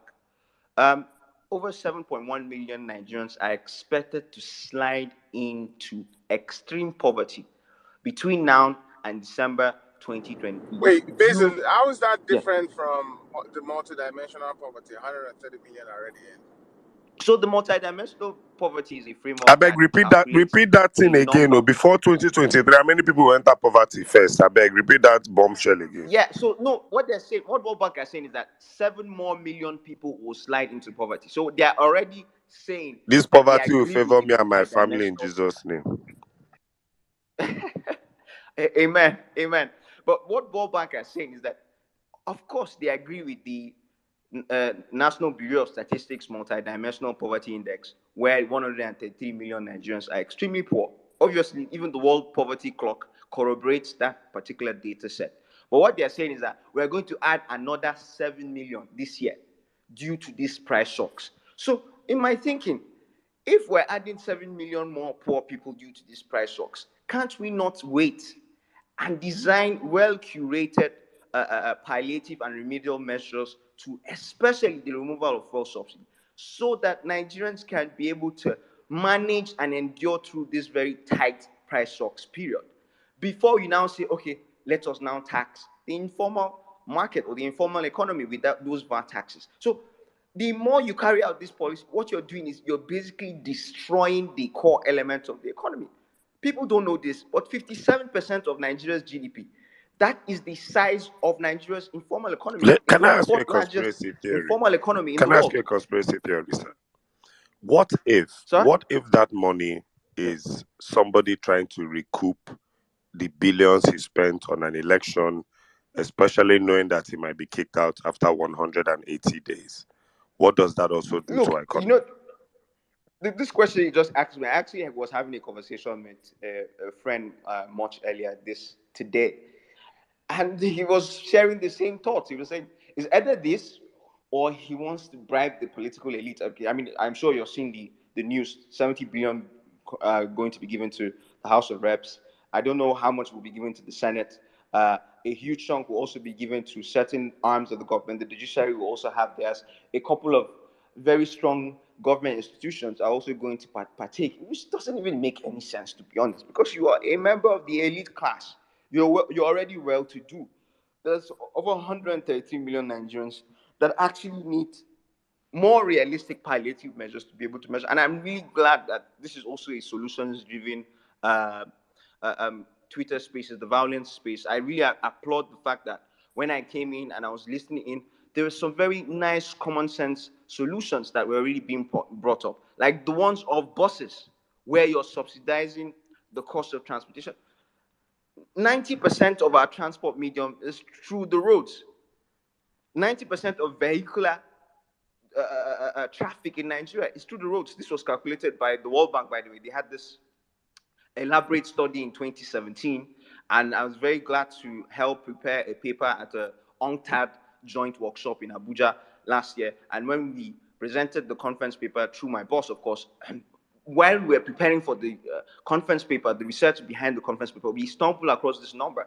90% of vehicular and people traffic in Nigeria is carried out by our roads. We don't have existing rail infrastructure. As you know, the rail infrastructure that we have is very minuscule.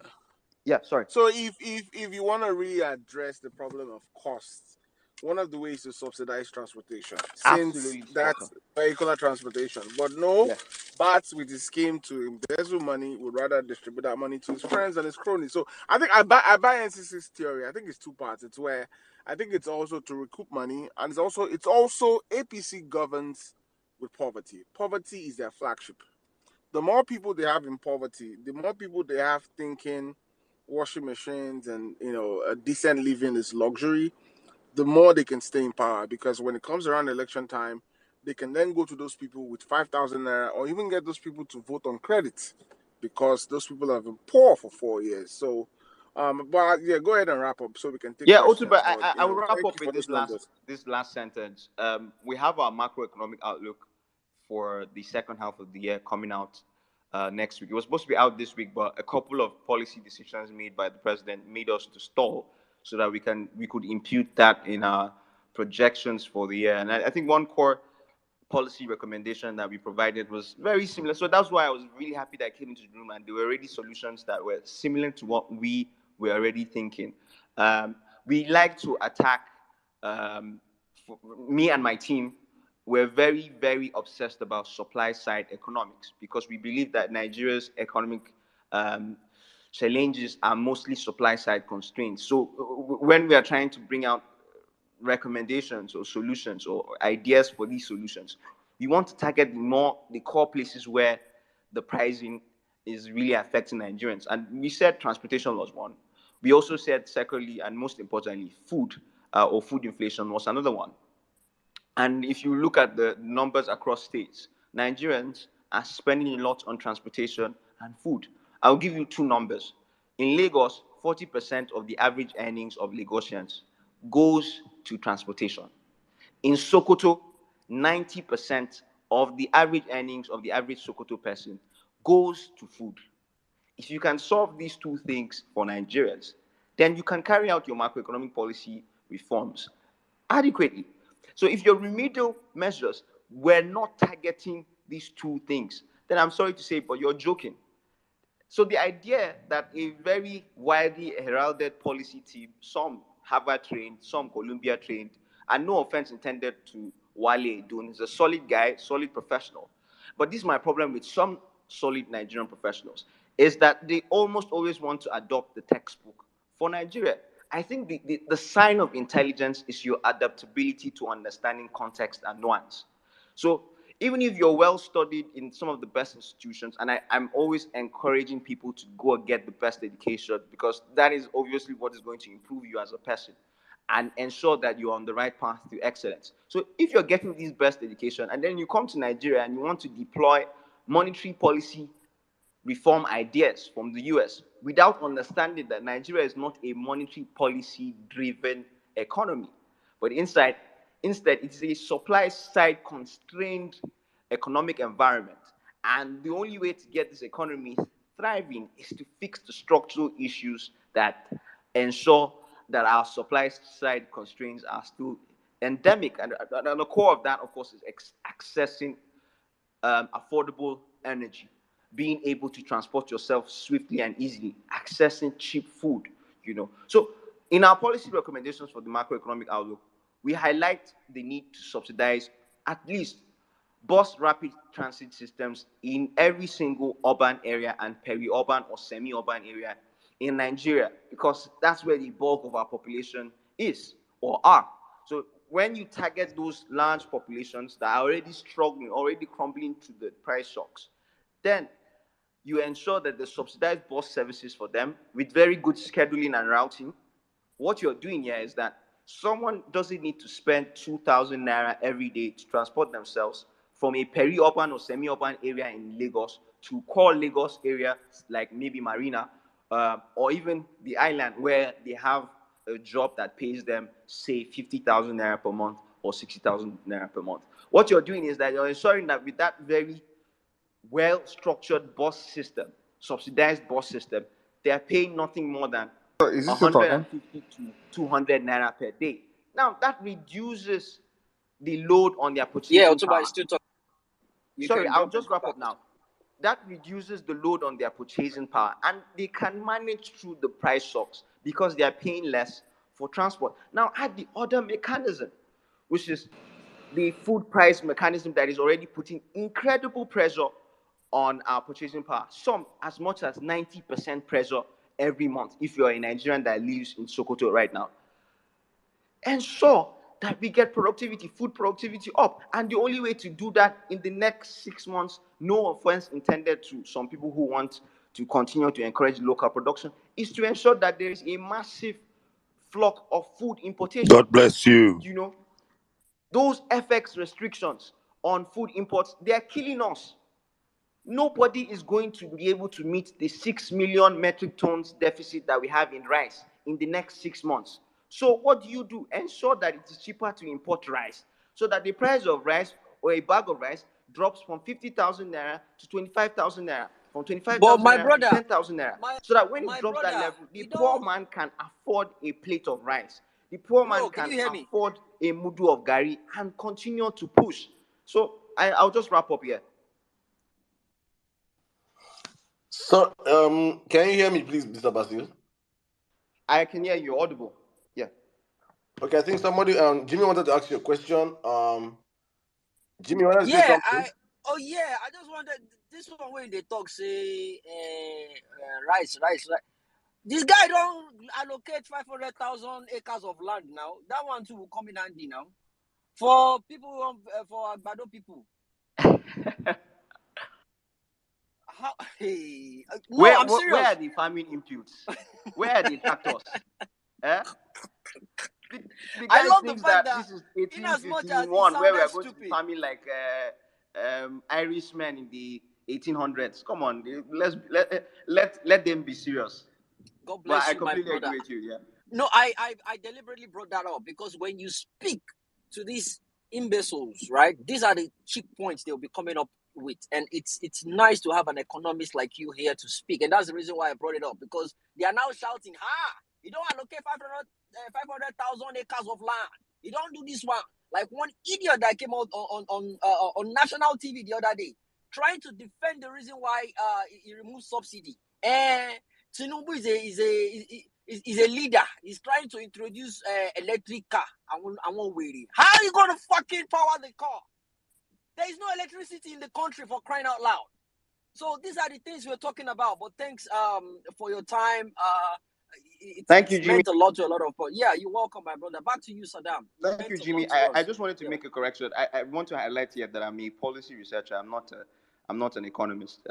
I studied international and comparative politics at the American University of Nigeria. So I'm not an economist, although I work with some of the best macroeconomists in the country. The American but many University thanks. of Nigeria. Is it the one in Yola, Atiku? Yes, Yola. Yeah, I'm from Yola. Serious? Yes. Okay, fair enough. All right. Thank you. And Thanks. I want to say huge thanks to my friend JP for highlighting that I come here and speaking with the leadership of this space to bring me up.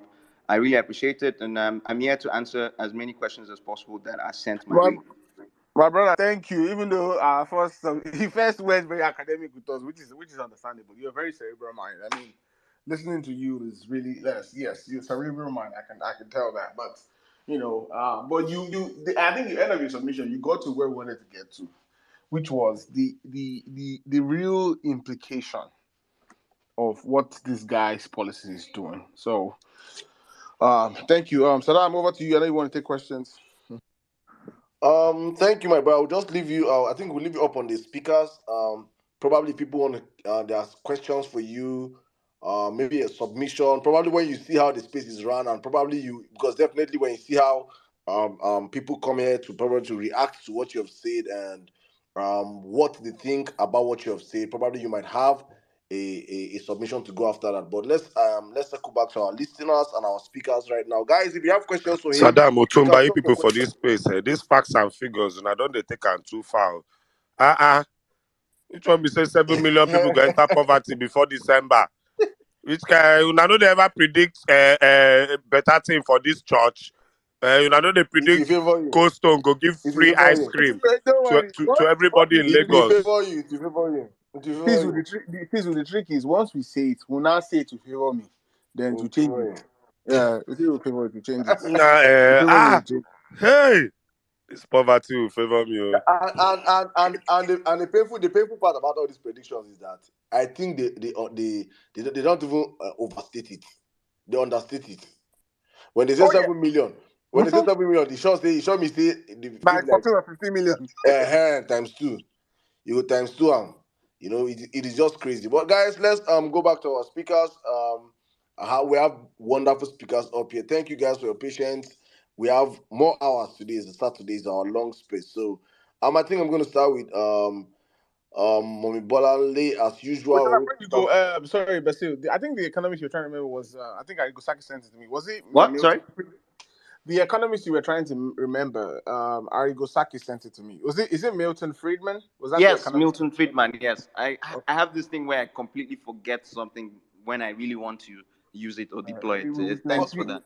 Thank you. If there's anything I take away from your submission after despite everything you've said, is the last part when Jimmy tried to introduce you as an economist and you openly came out and said you're not an economist. To clear your name quick. Like one of my brother that is the small stout. The small stout of the Saddam, this heaven. Pastor Koju no allow you pass the main gate. This angle way, this Sega Mega Drive way they go. He's a lawyer. One more thing for Saddam. One after Basil, this one way they quickly forget things. I recommend just try and eat a egg every single day. You're not going to forget anything. A egg. To be as fit as sand. All right, thank you, my brother, for coming. You see how this to clear your name. Everyone will say you're going to interview, they will call you a legal luminary. Legal luminary. You could just sit down there with table where the chair where they give yourself, you go increase the chair for you. You will not come push your head. Legal luminary, second link. Saddam, why they do like that? All you have to just say in your defense is great men schooled from home, please. I don't say your law now for Twitter. Now for Twitter, me and you read law together. For School of UCMC and UC Maxwell and Women Nigerian Law School. For Twitter, we read our law. Thank you, my brother, for defending your name. Before tomorrow, we'll call you economist. Yeah? Thank you. All right, let's open up the floor. Let me start with Mbolanle. In that order, Mommy, good evening. Have the space, please. Oh gosh, you guys are something else. Good evening. Good evening from my side. How are you, Emia Saddam, N6, Otumba, Jimmy, well meaning Nigeria, everyone on the space, our special guest. Um, wow. I was like, Bolale, take off your usual Twitter, you know, cap off and put on your academic cap on so you can understand what's being said. But basically, bottom line is renewed Shege is renewing itself to the extent that by the end of the year, 133 million, if it reach 150 million or more. So basically, that's the bottom line, right? And people should be really worried about that because 8K will do nada because when you have food inflation and the other structural problems we have in our society, then basically what people have as disposable income it is dwindling into nothing, which worries me. I should worry most Nigerians, but the Yoruba Ronu people and APC people will not think about that, right? And when we're making this argument, they might think we're thinking about ourselves, but most of us on this space are all right. I mean, it's like even in the UK when we have this cost of living crisis, right? And the government, even though it's a Tory government that is against the welfare state, recognize that they will enter inflation and they will enter if they go down this road, it will not portend a good thing for the economy. They had to do because people have to have disposable incomes, right, to pay into the economy to keep it going. And therefore they targeted those who are on the lowest incomes, and these are not people that are wage. These are usually people who are on wage or people who have in-work benefits, right? And they're doing it not because they're stupid or because they have money. I'm sure our deficit is also not great, but they're doing it because they understand the economy and the impact it will have on our GDP and everything going forward long term. But in Nigeria, they don't care. The 1% of the 1% only care about themselves, right? And that is the sad thing, right? And that is why a lot of us, regardless of our tribe or our religious leaning, queued up behind Peter because we saw very clearly that this man has looked at Nigeria, looked at our the structural difficulties we have that's stopping Nigeria from thriving, right? And came up with solutions, not solutions couched in flowery language, basic economics that made sense to anybody that had a modicum of sense, right? And yes, we have a lot of people in Nigeria who have no sense, right? So it is sad because until the judges sack this man, he's going to further damage Nigeria, and Nigerians are going to go hungry. It is really sad. Right. That's all I needed to say about that. But also, I want to wish Sister Madonna a happy birthday. I mean, she has been one of our mummies in the movement in Lagos State. The woman she knows sense. She was right out there being active. You would never know that she's a 60-year-old woman. She was rolling with the younger ones. She was very active, and I just wish her many, many, many more happy returns. I only learned the other day that she was the mother of triplets. So yeah, better. I hail. I am greeting you. Have a wonderful day. Send my cake by DHL. I yield the mic. Thank you very much, Ma. I'm guilty. Well, Madonna, no vex, no vex. You see that I wish now. Sadam, I actually remember I was going to say that before I do the roll call, but the guy came through and it was much needed. But thanks for bringing it Yeah, up, it, Auntie it, keep, Bolanle. it Yeah. keep my mind, honestly. It keep my mind, honestly. Happy birthday, Mommy Madonna. God bless you, ma. God bless you. God bless you. God bless you. I think I will also just add up my 1 or 2 cents to what Mombalani just said right now. This woman is one Amazon of this movement. She lost her husband in the course of the campaign, actually, and It was one of those sad moments. We all were all down with her, and in a few weeks, this woman was back on her feet again and pushing and pushing and pushing, and most of the victories we saw in Lagos, I can categorically say that woman was one of those salient people that you will not know that she was doing those hard work, getting agents, screaming with all her voice, as in where she sees problems, she's out there, and you will never know that this woman is a 60-year-old woman, as probably just say, young and fit as a fiddle. But happy birthday, ma. God bless you. Hopefully, if you can come up here, you can come up here and say hi. People say hi, and on the violence space as well, we do show you some love. Show you some love, send you some little money to say happy birthday, ma. Buy some cake, buy something. You deserve everything. Thank you very much for all you do and your sacrifices. God bless you, ma. All right. I think I will allow. Let's take a next speaker. Oh yeah, Jimmy should come in. Hey, we never do. We Saddam, never do let me Jimmy read show. Mommy Madona's comment in the comment section. Wait, Jimmy do his show. Okay. Then Jimmy do his show. Then you will start. You will read comments. Then we'll open up the floor again. Jimmy, please come in now.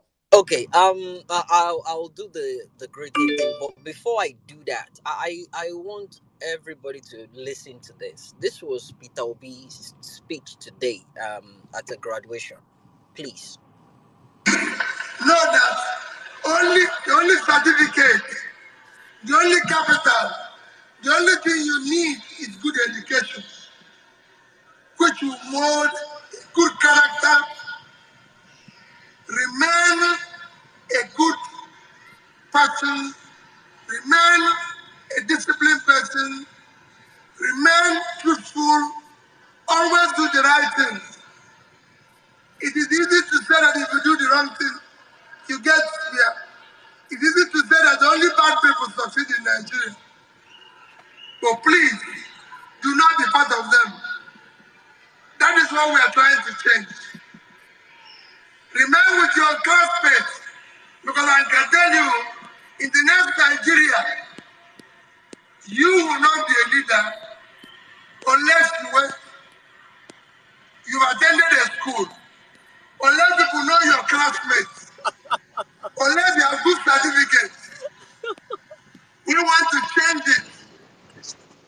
I want to face better, and they will say, yes, he was in class with this person, this person, this person, and he will be celebrated. And you bring your certificate, nobody will doubt you. Because you want to pay. Okute. We want you to go to universities. And parents, thank you for sending the children to this school. Thank you for being there. It is not easy to educate children today. It is a difficult thing. Often a time, the choice between how to feed and how to pay even the little school fees is difficult. Especially in a difficult place now where nobody knows who is poor, who is rich. I'm telling my people, I need to go and find how they roll for this 8,000. Because we have millions of people that will add them. Because even those that are paying like teachers, Peter Obi won't collect 8,000 naira. Oh my goodness, Now guys, this man now be the real violence. bro, did you hear what he said? Intellectual violence. He they tell the graduating students, say, remember your classmates, because in the nearest future they will come in handy. People you went to the same school with, remember them. He's letting them know that school is not a scam. He's letting them know that people are now saying you have to be bad to be a Nigerian. No, you don't have to. Going He's to also school, throwing shade at Tinubu. say you understand. Going to school will now be credible. He said, make they're not worried with what they go on now, because it is what we are trying to change. So remember your schoolmates, because they will come in handy in the nearest future. That was Peter Obi's speech today. Me, my own is I heard, remember your classmates before somebody will claim he was part of you people in the future. Remember them today. Oh. N6, N6. But let's really look at this man called Bola Tinubu in just like in 2 minutes. A very braggadocious kind of person. If Bola Tinubu really went to school, if he really went to school, honestly speaking, the way they could carry his certificate, his real certificate, they throw on our faces. If he was truly a first class student, just imagine the class of 99. If How he they truly came went out. to school with the amount of money he has made in life, he would have either changed the school or changed one of his teachers' life. I swear. No, just look at how they paraded the class of 99 and brought them to Aso Rock. So some people will say, class of 99, did he? People don't say that class of criminal governors, his fellow criminals. Imagine his set, say truly Tinubu get set. He will come out class of 77 or class of 66 or class of, they go do parade. They go rub Alumni. off our face. That Alumni. make I instead they go far, make I give you another angle. Imagine say one Fucking day, dollar. Go on, imagine say bro. one day we get one president, we invite class of 99, but in no day class of 99. They're gonna look at themselves say, come, where which state? I mean a state for Cameroon where you govern. Which state? So now we be class of 99, when I look that man no say now na classmates. But we they ask una say prior to that 99, which other classmate we in get? He no fit show us. They follow the angle. Tizo is good from home. Great men do. All right. Which class or home? Which class or home? He made great men like him. Where are they? They're supposed to get association. Where the lesson teacher? If in school for where the agama lizard where they the wall when in the school for house. All right, guys. All right, Jimmy, if you want to come down with the anthem, it's good. If not, we'll just go back to our speakers. Go on, bro.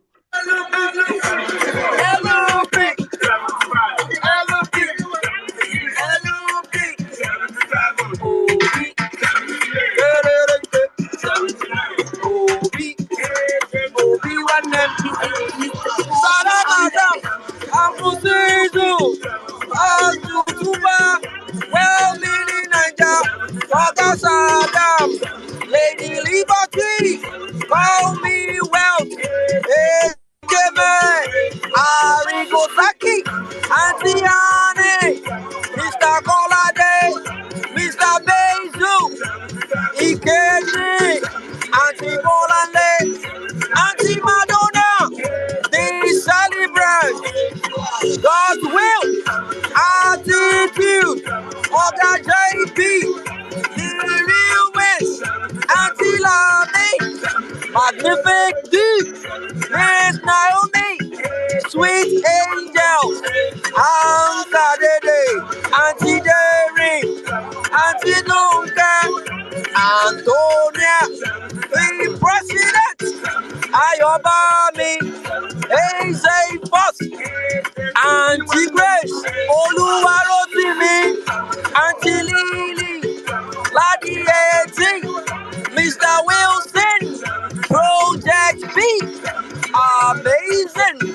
Ademoju, Mr. John Bell, Auntie Nano, Mr. Gregory, Mr. Conrad, Yuri Choma, Gaboni, Jerry and Manita, Odo Akaji, Auntie Nina, Dash Dare, Professor Street, Milondo, oh yeah, Mr. Alex, Agunewi, Mr. Rapunzel, Papa Gino, Mr. Taiwo, same card, Auntie Gabriel, Mr. Hemia, Auntie Taji, Oluwadamilare, Mr. OG, Dr. Aruna, Hogan, Armstrong Wet, Mr. Waleski, Olawaski,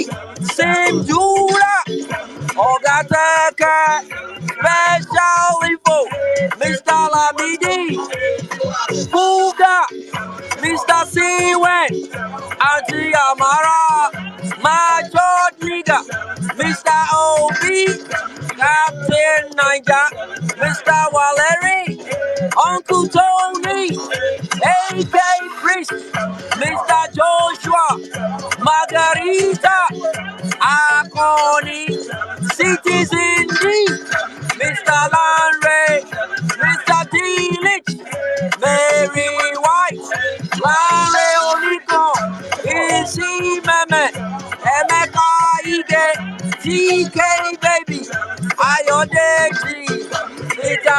Obi, Mrs. G Soap, and that is it for now. 90 names in total. Thank you, thank you, thank you, thank you. Back to you, sit down. 90 names divided by 8,000. How many? How many now? Yeah, if we divide 90 names by 8,000. No mathematician on this platform. Basil, are you here? Basil. Hey, Basil don't go down. Basil, please come back. I answer you. Oh, with times, is it times or divide? Make you know the one we go. Oh, yeah, oh, guys.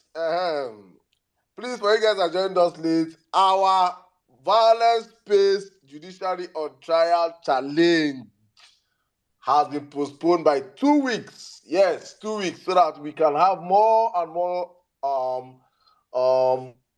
entries. Yeah, entries. We have a whole lot of entries already. Please use the hashtag violence space JOT challenge on Instagram, on Facebook, on TikTok, on Twitter, and watch out and listen to amazing entries already, both skits and music. Hopefully, from next week we'll start playing some of them up on the platform for you guys to listen. And please, guys, you guys making the music, please do not put copyright on it. Though we don't want any copyright. Allow people to be able to stream it freely, without restrictions. Thank you. Oh yeah, well, I think you want to come in with a comment right now. Real Then we'll open before up. women start taking speakers, I just want to say happy birthday to Madam Madonna once again. God bless you, long life and prosperity. And a lot of obedience are actually reaching out to people. They know themselves on this space right now. They're reaching out to people financially. Regardless whatever it is. You guys know yourself, and they've been doing a lot to support people back home. God bless you. You know yourselves. You don't want your name mentioned. And Mr. Oluwarotimi made a tweet earlier on today. It's just a couple of websites for anyone interested in remote jobs. Okay, it's on the jumbotron. You can click on it, fill it out, and you can actually work from wherever you are, and you can make your money in dollars or pound sterling. The websites are there. He listed the whole thing, so you can check it out. It's up there. And God bless you guys. You know yourself. You've been doing a lot for obedience in the background, and people don't know about it. They don't want their names mentioned. They've even reached out to people through me.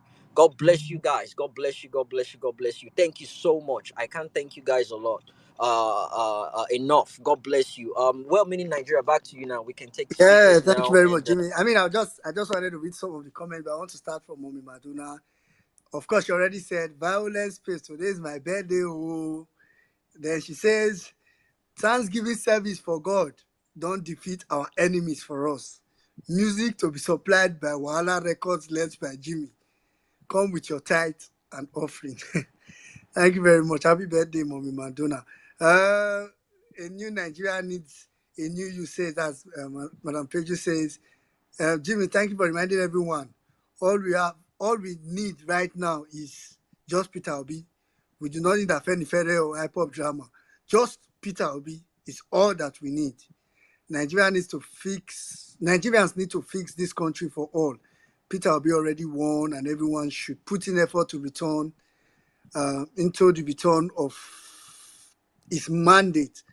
Omega X has his record, his JOT challenge record right here, and he says, INEC sham election put us for tension over evidence, they this ground. So that's like the lyrics of the song. Nigeria is bleeding because of corruption. Too much evidence, they this ground. So then we have Meticulous say Jimmy's submission that poor people are corrupt because of the state of their poverty. Is not. We all remember Desiani, our husband, something. Anyway, Antonia says 25% in FCT is sacrosanct. video of INEC returning officer announcing FCT. But people get the video of this thing, so there's no evidence you can give. The video is available. Shrub says, Basil, super glad to hear you on the space today. Brilliant submission, my brother. Choma has the same feeling. Choma said, Basil, thank you very much for taking your time to educate Nigerians. I particularly love it. A lot of people will definitely play back. Happiness, Kai, God help us. Roy Biapara says, Violence space is exactly what it says on the thing, with a very eye-opening emoji. God's will Rita says, hello, at Court of Appeal. She tags the Court of Appeal and says, okay, she said, hello, at Court of Appeal, don't tell us, say their judgment not go based on technicalities. But as the day goes, so Tinubu's lawyers final written address now show say technicalities they put eye.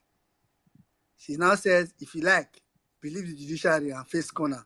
But as for me, I did look them. Lastly, I'll just take Ladieti, like so many comments, I can't take all of them. Ladieti says, Nigeria is a country traumatized, but they just don't know it.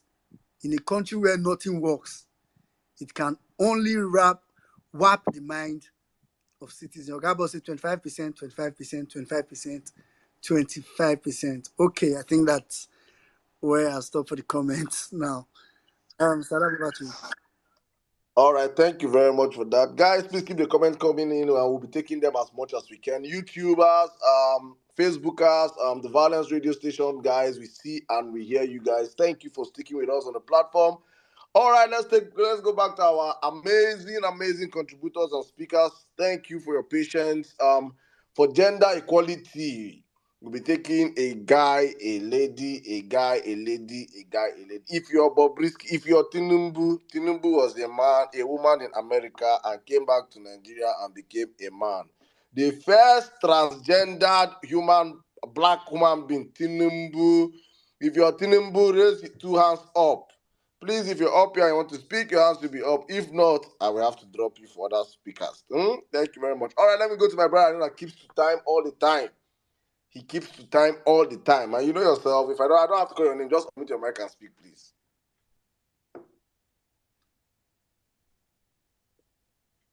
I get like 4 guys for this place now. If you know say they keep to time, unmute your mic and speak. He know himself. He go down on mute. He know himself. You know, the ones we know say they go do speak like 24 hours. Where I will pursue all of you people there. They are laughing. They cannot do it on their mic. They know themselves. Oh, Mr. Kolade, please speak. You know, I don't want to keep the time. Oh yeah, thank you, in secondary school. Mr. Kolade. I think he's speaking, but we can't hear him. Mr. Kolade, we can't hear him. Mr. Kolade, go down and come back. Go down and come back, eh? They don't get them. Accurate, thank you. I will not bring any people. Then carry you call me wealth and Ejikeme. They don't blow and powder. They know it. What is let me bring him back up. I think I will have to. If your hands are not up, I have to drop you. Please, no vex. Please, that's how we do on this platform. If your hands are not up, we drop you. Madam Annie, please raise up your hands. Thank you, man. Mr. Kolade. Yes, right. Accurate timekeeper. Panel of judges. Accurate timekeeper. My brother, thank you so much, Jari. Jimmy, wọ́n pọ̀ tó, wọ́n lè gbóhùn tiwa, wọ́n lè lọ gbóhùn dádì wọn lé. All right, I greet everyone. Sizu, I salute you, everybody. Yanti Bolanle, and to the birthday mommy, I salute everyone.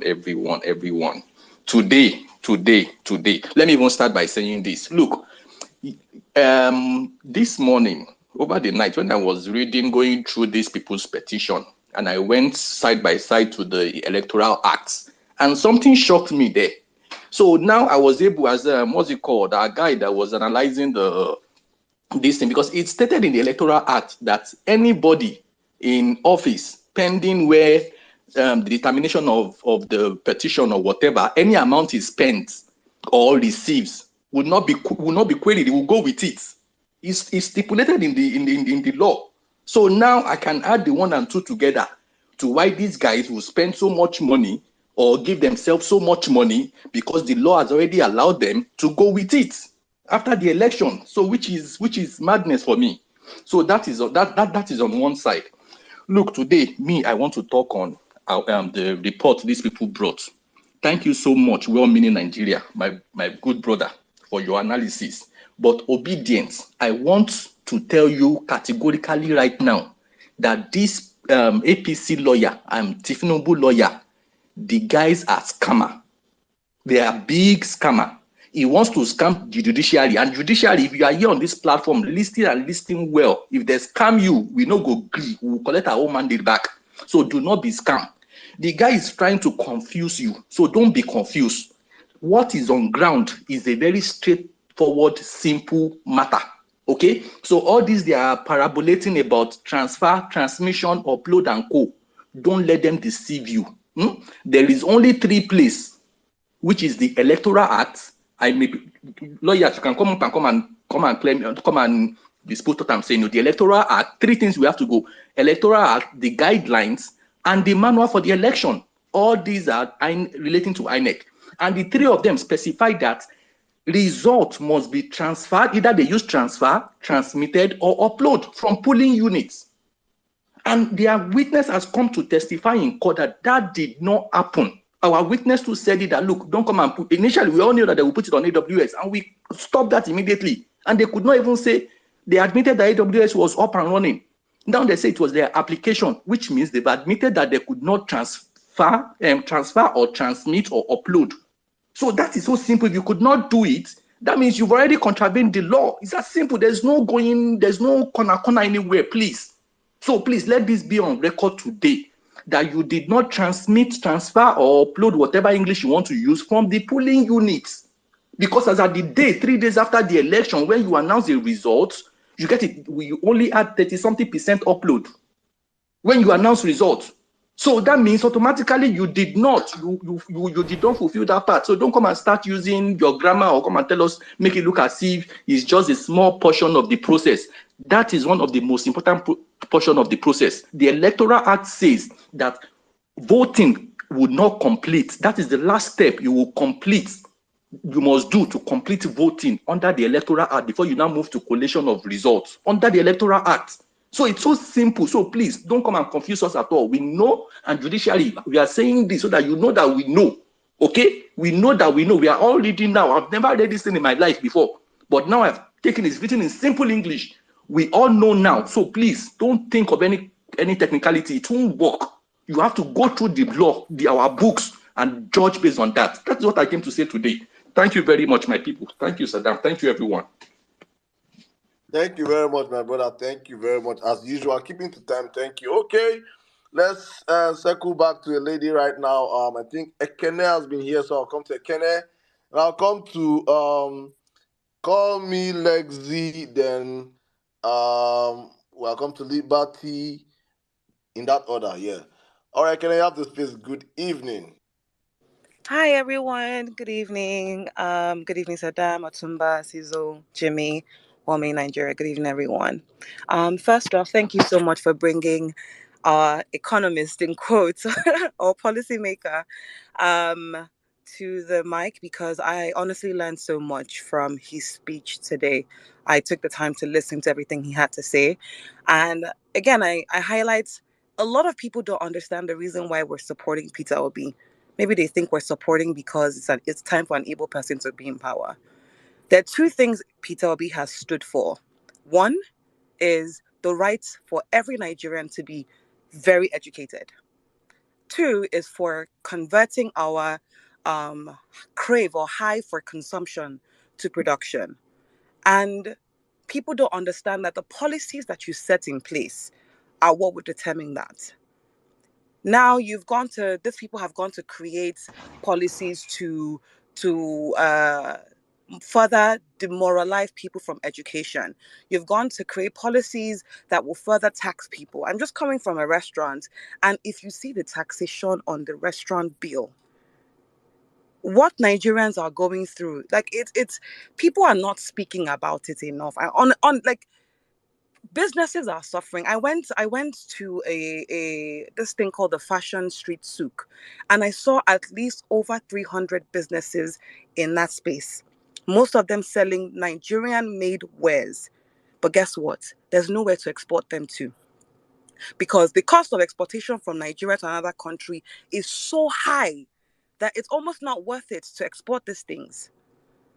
What I expect this person that wants to come and collect whatever he wants to collect, even if it's for a short time, is to strengthen our policies, strengthen our exportation policy. People need to export the things that we're making here, turn it from consumption to production. Let us produce, build more refineries, build more manufacturing plants so that we can actually make things here and export them for cheaper prices. Let us export to our neighboring countries. But no, it is to further demoralize and tax people. This renewed Shege has not even started. Honestly, it hasn't even touched. People cannot even buy groceries. It is so bad. So bad. We've not even gone into the middle class part of people that are even earning earning. See, do you know how crazy it is? The Nigerian youth came out of school they got no jobs and went into content creation to create jobs for themselves. That's part of the reason why TikTok is doing exponentially well in Nigeria. But yet we have no good taxation policies that these platforms are taking so much money back from content creators. So I ask people, like, how do you want Nigerians to cope? Agbadonians, how do you want to cope? If the actual middle class is complaining, I don't even want to even know what people are doing. I will see interviews of people talking about they voted for Tinubu because it's time for a Yoruba person to enter power, not because he can actually do the job. Then when you're done with that interview, you will not go and hustle for fraud, or you enter Kodope to go and be moving up and down and hustling your daily 2K. Every day I'll come on this platform and I'll say something very simple. The Nigerian judiciary, I don't think you are ready for the anger you're about to face. Every day I will come on here and I will explain the demoralization the people feel. Every single time I go out, I feel it. I was listening to the Vawulence space at a restaurant, and the staff there were asking me, what are they saying? Where are we right now as a country? We want to know so that we know when we hit the streets. They are asking, they want to know. People are tired. You have one job. And I think, honestly, and I pray to God Almighty, that something in you people's hearts, something touches your heart, because you don't want to understand the anger Nigerians feel. It is not the poor it's everybody that will hit you. And if you think your people are safe abroad, it's a joke. Nigerians are in every country. Nigerians are in every single country. If you want to find out, there's a Nigerian in at least almost every single country in the world. So joke around. As Ensis will say, fuck around and find out. I yield the mic. Thank you very much, my sister. They should fuck around and find out. The problem is that they cannot even go to some countries now because they are banning them up and down. Up and down now. They don't get away to get some countries they don't fit enter. And that's where they will stay in Nigeria and eat that money in Nigeria with Nigerians anger all over them. Let them fuck around and find out. Thank you very much. All right, let me come to you. Call me Lexi. Bro, one quick one before you go to Lexi. This their weary man don't go Kenya now. He don't go Kenya. So I went under that 98 poster. I went under that tweet and I said it. I said, Kenya authority, men na put aside diplomacy. Search the plane here. Make them search that plane. Something there inside, drug there inside that plane. Make them go search that plane properly. And guess what? The bigots. Now so they come for me. One did you say, what is wrong with you, this southeasterners? Now me in the course now Yoruba man, you call me southeasterners. You guys are just you're talking to your president like that. Olórí burúkú, èmi ò ṣe southeasterner o, ọmọ ìyá Yorùbá kan náà ni wá o. Orí ẹ ti burú. You're probably here listening to me now. I'm not a bigot like you. Orí àwọn family ẹ ti burú. I'm not because of I don't chop dodo, me nílé sòdodo mọ́. I'm saying it the way it is. He's a drug dealer. He's a drug dealer. I won't say because he's Yoruba. Olori buruku ni, ole ni. O ti ń gbé wèrè, o ti ń gbé lùkúdì. O ti ń gbé lùbọ́. He's a fucking drug dealer. Make them search that plane. The only reason why they will not search is simply because they will consider it as a diplomatic cargo or whatever. But if they put diplomacy, make them search that plane. O ti gbé nǹkan síbẹ̀.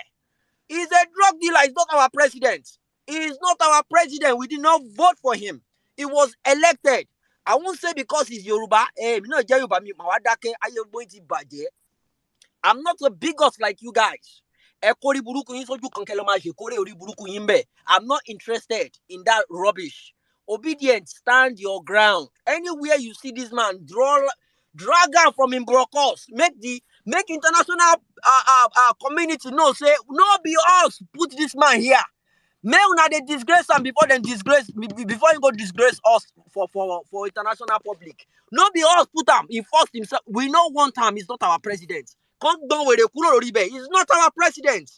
Thank you. Call me Lexi. You can go now. I won't wait. Thank you so much, Uncle Jimmy. Fantastic submission. Good evening, everyone. Emir Saddam, Sizu, Wemini, Liberty, Mommy Bolanle. I hope you are feeling good now.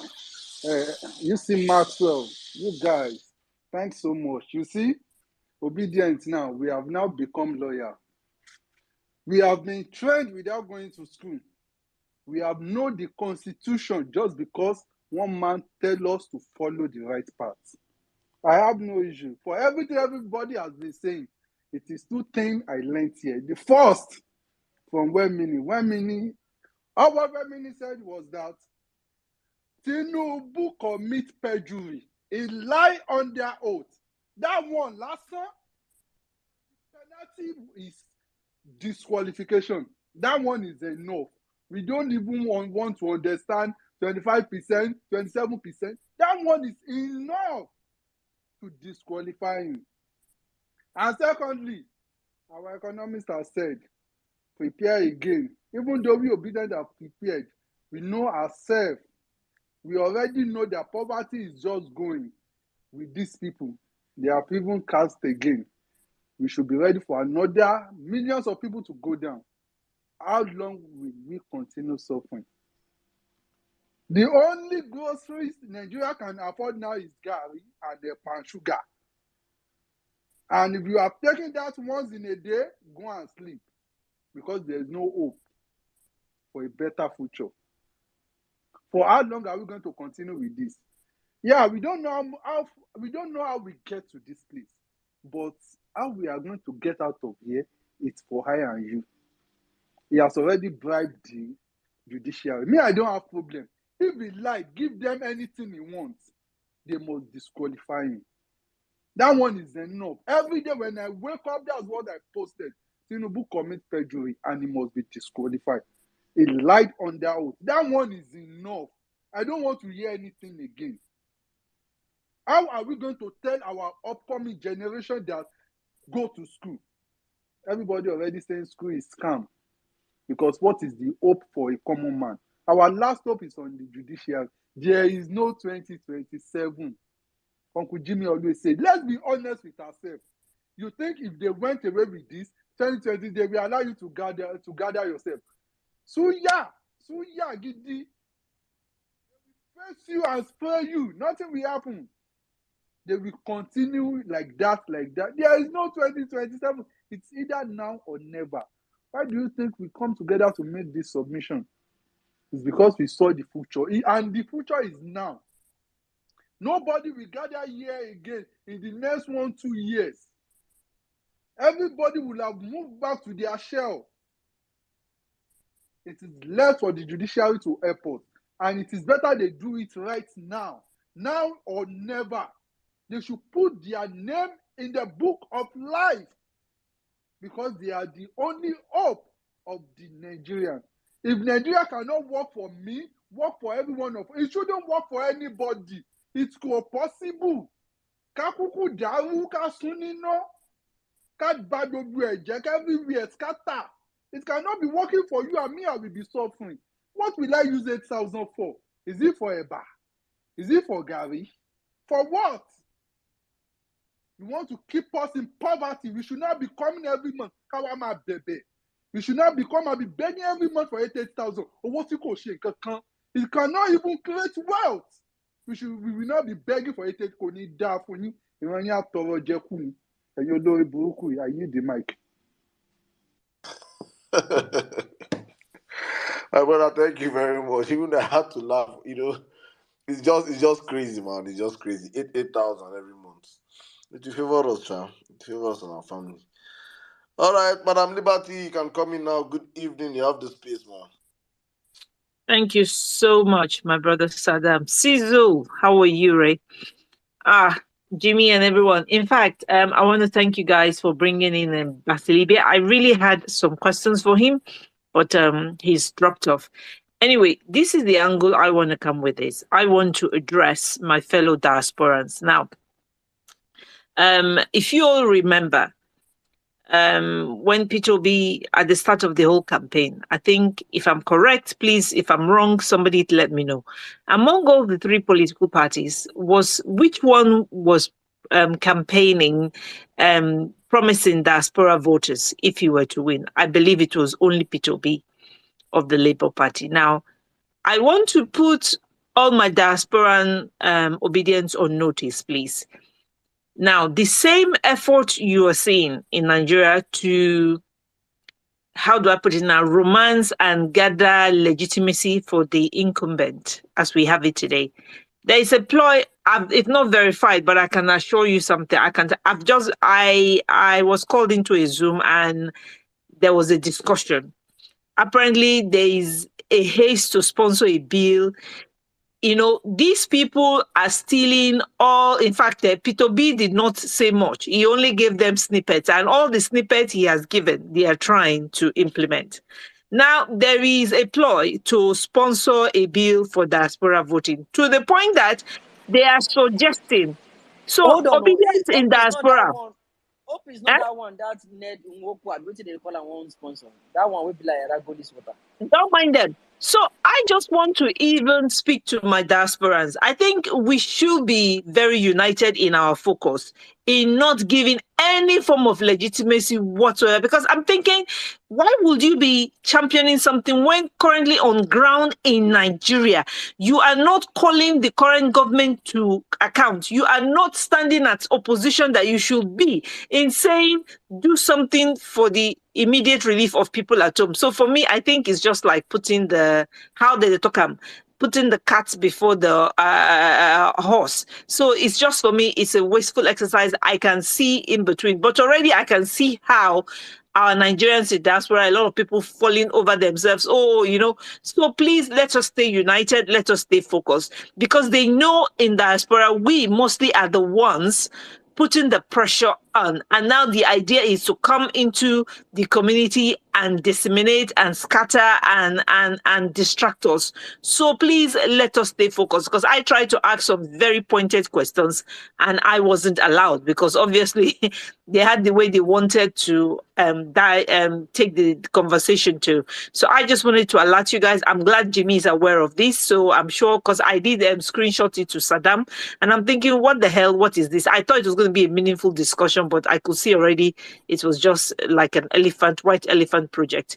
In terms of my people, what can I say? I think from what Basilibia said, everything he has described and explained to us makes sound Nigerian economic sense. And I think if anything, I am so hopeful that when we get our mandate back, you see, the idea that because we are in diaspora and we know better than those in Nigeria, I think we should begin to remove that preconception from our mind, because there are a lot of technocrats in Nigeria. All they need is an enabling environment, and the country will thrive.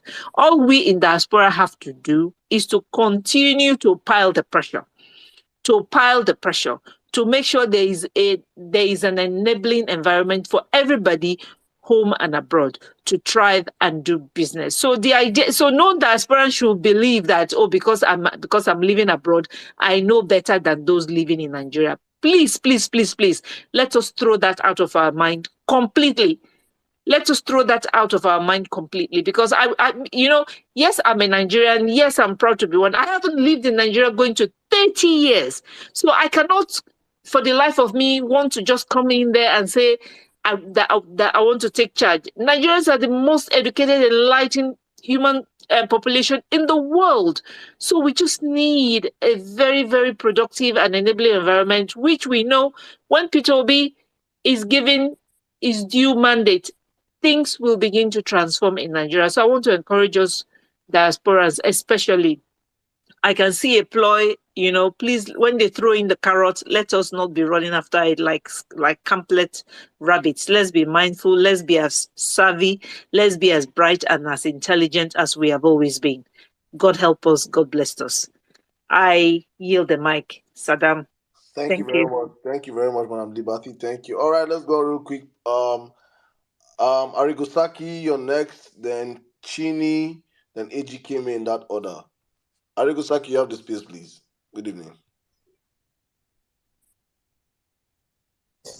Yeah, may I use this opportunity to thank Women in Nigeria for that very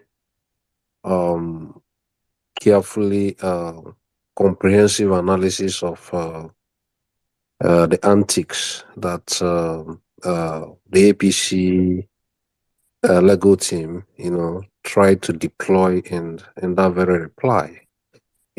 I mean, I just listened to his analysis here, and it was quite cerebral. I didn't think in that direction. I was quite worried since yesterday after people recited the content of the reply. But now I think we have been able to see that there are a lot of elements of that very reply that is quite largely flawed. Obedience, let's keep on keeping on, and let's push in this narrative. I think I would suggest, let's always create some short tweets on every part of that reply, so that it will be going on the social media space, so that the court of public opinion will keep shaping the narrative. So all we want is a very good Nigeria, a better Nigeria, and let's keep on our activism here. Let's keep on exercising our moral and legal rights, civic rights, and make sure that these Supreme Court, our Nigerian judiciary is saved, so that they will do the right thing. That's what I wanted to say. Nothing much, Saddam. Thank you very much for giving me the opportunity to air this view. Thank you very much, my brother. Thank you, Arigosaki. Thank you. All right, let's go with the conversation. I think who was going to go next? I think Chino. Okay, yeah, Chino was going to go next. Then AG came in that order. Then I'll come to you, Kid Mali, in that way. Arigo, thank you. All right, Chini, if you can hear me, please unmute and speak. Our ladies, please come up to speak today. Oh. Thank you, madam. Good evening, everyone. Thank you, Elmi, for that submission. Really. Oh, are you using your earpiece? No. Can you hear me? Yeah, go on. Okay. Thank you, Elmi, for that submission. Very, very insightful.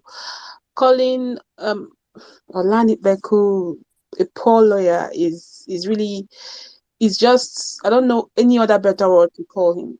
From the moment he asked questions about having an expired passport, relinquishing your citizenship, I just knew that even I, that is not a lawyer, there were other ways to argue that, but he chose that stand. At that point I knew that this. I don't know what is going on here. Like, it was a lot of chaos. So I was just going to talk about what's going on within the country in terms of the whole bribery, the whole embezzlement, different schemes. within every government, there are different ways to loot money. It could be embezzlement, it could be bribery, money laundering, which our dear Olani Beko and his team are saying is not, through their witness, says it's not a crime. Yeah. Then there are points where government bring in ghost employees. I want to bring up that because my mom is a teacher in Abia State, and then I asked her, "Have they paid you your salary? Do you know OT?" And then she says no, and I asked why. She says 2 weeks ago, over what a very large number, up to 500,000 people were investigated or were fished out. Ghost workers, like names, not people now, names. Since 2020, some have been on retirement since 2020, some before 2020, but their names were still on the payroll, receiving salary, or some salaries were going out of the Abia State pockets to those names in the name of people still working. So right now, OT have been trying to clean up the system, fishing out lots of, like she said, so far they've recovered not so much, but about 35 million based on that one alone, like a lot of people. So people that they caught that were in the system that had retired, when each of anybody they catch or people that they've caught will say, I can't go down alone, I'm going to name people. And then names start coming out, people are being caught, like more and more things are being revealed. So this is one of the ways government embezzles money. Our government in Nigeria, they also divert public money for their personal gains.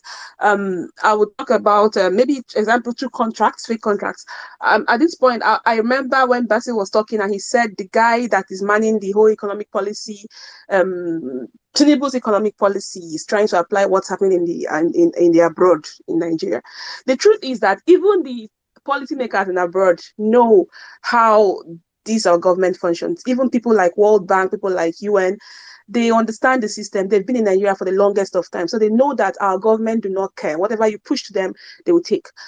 There are a lot of publicly available policy documents, contracts, procurement documents. If you look at the document that binds every contract that we take from World Bank, binds Nigeria and World Bank, you will see that all the clauses, all the conditions for those contracts or for those loans are in favor of World Bank. Let me give you an example. If Nigeria is taking money from World Bank to service a contract in quote. So why I put the contract in quote is because it's possible it's a fake contract, because it's possible it's something that existed. For example, you have something like Ministry of Power, Transition Company of Nigeria, Nigeria Integrated Power Project. They are all power projects, right? So within these power projects, you see repeated contracts, the same contract, the same scope, outlined as something that should be carried out. And then Nigeria take loan from a bank like World Bank, and those loans are being the binding contract is one contract from World Bank, and they call it World Best Practice. The same contract that binds Nigeria with World Bank, the same contract that binds the rest of the world with World Bank in similar situations, you get. So for every of the loan they take, there is a contract, and those contracts are good for the good country, for the developed countries, for those who are not corrupt in quote, or for those who understand accountability, understand that there are consequences to their actions. But for a country like Nigeria that do not, or that people that govern Nigeria do not have that, do not give shit about the country, they go ahead and follow that and sign those documents. They are publicly available documents. In a procurement contract, for example, if Nigeria is taking loan from World Bank for a project, the disbursement terms for that loan is 10% upon contract agreement. Like we have given you this loan, this is the contract you want to carry out. You've selected your people. You've agreed that these people are going to carry out this contract. You're giving them 10% of that money. At least each contract is not worth less than $200 million. So put that in perspective. So you're giving this contractors 10% of the worth of the contract. Then the contractors, for example, go abroad, manufacture some equipment, some stuff, and say, we've done this. And then they ship and they submit their X works to World Bank. World Bank goes through CBN, approvals happen, World Bank pays out 80%. Follow me. And then when the equipment you gets to wharf, whether it's cleared or it's not cleared, the contract says upon installation, 5% of your money will be paid to you. Upon commissioning, 5% of the money will be paid to you. You and I know that 90% of these contracts, in quotes, 90% of the money has been paid to the contractors as at the point they ship out this whatever equipment they said they're going to buy for any form of contract happening on ground in Nigeria. Who cares if 10% is going on or not? And these same scopes are being opened again for new loans. Like for you to collect loan for World Bank, you will say why you're collecting those loans. These things are recycled. And the people like World Bank, they know this is Nigeria. They know, yeah, we need to make money too. We are in business. We're not giving them money for free. They are interested on this loan. So damn. And those contracts say you must draw down your money within so period. So Nigerians will keep drawing down money. If you don't draw down the money, World Bank holds back their loan. So what do you expect? These are embezzlement. These are some form of bribery. So now Tinubu has taken it one step ahead. You get? He's now collecting loan in the name of palliative, but then going in broad daylight to bribe the lawmakers and the judiciary. It's a very, like, there are no consequences. That is what they've known. They've always known. Most of these politicians think there are no consequences to their actions. Tinubu thinks there is no, for the past how many years, 16 years or so, he has been in charge. There are no consequences for what he's doing. So it's a very crazy one, but I'll round up by saying that I liked that the address, the APC address mentioned that they were referring to. They mentioned the reference to past judgments in their addresses. I hope they also remember that the case between Buhari and Obasanjo, when they mentioned about the 25% to third of FCT, the ruling on that case said that although even it doesn't matter if Buhari won FCT, the most important thing is that Obasanjo got 25% of the FCT. So as they are referring, they should also remember those ones that are relevant to them.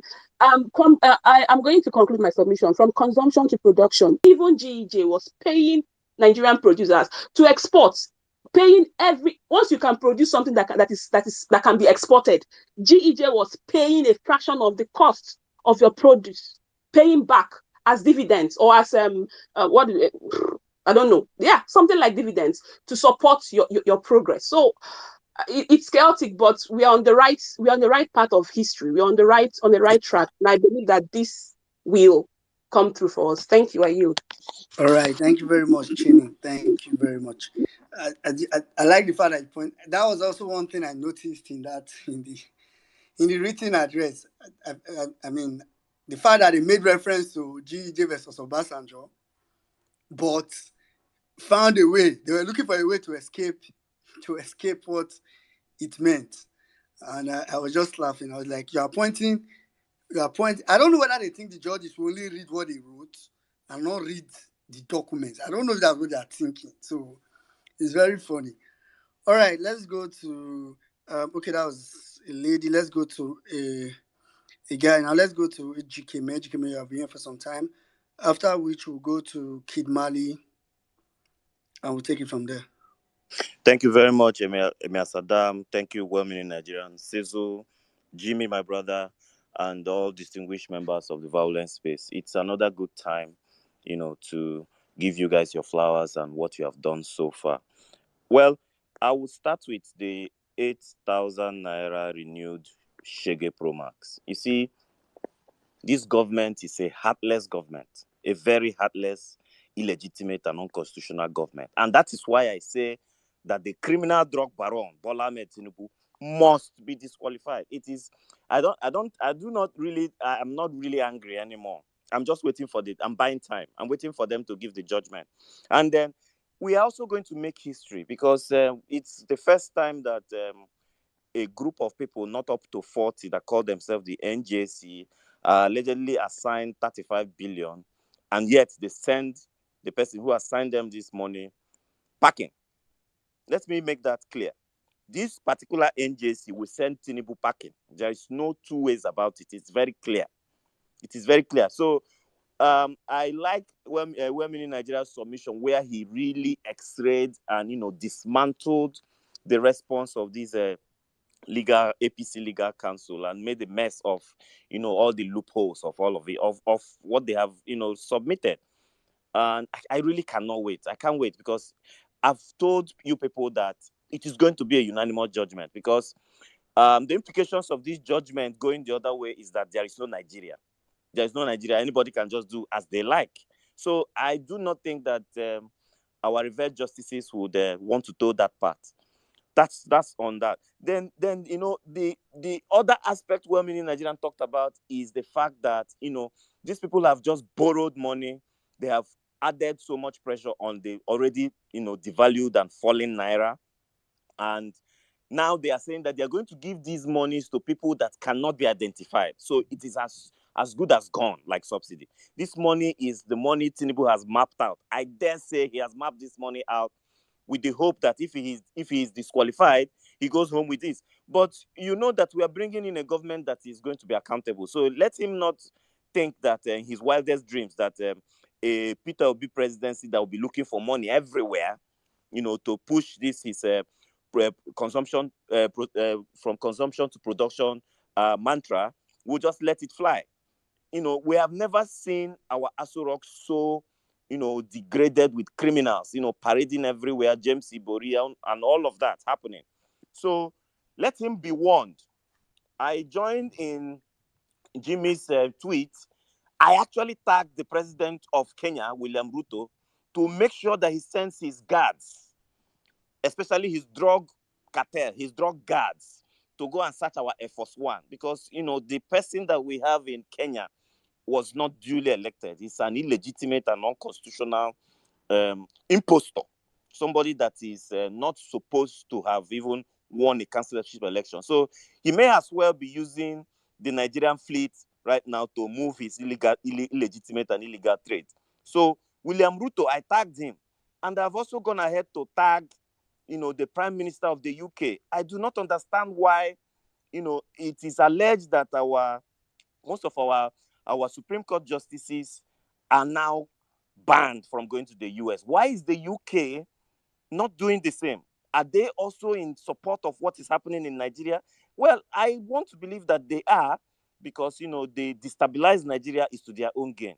But we are going to take back our mandate. We are going to recover from this. Whether the Prime Minister of the United Kingdom wants to accept that these guys should actually stay in Nigeria and not go anywhere until they make they right their wrongs, we will continue to keep them on their toes. So for me, it is about tagging them. Tagging them is very easy, you know, tagging them and telling them that, you know, some of the things that they are all in fact trying to help us model back behavior, and we should not allow that. That is the true spirit of the obedient movement, that we are the ones to reshape the old system. We are the ones to give them the right direction to go, and that we are going to retire this less than 1%, you know, generation that have kept the country in abject poverty, in a state of hopelessness and retarded growth. We are going to retire them. That is the main reason why Peter Obi will be president, so that these illegal, unconstitutional animals and criminals and criminal elements in our system will go. I see your hand, well-meaning Nigeria. Lastly, let us hope that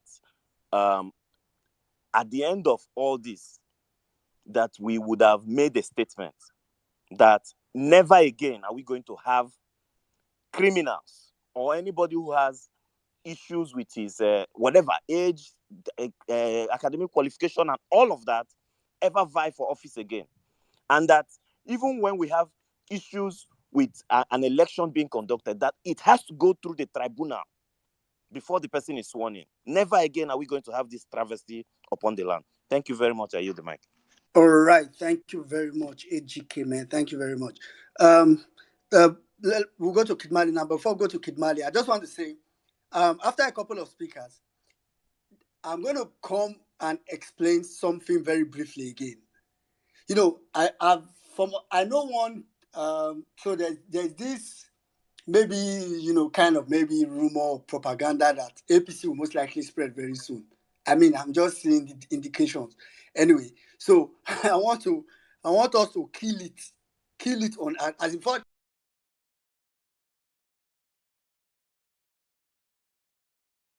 Before they've not started though, but in case they are thinking it, so that before they will start to think it, and for the sake of the justice, because all we do is really for the sake of justice.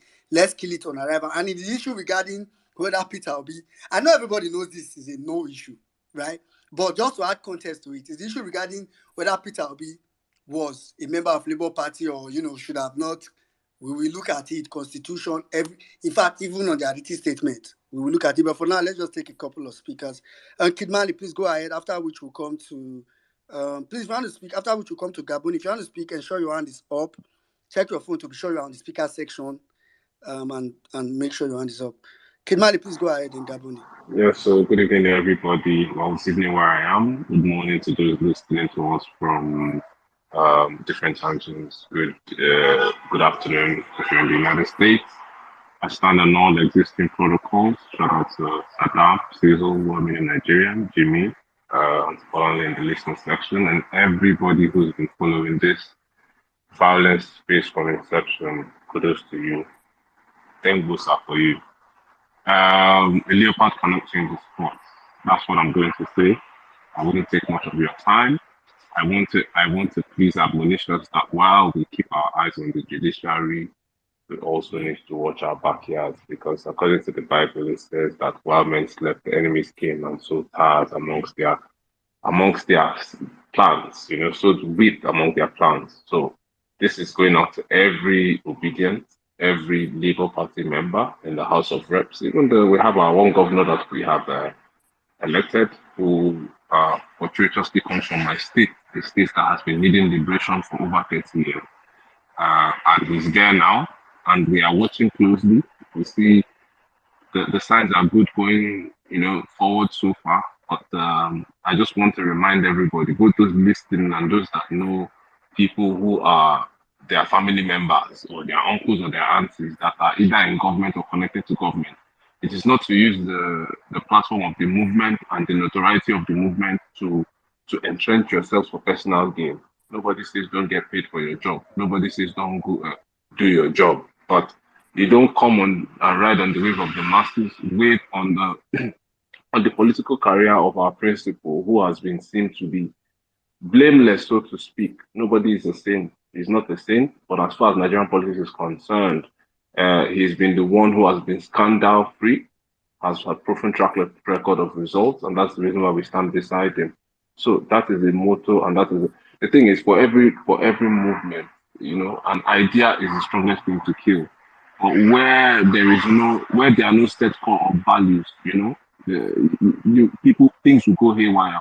And that's why even if you put a sin in APC, no matter how righteous they are, the core mantra of APC as they have come in, first of all, they were not built, is it Jimmy or someone was saying that, APC was built as an act, it should have stuck to activism.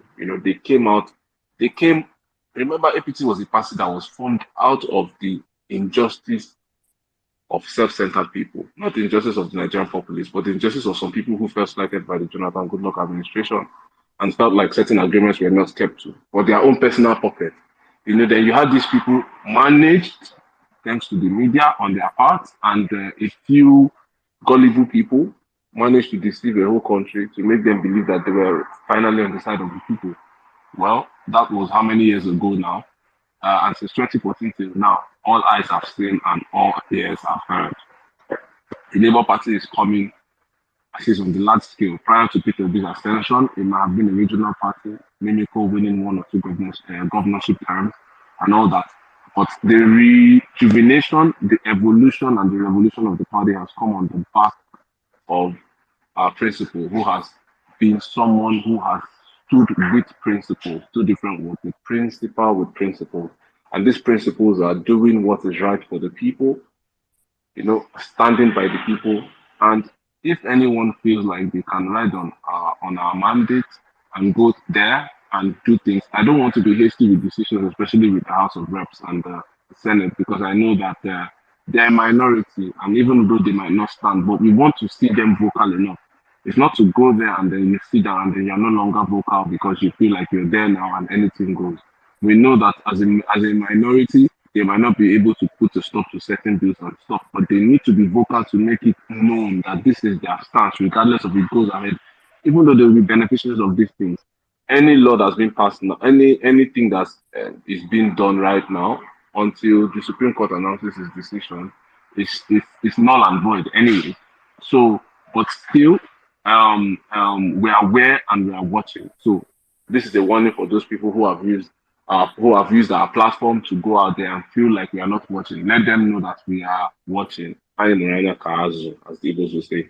Now, as for a leopard cannot change the sport. We know that this whole issue about whatever funds they are trying to do as palliatives. This is just it was wonderful listening to Basil break things down in terms of the facts and the figures. But we all know these things. You know, we have names and we have a database, but nobody in their right thinking sense. First of all, you cannot. Is it not better to teach a man to fish than to just give them fish?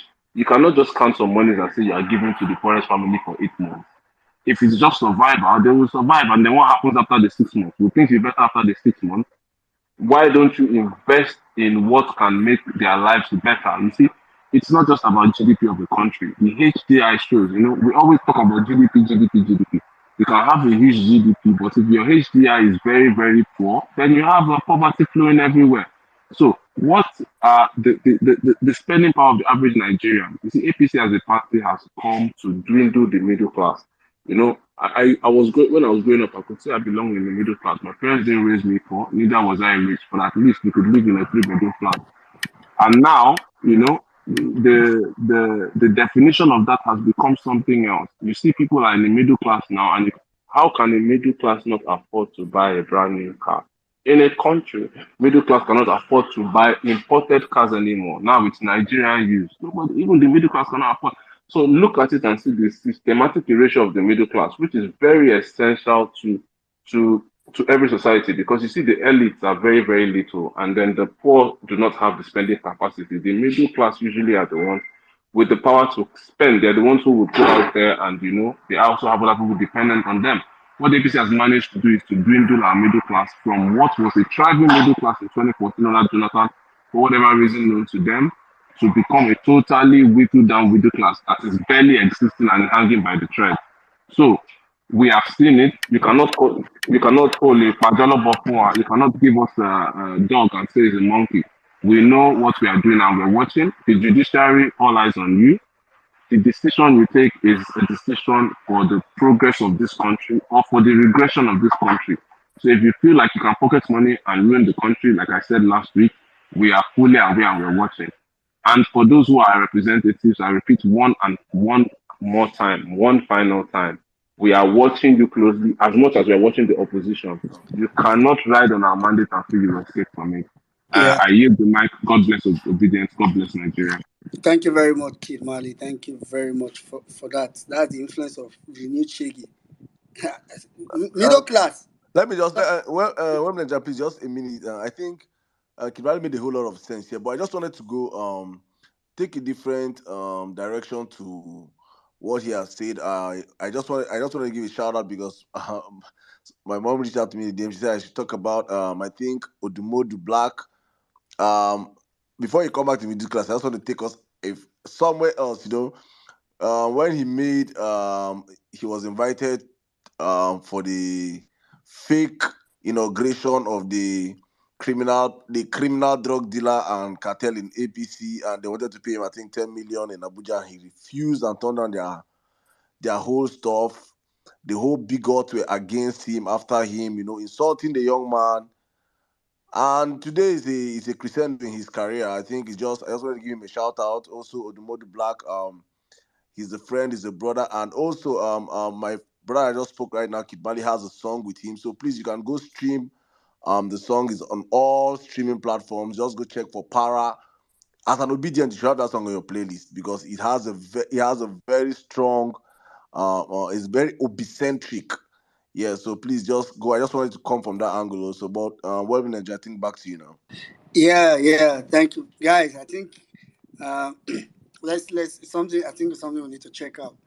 I was going to say, like, in reference to what Kid Mali said, in by the time Peter Obi will getting taking back this mandate sometime, towards the last quarter of this year, I doubt if people that will be in the middle class, I don't know if they will still be up to 50,000. These people they want to wipe off the middle class totally. Totally. So before, if you think you were rich, now you are doing well. Before, if you think you were doing well, now you are poor. Before, if you think you were poor, sorry, now you are rich. I know it's difficult to take. It is what it is. It's APC. Women in Nigeria, but it's crazy. Flight now is like a luxury. Yes, now. During Jonathan, boys they go UK with 50K. I mean flight, 50K flight. That's how cheap it was going flying to UK. But now, as in, if we look back, if Nigeria just I think the saving grace of APC is that Nigerians forget so quick. That is the only saving grace. If not, Nigerians are meant to be burning any APC member you catch, you burn them alive. I think jungle justice is what APC deserves. If Nigeria if you can just take back our lives back to 2014 and see how we were living. What is the other things from us then? We're ordering stuff online, buying things. It's people go on vacation, bankers. You understand? It was just life was not. God have mercy. Where these people have brought us. I said, APC is APC, and the thing is that I don't know, sha. Whether not jazz, I don't know. I don't know how they did it to Nigeria. Well-meaning, Saddam. Did you guys see? I think it was Franny that posted yesterday. Now, Flight from Jimmy, Lagos to London. you took this thing from my mouth. I wanted to say it. From Cotonou, 340,000 naira to London. 340,000 naira flight to London. And from Nigeria is 1-something million naira.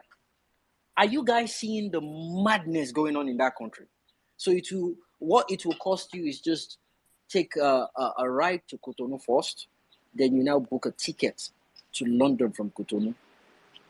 You will use that money to buy 3 people's tickets from Cotonou to London. No, I'm being honest with you. Just find your way to Cotonou. Cotonou is just close next door to us. Cotonou. If you pass by that, I went to Cotonou on a bike. I used bike from Cotonou, pass through Seme border down to my 12. I mean my 2. I don't use bike run on myself. Highest thing, you only say in Aboki. If you carry Aboki, you go your eye go red very well. Run am, you go enjoy am. It's crazy. Bro, the Shege where they happen for Nigeria now is now Pro Max. This guy was sharing yesterday. Was it Belich? He's into restaurant business. He goes to the market to buy chicken, then go, cut it and pieces the whole chicken. Person they beg for chicken enos where then they throw it. Person, hey, for turkey, for chicken. Person they beg for chicken enos. And the person where they beg for chicken enos, na Agbado people. Dilichi bonam. God bless you wherever you dey. Dilichi bonam. Say your father, because when they do on his mandate to Shasan, go and eat the chicken enos for Bat House. And you lori buruku. Chicken enos. Yeah, wait women in Nigeria talk now. If you are poor, now you will be wretched. You will be wretched. Niri fufufi jewa mo ema woran. Yamaje. Hey, tiniti tanu yema worry. Back to you, well-meaning.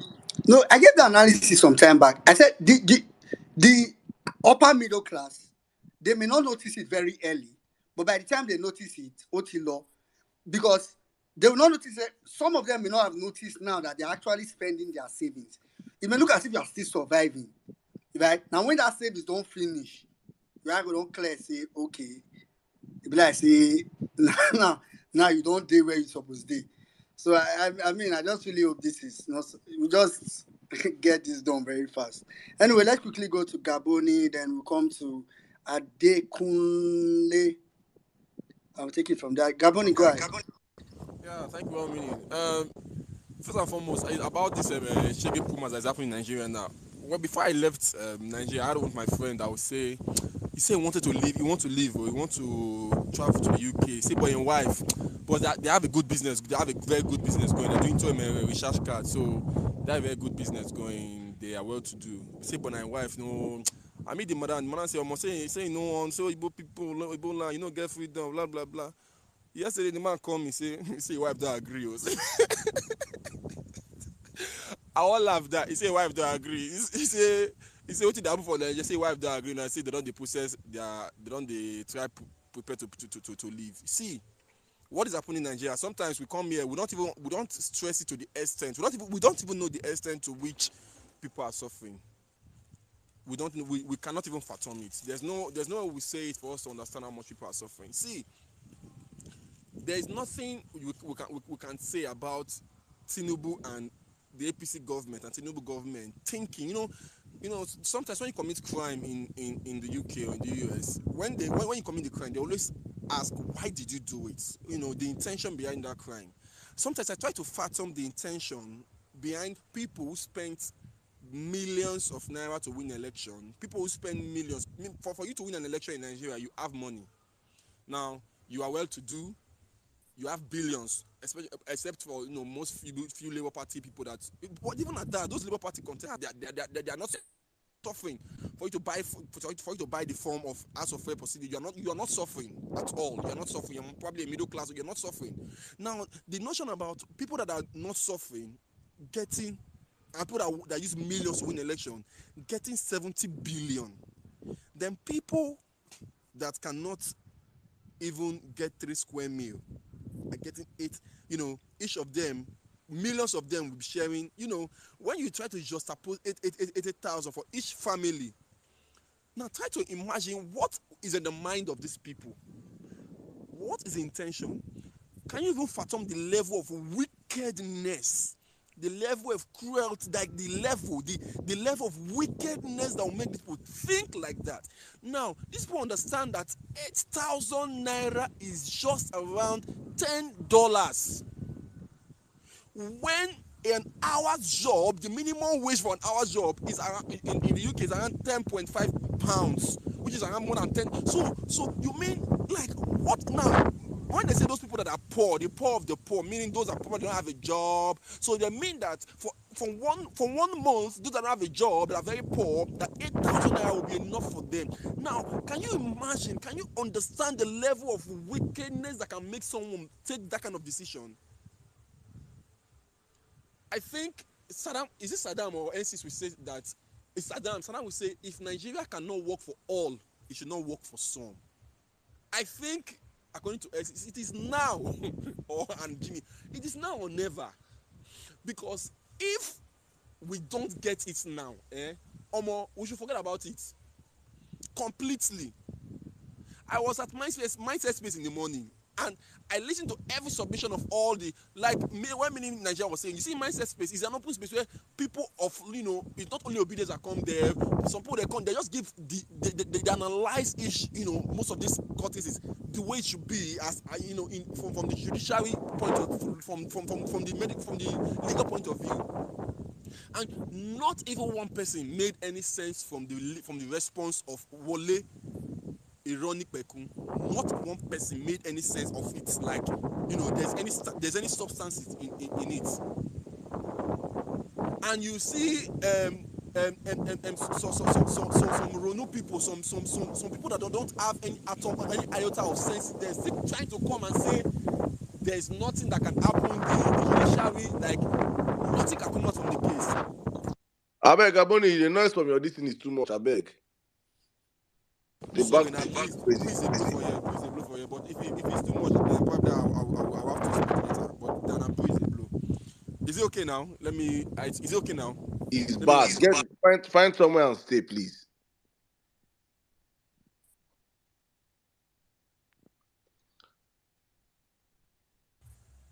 If it's bad now, then I think I'm somewhere now. Is it okay now? Yeah, it's better now. Okay, I don't go hide from one caravan. So let me just wrap up because it breathes today. So, like I was saying, there's nothing the judiciary can do right now. I think the judiciary should understand that there is nothing. You don't be like person run, can't run, reach the end of the road. You don't feel run past it don't end. You say it don't end. I think the judiciary should understand that, because Nigeria is a country that still have hundreds of years to live, to continue. So if they understand that this country it should come first more than any other person, they should do the right thing. We know they've been bribed with 35 billion. We know they've been bribed, but only the living only the living can spend money. Because if they don't do this right, do the right thing. I know people that are ready. That country, see, the country no go even contain anybody. So now only the best person will get life. Now they eat money. They should do the. We'll be singing it. They should do the right thing. We'll be singing it. They should do the right thing. Are suffering. A hungry man is an angry man. I hear the mic. All right, thank you very much, Gaboni. All right, quickly, let's just go to Ade Kunle, after which we'll come to. Wait a minute, I beg. Saddam, now Yeah, what for you? I just they see the post now. The one where Tinubu post say they sign one thing for. Before I will say me I comment, I don't see Saddam. Saddam don't comment like 17 minutes ago. Saddam don't Saddam don't comment like 17 minutes ago. The one where they sign, they look one small girl like that. Obi there, men now go there, go talk. Men now go engage jam. Wait, I don't ask them. Then search your bag. Then search your bag. They don't see drugs for your bag. We did not vote for this man. On every level, attack him. We did not vote for him. Let the other country know, say, this is not our president. It is Yakubu. Olori Buruku. Yakubu will still go to jail. It is Yakubu's doing. We did not vote for him. We did not select him. Yakubu selected him. So better start talking now, because it will just be like magic. Now go wake up. after which we'll come to SIM card, Senwe, Gauda. Good evening, everyone. Hello, can you hear me? Yeah, go ahead, can hear you. Good evening, Oga Wemini, Oga Saddam, Oga Siso. How is everyone doing? The 35 billion naira given to the judiciary is not even really of a concern to me, because if they like, should bribe themselves. They like, they should not bribe themselves. We Nigerian people, we are ready to take back our country. So anything they like, they should do. Even the Mr. Ariana Ironic Kwekon, Abina Olani Kwekon, if like, men put technicality from today till tomorrow.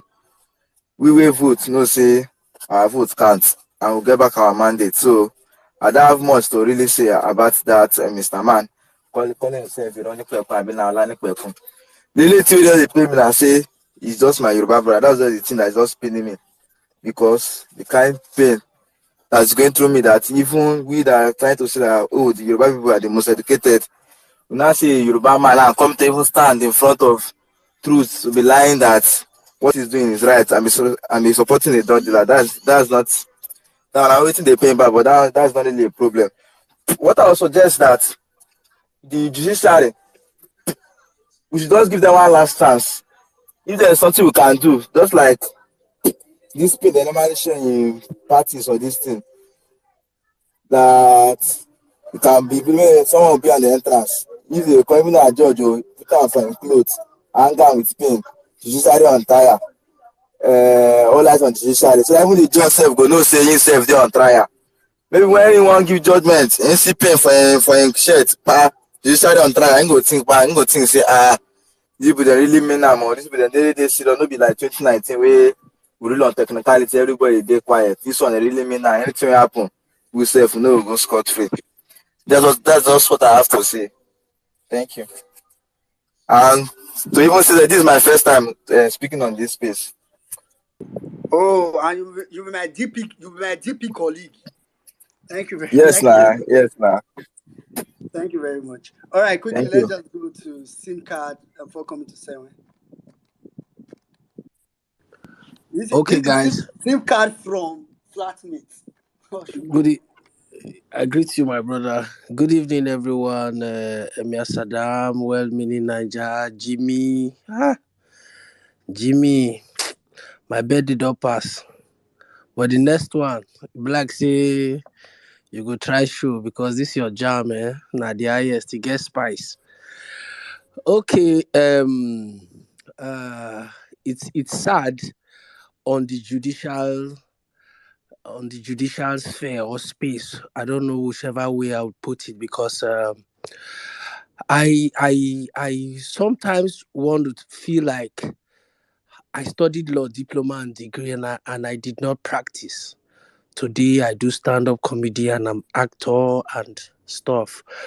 But when I see people like Festus Kiyamo and this Olanikpeku, I sometimes I thank God to say, okay, I didn't go this line.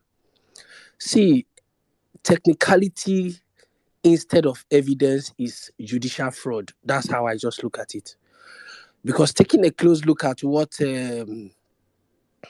these people submitted as to the after all these lots of evidence that Peter B brought before the court, there's no evidence from APC and INEC. Nobody could come to say, okay, this is this and that. Witnesses they could not lay their hands on. Then you bring this as like you want to rely on technicalities above evidence, above facts. I don't understand. That's judicial fraud for me. It's glaring. It's too clear. I think they should think of something else. Then if I want to delve into what Chini said earlier. Chini said something about ghost workers and stuffs from her state. See, if you know the depth of corruption and and garbage that we are in this country, we would shed tears on a daily. Bayelsa State happened to be the state with the smallest. We just have 8 local governments. But you know that at some point, Bayelsa State had the highest paying civil service. Civil service is the one of the most corrupt service in Nigeria. Trust me. That's where you find you find a school with lecturers, students, and everything that is non-existing, but their salaries for it and all of that. The type of corruption that is taking place in civil service in around this country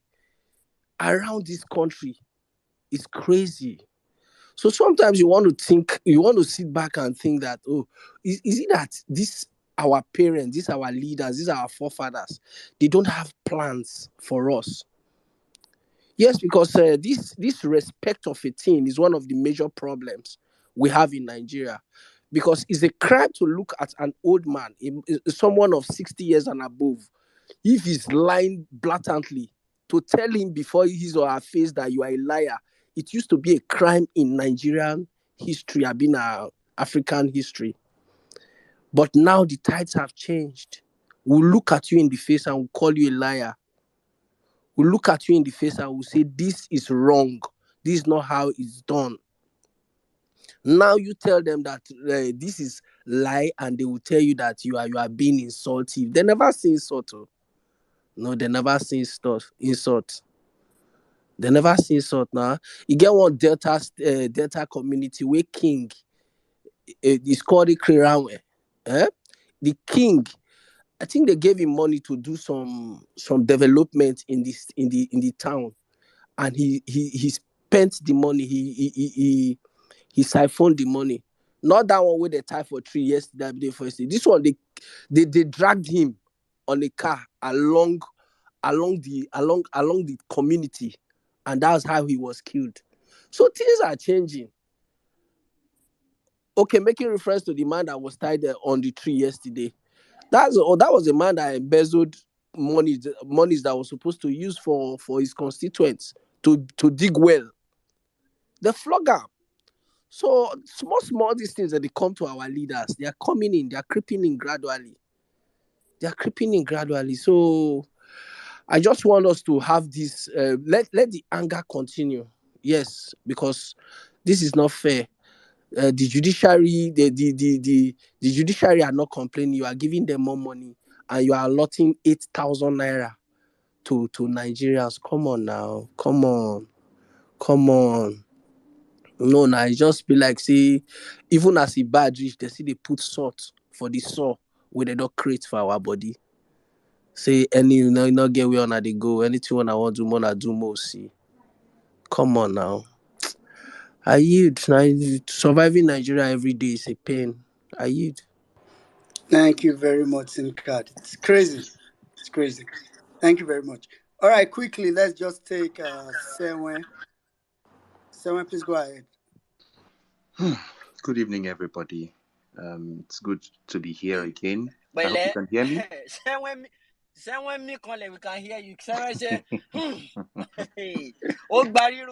go on song. Hey. So I'll read something that one American-based Agbadoite wrote. Anyone who considers 8,000 too small as additional monthly income is not poor. Then I say this. And I told him, I sent him a voice note and I told him, if I fit find club, knock your head go bust one swipe. Truth be told, we are living with people who don't have a brain. It looks like we're speaking to brick walls most times when we talk about these things to these people, because there is no justification for the things these people assert and say. They are the dumbest, and like someone made a submission early on. I was at an event, but I was plugged in and listening. And the person said, I think it was Otumba, having a learned or a schooled Agbadorian is the worst thing, because these people have seen it all. These people are traveled, but they are still daft, and they are the most wicked, vile set of human beings. Imagine someone no, having. bro. Bro, hold on. Sorry, they are not Yes. daft. Oh. Okay. They know what they are saying, but they will make use of their vocabularies and what they've gathered, their knowledge. They will make use of it to bamboozle people so they can sell a narrative to them, and they will look nice to their bankrollers. That's True. just what it is. They are not dumb. They know what they are doing. Go on. True. I once asked my cousin, who is a legal mind, and I asked him, what's up with this country? Is it that we have very poor people or people whose minds are not attuned to the things happening? He said, no, we actually have very scholarly people in government, people who have studied in the biggest and best schools in the world, and they try to put in policies using Nigeria as a guinea pig experiment. They just try new things. Oh, let's just try this in Nigeria. Let's just try this in Nigeria, knowing that Nigeria is a unique country that doesn't work the way other countries of the world work. Today, I had a conversation with a group of about 9 people, and we were talking. Initially, one person was really irate because someone was challenging him about bus fares or taxi fares, and he was offended and all that. Eventually they settled, and I told them one thing: we're not each other's enemies. Imagine you were offended, now you've got a job from this person you were offended at. We all are obedient, and you didn't even know until we started conversing. And at the end of the day, we reach one solution. Until we Nigerians are tired and take the battle to the National Assembly, to the Aso Villa, to all these people that are troubling our lives. These idiots will not leave our neck. They are that demonic. They want to keep playing us like cards. Well, let me tell you one thing. Nigeria will be free, whether by hook or by crook. If they say they don't want peace, they will have it the other way. Because Nigeria, it will be free. We will breathe. They said, let the poor breathe. But this man put hand for both of our nostrils. It no one make we breathe. Anybody telling you 8,000 will do anything, I keep my metrics of my spending. I'm a Nigerian. I live in Nigeria. I used to spend about 50K for market runs for a month. Now it's about double. And you say 8K for a family. And I just have a family of 3 people. My baby doesn't even, okay, my baby is one of the biggest people in the house. But I spend more than double. How can 8K make a family survive? I breathe again. I will not let this country end me, but this country will know peace and stability and growth, and Peter Obi will get his mandate. God bless you all. Have a wonderful night. Thank you very much. Thank you very much, Senwe. Thank you for that. Okay. So quickly, I'm just going to give a brief submission to Claire. So I'm doing this because when 2 or 3 people have asked me one question, or even if one person have asked me a question, so I know it's something that someone have mentioned to them. So I already know that, maybe subtly for now and maybe eventually later, that may fly. So it's the issue of Peter Obi's membership of Labour Party. if it's in question or not. For people that follow the court case on the last day, you will remember the press conference by San Levy. They asked him the question, the issue regarding Peter Obi's membership. And he said, and I'm just going to tell you, I always say this on 1 Million Mama Space, that I know we are here, we are about 1,005 thereabout people. Some of these things that we say here is not really for just our consumption. So I usually tell people that if you leave this place and you hear people talking about these things and you don't put your mouth, at least based on what you know and what you've heard, maybe even you went further to read yourself, it will be really unfair. So what I usually tell people is, some of the things we talk about here is for you to know it, so that when people are saying it, you just give them straight ahead and say, this thing you are saying does not make sense. And also, in case if the judiciary, because one of the person that mentioned it to me, what I said to the person was that would take a very high level of, that would be the highest level of judicial rascality, the highest ever, if they are going to even, look at this particular context. So whether or not Peter Obi officially or properly became a member of Labour Party, I'm going to say some things based on timeline, and I want everybody to pay their close attention. Yeah, some things I'm going to say some things based on timeline. So first of all, this within the written address of Tinubu and Shettima's lawyer, which is of course led by Olani Ironic Peku, or some of the way they call it. Ironic Peku. So this was, first of all, not within the issue for determination. If you read the document, there are 4 issues for determination. So they kind of reconstructed, what you would call the grounds for Peter Obi's petition, and they now made it issue for determination. The first issue for determination was really whether the election of Tinubu into office, blah, blah, blah, was not in substantial compliance with the principles and provision of the electoral. That's the first issue. The second was if he was not qualified, whether or not he was qualified. The third was whether, it's satisfactorily, whether or not the second respondent has not satisfied the necessary requirements, that means with regards to 25%. Why the last one is whether this court can accede to any belief being claimed by the petitioner. So that's the issue. So this particular Peter Obi's membership of Labour Party or not, it's not even part of the issue for determination. But they included it in something they called a brief statement of fact.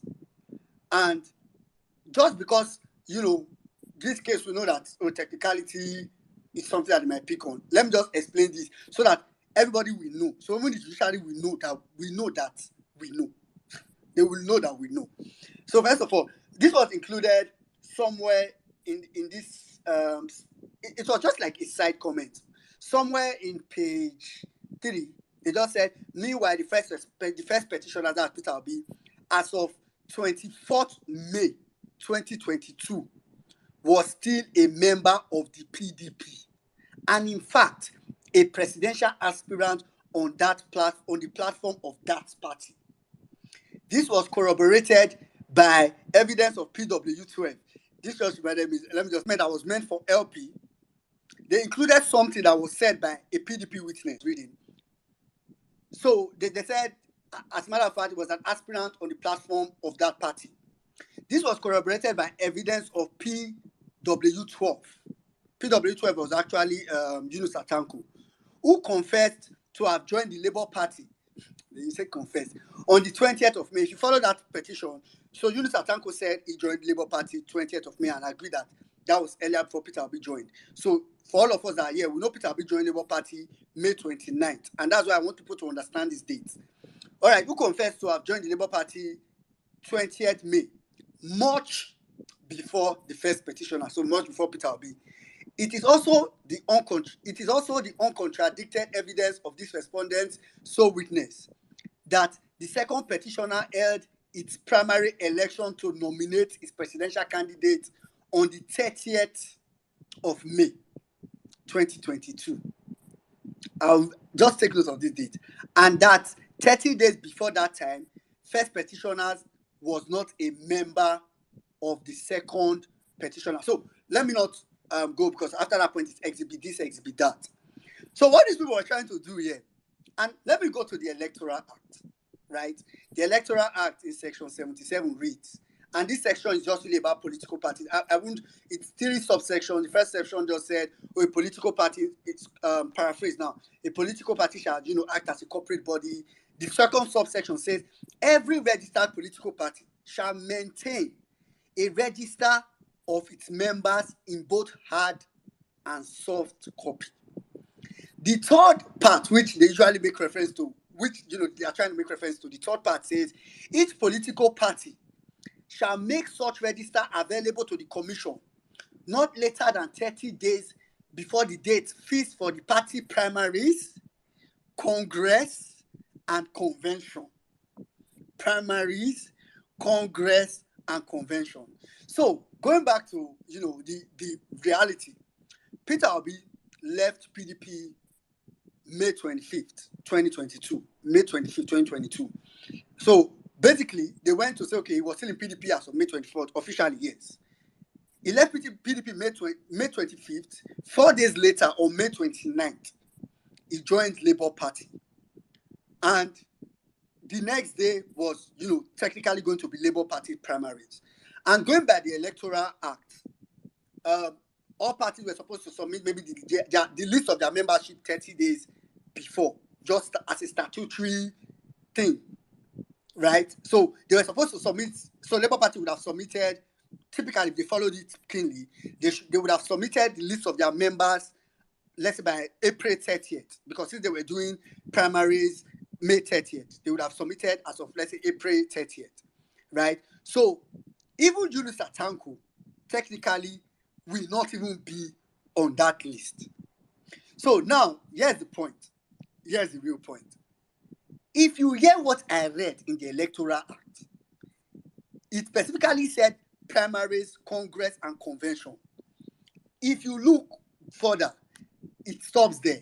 It did not even say, so what Olani Bekus or Ironi Bekus, as they are saying it now, is saying is trying to reconstruct the Electoral Act to sound like what the Electoral Act meant is that once you submitted your party register 30 days before election, it means you cannot have any new member again.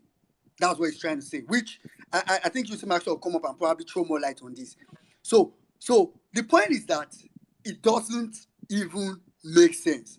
It's almost like I think I said this some time back. I think I also heard this Maxwell say today on Mindset Space. It's almost like if, as let's say I have a company, let's say I have a company and our company is regulated by a government body, and the government body says, oh, every 30 days, give us a list of your staff. Every 30 days, these 30 days, give us a list of your staff. Does that mean that I cannot employ anybody between the 30 days? And this is what the LP lawyer said when he was asked this question. Way before election, this issue was already taken to the court. I've not been bothered to go and find out who took it to court. Maybe it was one of all those Papa's people or something. But this issue was taken to court, to Federal High Court, and the Federal High Court ruled on it. It was taken to appeal.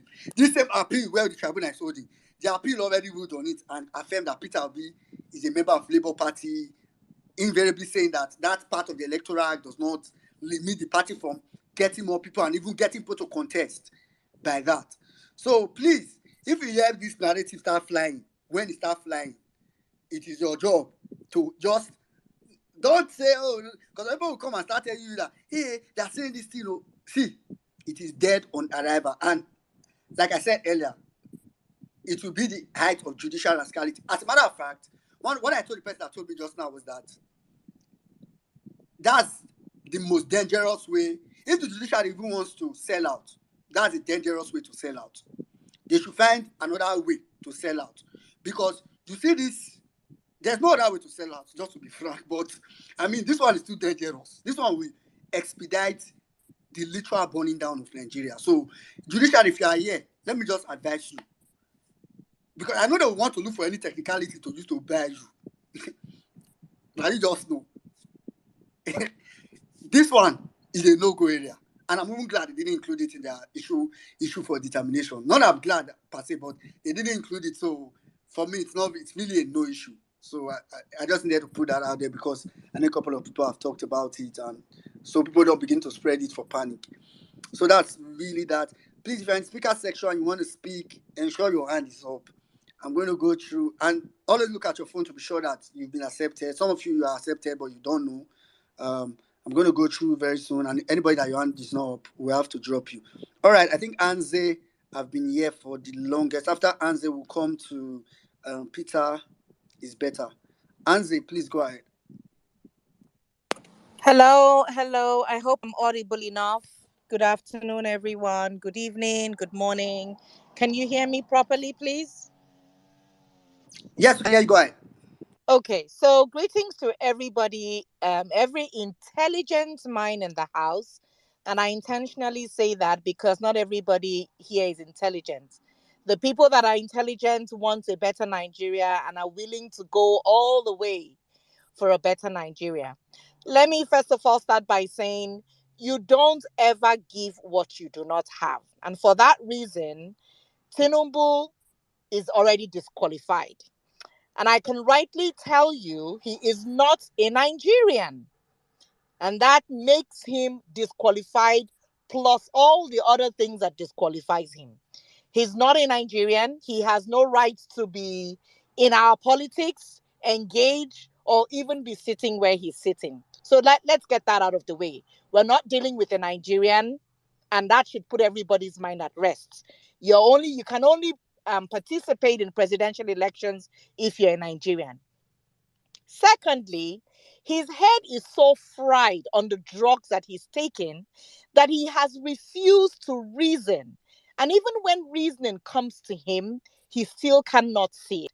Because M6 brought out a very beautiful point when he said that a child that is 8 years old and that stays in the 8 years of Buhari's regime, and God forbid another 8 years will be 16.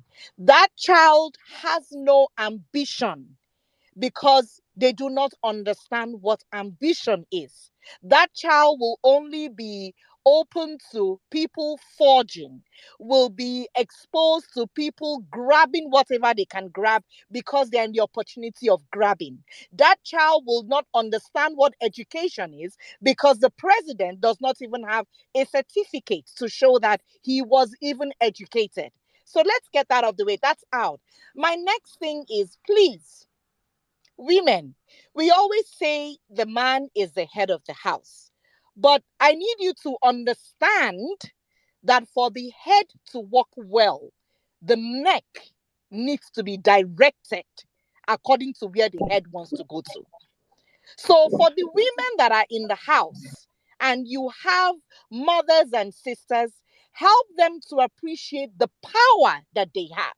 And I say that because I'm from a stock of people that are beautiful women that have raised me to where I am. So please, women, understand your power. When you go to the markets in Lagos, in Enugu, in Kano, in Abakaliki, wherever you are, found out that Tinubu is not the president and needs to be removed. When you go to the salons to do your hair, found it out as well. When you are working with your children, let them understand that they can share the information with their other kids that the president is not the right president. Because when you want to change the narrative, you need to make it known to everybody. We all sit down on this space and we share and we discuss. But the people feeling the heat need to understand. The Okada man needs to know. The Aboki sitting in front of a gate that is selling his 10 kobo biscuit, if there's anything like that, needs to know that $8 or $10, 8,000 equals to $10, cannot even buy a decent breakfast in America. Let me make that clear. So when you eat $10, by evening, your food, your tummy is empty. You need to fill it up. And that is what this idiot, this fool wants to give to Nigerians for a month. So my fellow women, take the message back to the marketplaces. Take the message back to the people sitting by the bank of the river, eating fish, selling fish. Take the message back to the people selling tomatoes. Take the message back to the people that are in the preschools teaching, if they even have a job. Take the message back to the grandmothers at home that are milking and doing all they can to survive. Let them understand that it is time to wake up. Nasarawa women showed what women could do. We don't have to go that far, but we need to speak. If the men in affairs have refused to have common sense, let them show them that 9 months of carrying them in labor, that the president is not a president, and that by God's grace, Amadini, we will fry him so well, he will wish he was born by a baboon and not a woman. I yield my comments. And a fire. Hey, I did not see that one coming. Thank you very much, Anzi. Thank you very much. I mean, let me just give a shout out to all the obedient women, ladies. I mean, to be honest, I don't. Let's just be frank. I think the women and the ladies of the obedient movement have been phenomenal. To be honest, thank you very much, Anzi. All right, quickly, let's go to Peter is better. Then we'll come to Odututu. Well, meaning, good evening, senior man. I greet everybody, especially Emir Saddam. Good evening, Master Jimmy, senior man. I hail of everybody. I've taken time to actually analyze that response from the Agbado lawyer. I'm very, very frank with you. I'm not a lawyer actually, but at least I have read some law, and I also, as for the part that I'm a researcher in philosophy, so I'm good to a very large extent in logic. The truth is that after going through the document, I also read some commentaries from different people, different experts, and listen to some commentaries too. I'm more worried. The reason why I'm worried is that this guy wrote nothing, defended nothing, because there's something they're actually hanging on, their opinion. Maybe they've been promised something that, don't worry, just bring this money and we are going to give you what you want. Just imagine a day after the 35 billion was approved for the NJC, the next day, they now release their own written response. That's to tell you that there's something that is under the carpet that I want to beg all obedient. Please don't feel happy, don't feel relaxed. Be your anger and strike. We must scream, we must shout, we must begin to continue to do something about it. It's very possible in the next coming day we need to go to the street, because these guys, the write-up was like nothing. It's full of contradiction, innuendos, nothing logical, nothing reasonable in that response that was written. So I want to beg obedient, please, let's keep pushing, let's keep fighting, let's keep screaming till we get till we get the right judgment that we require. Please don't feel happy, don't feel that these guys don't. No, they have something they are banging on, which I'm very sure of, and that is why this stupid response came out from them. God bless everybody. I appreciate you all. Saddam, God bless you. Jimmy and every other person in the space. You see as well. I have one girlfriend for you. Say you don't want to carry him. No wahala. See they wait for you. God bless you. I hear the mic.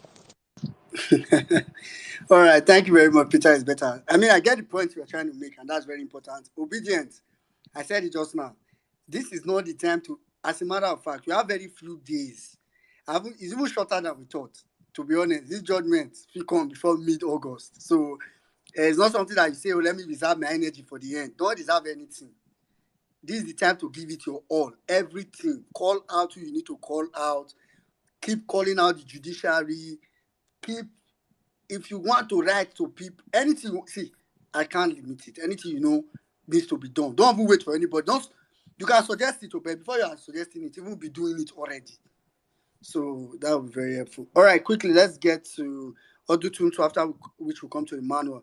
Please, if you want to speak and you're in the speaker section, raise your hand. Let me teach you how to raise your hand. There is a love icon. You will click the love icon. You will see hands up, just the same way you are seeing it for some people. Then you now raise your hand. But check your screen if you're in the speaker section, so you don't end up going down. All right. Love life, raise your hand. You'll not be on mute. All right, I'll do to go ahead. Okay, good evening, everyone. I hope you guys can hear me. Yeah, very well. Okay, thank you. Saddam, greetings to everyone. Jimmy, I love that expose on their what do you call it now? That their son that they wanted to. That's how they do. That's what these guys are doing. Even the Olori Ofo that is complete, the head is empty. They will push it. They will push the agenda. Do you know? Because I've been having some little connection. I've tried to, connect on laptop and watch. Do you know that I just saw something right now on net? Nigerians, in case you don't know, as we speak, one Zimbabwe dollar is higher than 1 naira. In fact, 1 naira is 0.47 Zimbabwe dollar. Do you remember Zimbabwe? The people that were, some few years back, we were laughing here in Nigeria. That when they want to buy bread, they use wheelbarrow. That's true. Wait. Odututu. Zimbabwe. I said 1 Zimbabwe dollar is higher than naira now. I'm seeing it in front of me. I remember not too long ago, if someone wants to laugh at you, they'll tell you, okay, if you tell me they say I will give you $5,000. I said, hey. If you want to buy bread, you Omalanke now you go carry Zimbabwe money to buy bread. And if you want to buy a egg, you want to buy what? A egg. A egg. Now wheelbarrow. Go and check it. 1 Zimbabwe dollar is 2.12 naira. They have up to Zimbabwe. Their domination is up to trillion. They have about $1 trillion Zimbabwe dollar. That is just few how many years ago. What I'm trying to point out is this. That is how quickly things can go bad or can go good if you have the right leadership. Guys, don't be this rubbish and bullshit that these people are selling. There is nothing in Nigeria that makes the Nigerian difficult more than every other person. If you are talking on the population, we are not the highest. We don't even have any natural disaster in Nigeria. So don't let anybody cover you with this, that is what. No, these guys are evil, extremely version of it.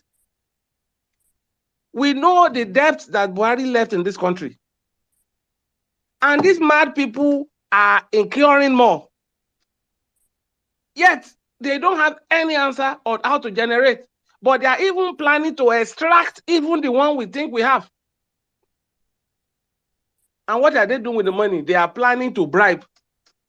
I'm not a lawyer. I'm not a judicial person. But if you listen to some of what I've been reading and that's what people are bringing out from their so-called response, it's annoying. Either ironic, whatever they call it, they said you need 25. You say you have 18 or is it 19? And the difference is just 6. Let's collect it. How did these people get their sons? How?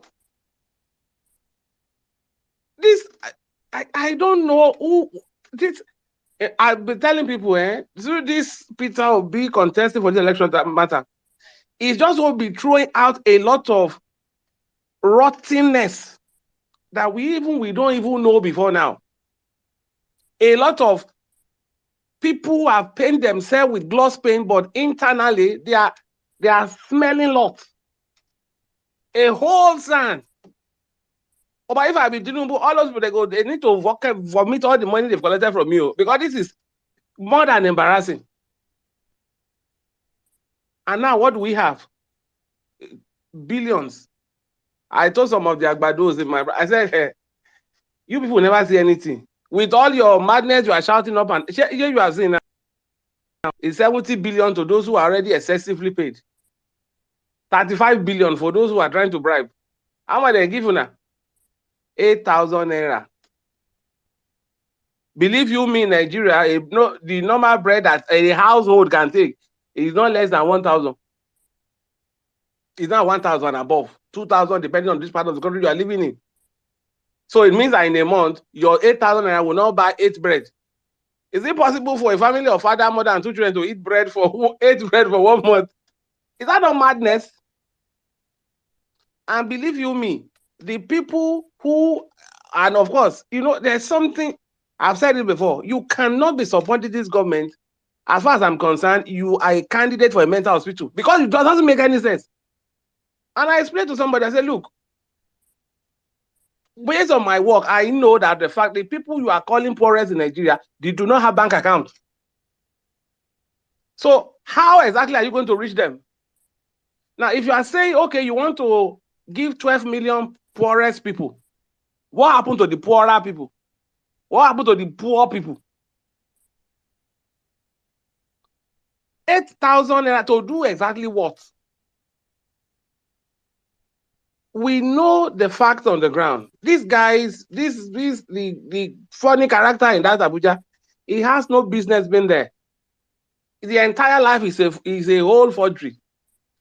And he's afraid of the disqualification because right now, as it is, there's no way out. 1 minute, I can hear the sound. I was soon round up. But what I just want all the people that are supporting this women, look, to go and believe again. Look, we have this guy by Jogula. Shebi Ane tried to play with the IRF. But now, even by the admission of their own ironic pecus, he has admitted again that Baba will not reach 25. So let them look for any other rubbish they want to do. My own is that, look, we need to be on these guys. We need to be out there by every means possible so that these people should know. And Jimmy, please, we need more of that FBI. We need to be on these people's case so that they know that they should know we are using torchlight, infrared ray, laser, whatever you want to call. Look, we are on you guys before you burn this country together. Because no, we are not going to follow you in that fire. Because we have a future to run. We have some of us are interested in this country more. If they are not, they can. And I'm happy the way that the Americans and one of them are advancing them. Let them stay here and smell the shit they want to create. Yeah. So they will know that, look, if you set up this country, you are going to be a part of it. You are not going anywhere. Yeah. And let them know that, look, sorry, I'll just round up quickly. Decision they make right now it has a future implication. The money you collect, but what is the point of you collecting the money and you can't spend it? I think they should need to worry about that. Thank you. Thank you very much. No more. Hey, God. Oh. Ha, God. I beg you. Well, I did. Thank you very much, Odutuntu. All right. We'll go to Emmanuel, after which we'll come to Royal, just to take a lady before we go to UC Maxwell.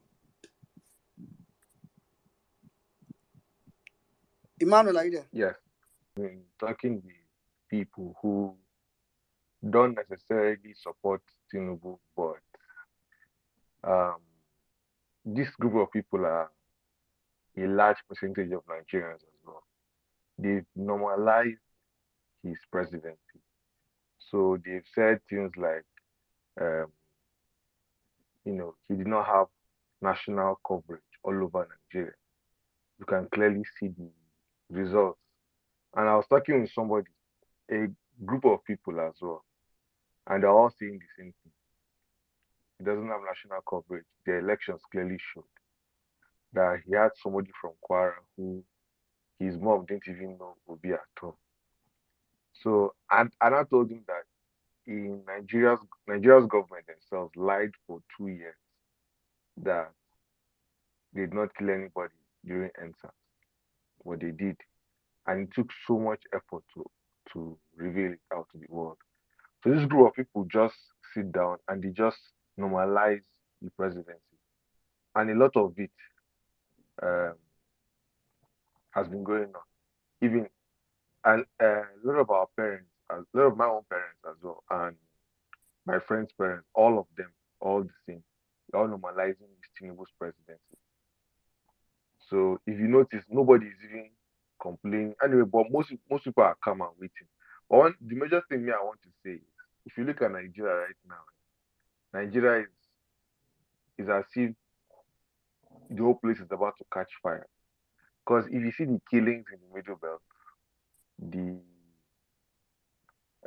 IPOP situation, the insecurity as well, and the Fulani militias that are still in the country, and you now have Tinubu constantly putting policies to increase poverty. I shared something on a daily post.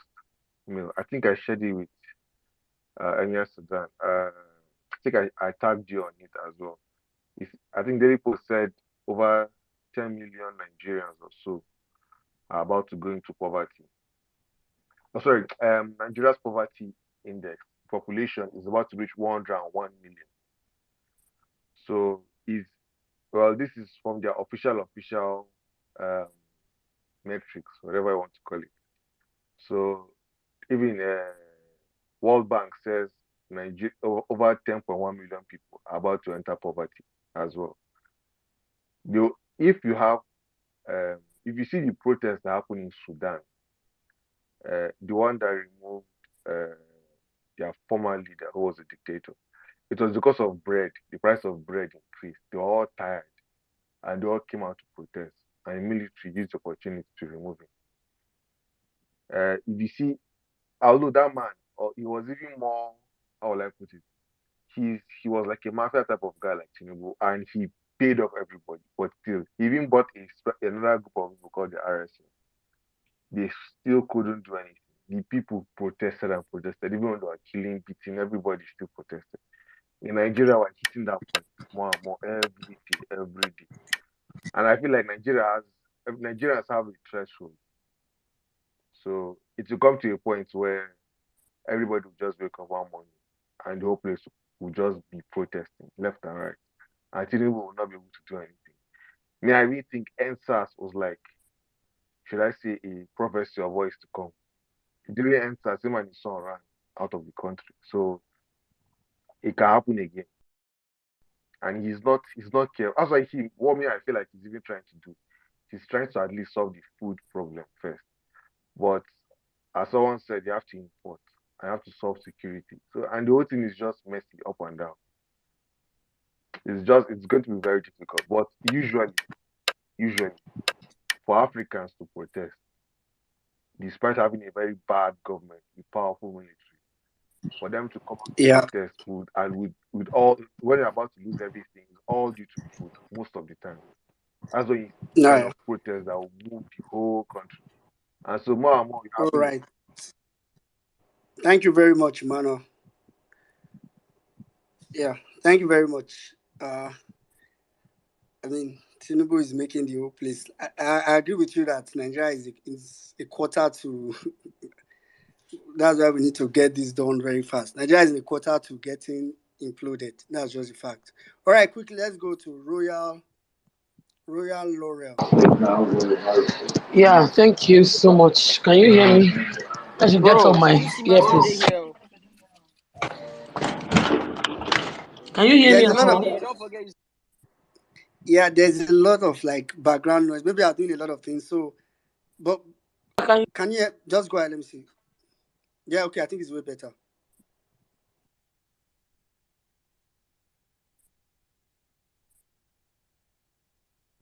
Can you hear me?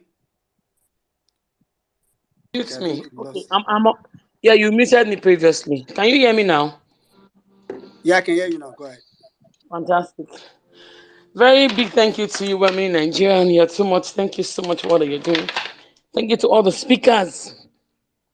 And thanks to Obedience that keep on this fight, and those who are tweeting, who are speaking in spaces, who are on the ground doing stuff.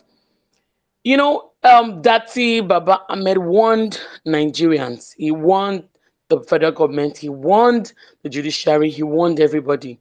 At the day you install Tinubu, who is unconstitutionally selected by INEC, you have ended democracy. That video played, and people tried to, talk against it and all that. Today, that video is even more relevant than ever before. As you can all see, they've actually ended democracy in Nigeria. From the day this impostor, this criminal, drug baron, this dirty criminal, I'm so sorry. I've never been able to bring myself to use the My word sister, fire on. Don't be sorry for anything. Fire to use on. the word president for such a dirty criminal. If you're an Agbado, tell that your man, he's a dirty, stinking criminal. I cringe when I look through all the atrocities he has done, all the forgeries, all the manipulations, all the female to male, changing of dates of birth, and all the junk. Is a dirty, stinking criminal. I'm sorry to say that. Okay, you said I should not say sorry. I'm not actually sorry because I will say it again and again. Now, since the day that stinking criminal stepped into that position, are you was in the dark cloud over Nigeria? Can you not feel it? The dark cloud over Nigeria. The day he stepped into that position, that very day, Fail sold 200 naira in the morning and sold 600 in the evening. And Nigeria has plunged since that day. The fools and idiots who are clapping and saying he's working. That man in that, what did they call that man? That man in, is it Berekete? I was so ashamed of him to have said such a thing that Tinubu is working. How dare he say that? From that day to today, Nigeria is in a dark cloud over Nigeria. Suffering has tripled and quadrupled while we speak on another thing this evening. There's in a dark cloud over Nigeria since Tinubu stepped into that position. The naira has just began to fall into one bottomless pit. Zimbabwe dollar like, bigger than naira. I want to fall on the floor and just roll and whether laugh or cry. I don't know which one. Zimbabwe. Are you guys hearing what is going on? Nigeria, giant of Africa, that was the fastest growing economy in the world in 2014. People could go on vacations and just take out and do. Now nobody can do nothing. The new Belgium cars in Nigeria now are now Nigerian used. There's no more Belgium. Oh, it's not Nigerian used. People don't buy Belgium cars anymore. My husband's nephew who grew up in our house and married recently just came and said, "Auntie, I bought a car." I saw the car. I almost wept. My mama was celebrating that his nephew is grown, buying a car for him and his family. It was one Nigerian used car. As people cannot buy normal Belgium cars anymore. Except maybe not the upper middle class. Anything like that. Nigeria has turned to something else. The dollar just keeps plunging. Today is a new low, 803 official rate in quotes. So much for harmonizing the dollar. Pound has crossed 1,000 mark. I was paying for something, and it has crossed. It's now 1,000 and something. Pound have crossed the 1,000 mark. Just try making any payment online, my people. Just try. Just click naira to pound rate. Just try. One that's conveniently, comfortably crossed 1,000 naira mark. And we're looking. God forbid this government. God forbid. Demonic people. Now we are ready. Somebody said they've already poured kerosene everywhere. I've been have fuel everywhere. The matches and lighters in our hand just to light it. They've all the INEC and APC and all of them. They poured petrol everywhere. Everywhere is already wet with petrol. It's just to light that fire. The matches in our hand. Matches and lighters they are in our hand. Once we light it, everywhere goes in flames. You should just keep it up. Judiciary, you're not here because you're not go burn join. They will definitely burn and join this country. But we want to believe and trust the Lord who is on the throne, that the judiciary will use their brain and regulate themselves back. Now, anybody come to my timeline and talk about Tinubu working, I will block the hell out of you. I've disuncle my mother's brother long ago. You're not my uncle. You cannot be supporting bad. I can't share the same bloodline with you and you're supporting bad. God forbid. Everybody's crying out. Now, we are ready. Obedience, we are very ready. Peter Obi has calmed us down till now. We hear not a problem. But what's going to happen next is usually messes up. Peter Obi cannot handle it. He cannot even talk. You could just sit down, calm down, maybe we fight the fight by ourselves. So we're ready. So we're going to keep speaking out so that I don't hold on to the mic for too long. We're going to keep tweeting. Go on my time. I just a tweet steady. Repeat. Anything maybe like get ahead. Just a retweet steady. I'm a retweeter of anything good, anything obedient. Just keep retweeting and tweeting. Anytime I touch my phone, I'm tweeting and retweeting. I've been holding myself on the space not to talk for how many days because my body they boil. As in the tension is high. But we are watching them. One guy just did the translation on YouTube. He talked about the whole thing, what we're doing in the space yesterday, the 1 million man space, talking about the respondent, whatever. On YouTube, the guy has done a very fantastic job. So I put it on my timeline. You can look at it. You can watch the video so that we're going to know what did happen. They have destroyed every of their points. And they were and their nonsense people, they say they responded, whatever that thing is. They are destroying every of their points, one after the other. I had to tag a Labour Party so they can see it. Mona, if they can never see, Mona see 'em. When you are doing your response, fire response to these people. Because we are getting ready, we're getting set. I've told my husband, I said it again, I go join the protest personally if any they mess up. So we're getting ready, but we believe that they will do well because I see light at the end of the tunnel. I see I see it's a sun ray in this dark agbado cloud. There's a sun ray. So when that is Peter Obi sun ray, it is there, and it will happen, guys. It will happen. God will help us. Thank you so much for everybody what you're doing. Let me just drop the mic here. Thank you. Thank you very much. Now fire be that. That in fact that's the kind of submission I'm looking for. Is that Obedient women or something else. I they tell you. Thank you very much. And she said something that are very salient. I mean, the one for me particularly. See, if the judiciary messes up, what will happen in Nigeria? The funny thing is that they will be looking for Peter Obi to beg people. Peter Obi will be begging. They will be paying for Peter Obi to go on TV and be begging people.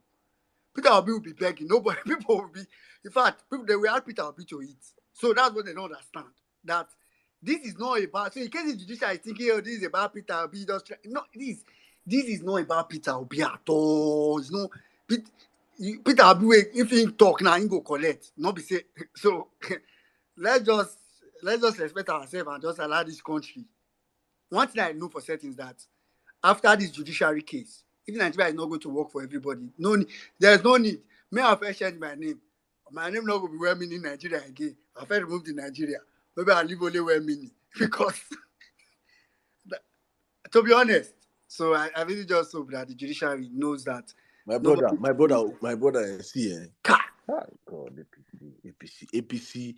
When NCs come out here and say he wants people to hate APC, people don't understand. Nigerians need to hate APC. Nigerians will need to kill APC. APC has to die.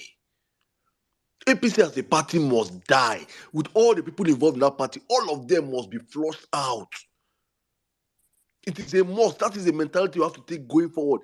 If you're in APC, you don't come out for repentance. We treat you as as the Nazis were treated. APC is a satanic it's a garden of demons. No sane human beings should be in that party. Who would have thought that a day will come? Every day you come out on this platform, you hear something new that just breaks your heart.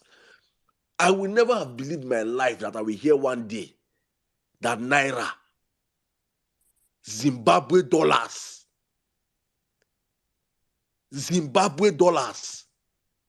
Ha! I experienced the Benin Republic own. What they call that Benin Republic currency against self? Who can help? Is it Safer. Safer will be say when we did small, they say if you carry 5,000 naira go Benin Republic, you go be big man. In the 2000s, if you carry 10K, you go to Benin Republic, you're a big boy, you buy things and come back.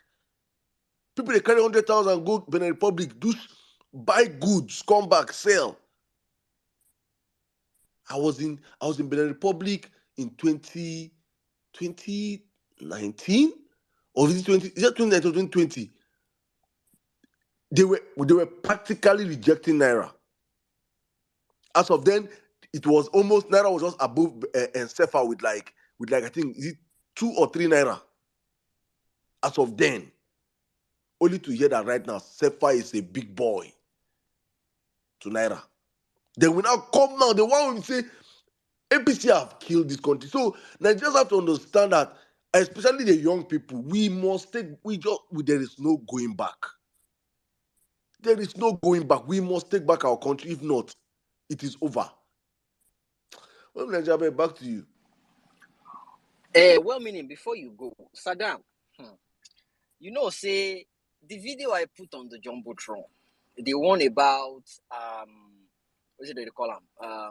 Police Academy College, how they train the police before they become police and they put them on the road. At the beginning, They were asking one of the top officers that how much do they budget for feeding them, and the man was like 150 naira in the morning for one policeman, 150 naira in the afternoon. No, sorry, 150 naira a day for each police, 150 naira a day. And the guy said something. He said, "Oh, that's a lot of money." The oga pata pata then carry TV and camera, camera and mic, go meet him for office. And he sit down for index. They talk, say 150 per day for each policeman is a lot of money. Saddam, I was watching that video. When he reached that toilet area, I don't feel watch him again. I know fit. Hey, it be like horror film. I know fit watch him again. If they won't kill me emotionally, they won't mess with my mindset. That toilet, Yoruba they call it shalanga. That one, na arrow. I know Jesus Christ of Nazareth. It be like scene from horror movie. Toilet where people they enter, go bath, go do their number 2. Bathroom. Hey! And these guys, they will come out. They will carry AK-47, give them. These guys, they've been bullied, they've been battered, they've been maltreated, they've been malnourished in all aspects of life. If you see the bucket where they pour eba, they go put the eba there. Grown men, fathers, uncles, parents, they will come circle around bucket of eba. And the soup, they pour the soup inside buckets. Now inside buckets, they pour the soup where they go chop. It's on the Jumbotron, make people go watch them. And you see, these are the people they will now put on the road for you with AK-47. See, it is either now or never. Obedient. Àsìkò ti tó láti gba òmìnira, ọwọ́ yín ló kù sí. Àsìkò ti tó, it is time for you guys to claim your country back. Nobody will go, no country will go to Nigeria and fight for you. Ẹ̀yin lẹ máa jà fún òmìnira ara yín. When you start the fight, everybody worldwide will be like, it's about time. What have you guys been doing all along? It is now or never. Now or never. Obedience. It is now or never. The destiny of that country is in your hands, not in the hands of the politicians. There are very few numbers of them, not in their hands. It's in the hand of the Nigerian people. What's the name of this guy? I've forgotten his name. Former governor of Rivers State. I've forgotten his name. Not Wikesha. No, not Wike. Odili. No, the minister of Amechi. Amechi, God bless you. Amechi, in an interview, Amechi was saying Nigerians have not started stoning us. I don't know if anybody saw that interview. He said they've not started stoning us. I saw it. Amechi said he's shocked that people have not started stoning them. They are giving you the clue. They are giving what in Tefafunyi, what in Te. Am I worried?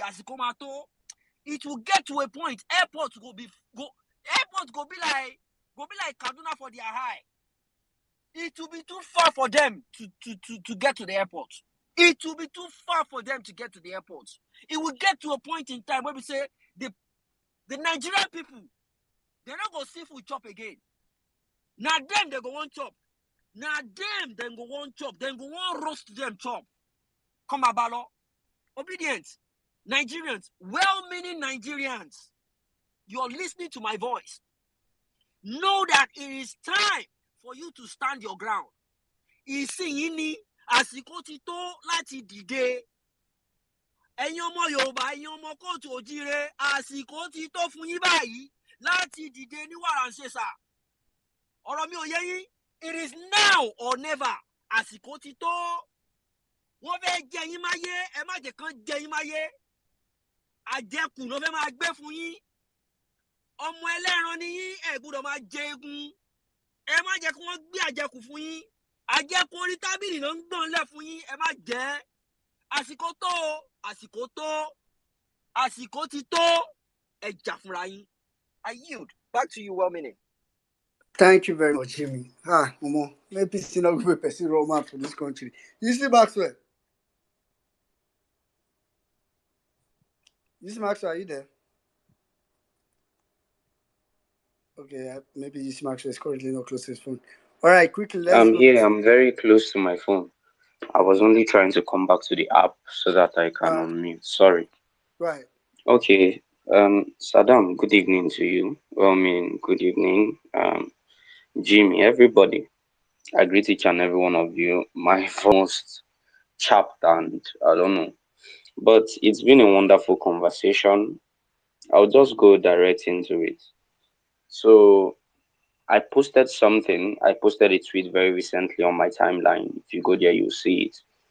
I was on WhatsApp and other social media platforms where I see some lawyers who are laughing at people or obedience who are analyzing the case, giving their perspectives to it.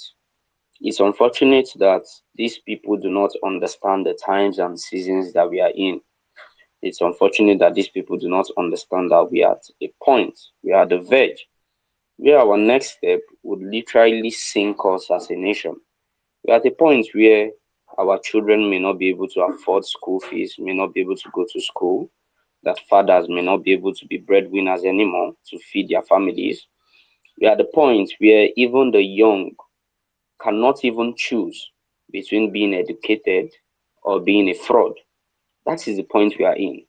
And if a person who has decided to go to school, study for 5 years in a Nigerian university, proceed to law school for 1 year, and is practicing, does not understand these things, I think I should enter a sober mood and a mood of sober reflection, because it is unfortunate.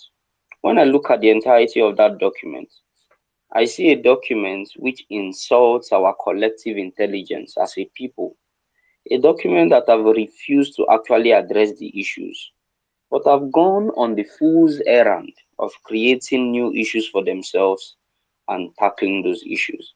It is like a man who has been invited to a duel, but avoided the duel, created another ring, brought his shadow as an opponent, and began to fight his own shadow. I see in a document where a person has claimed that on 6th of July, he wrote a letter to his senior, to Tinubu, stating his withdrawal. And this letter was sent by the party on the 15th. On the 10th, the same senior whom he sent that same notice announced that this man was not aware of his vice presidential candidacy. What does the Supreme Court want to do? Do they want to tell us that on the 6th of July is the day that the letter was sent to INEC, or the 15th, when it was actually received and stamped? You like to remember that when we sent out subpoenas to INEC, they went there, the bailiff went there for service. They refused to accept service. And the courts deemed it that they were not served because they have not accepted service. So what does the Supreme Court want to interpret? It's unfortunate that we've left the major issues. They talk about the Section 77, which questions the membership of Peter Obi in the Labour Party. The provision talks about the submission of a party register. It does not bar a party from taking members at any other time. It does not bar the party from deciding however their primary should be run, how they should arrive at the member, or how they should arrive at the candidacy of a person in the party. Nothing. But I find it questioning. I begin to question my own degree, that instead of looking for the meaning between electronical transmission and manual transmission, somebody is looking for the difference between transfer and transmission. Because whether you choose to go by transfer or you choose to go by the meaning of transmission, it doesn't change the fact that it is still electronic. So if your definition is transfer, no problem, I agree. But the transfer is electronic. If your definition is transmission, no problem, I agree, but the transmission is electronic. Do you do an electronic process by taking hard copies from the polling unit to the ward collation centers? So when I see these kinds of things, I've had well-meaning try to analyze this entire document, and I get pained. I actually get pained. All of the court judgments that they have made the reference to, none of them were substantially dealt with. The case that the Labour Party went to court, the provisions that they went to court to question were provisions of the Electoral Act. There is no provision of the rules and guidelines that were signed by INEC. They were not questioned. And the court was actually right. INEC have the volition, they have the authority to choose the mode for which they would conduct, transmit election results. The question we should ask ourselves is, did INEC choose the mode? Yes, they did. Because on the 4th of July, 2022, they signed into law the regulations and guidelines for the conduct of election. And in that same law, under clause 38 and clause 48, they told us that they were going to transmit electronically directly from the polling units. They went ahead in 2023 and provided for manuals for their election officials. And they stated it clearly there, telling their officials the guidelines on how to go with this transmission. Have we become fools overnight? Have we just become fools overnight? But well, like the saying goes, a drowning man will always clutch on to a straw, any straw available. He doesn't care whether it is going to hold him or not. So these guys have decided to clutch on the straw of technicalities. But our courts, like Justice Chukwudifio Oputa of blessed memory has always said, would we stop being courts of law, courts of justice, courts of policy, and become courts of technicalities? These are questions we should ask ourselves going forward.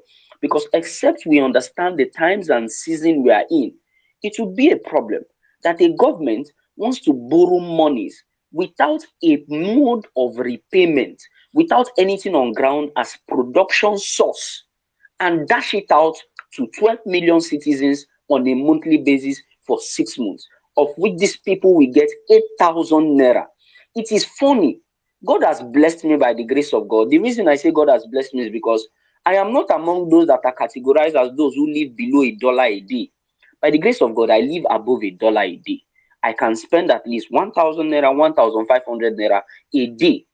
But ask yourself, what is the population of these people? At what point do we get to the breaking limit where we have to revolt, even against established societies, against established organizations of government? Because it's more like, it just looks like we go to school, collect degrees, and we pay for the jobs we do. But in the reality of the jobs we are doing, that we are being paid for, how is it affecting the people? The first and primary duty of a legal officer, a minister, as we are called, in the temple of justice, is to uphold order, peace, rule of law, no matter where you are. So let us graduate to that point. The people are calling it renewed Shege, but believe you me, well, was it really renewed?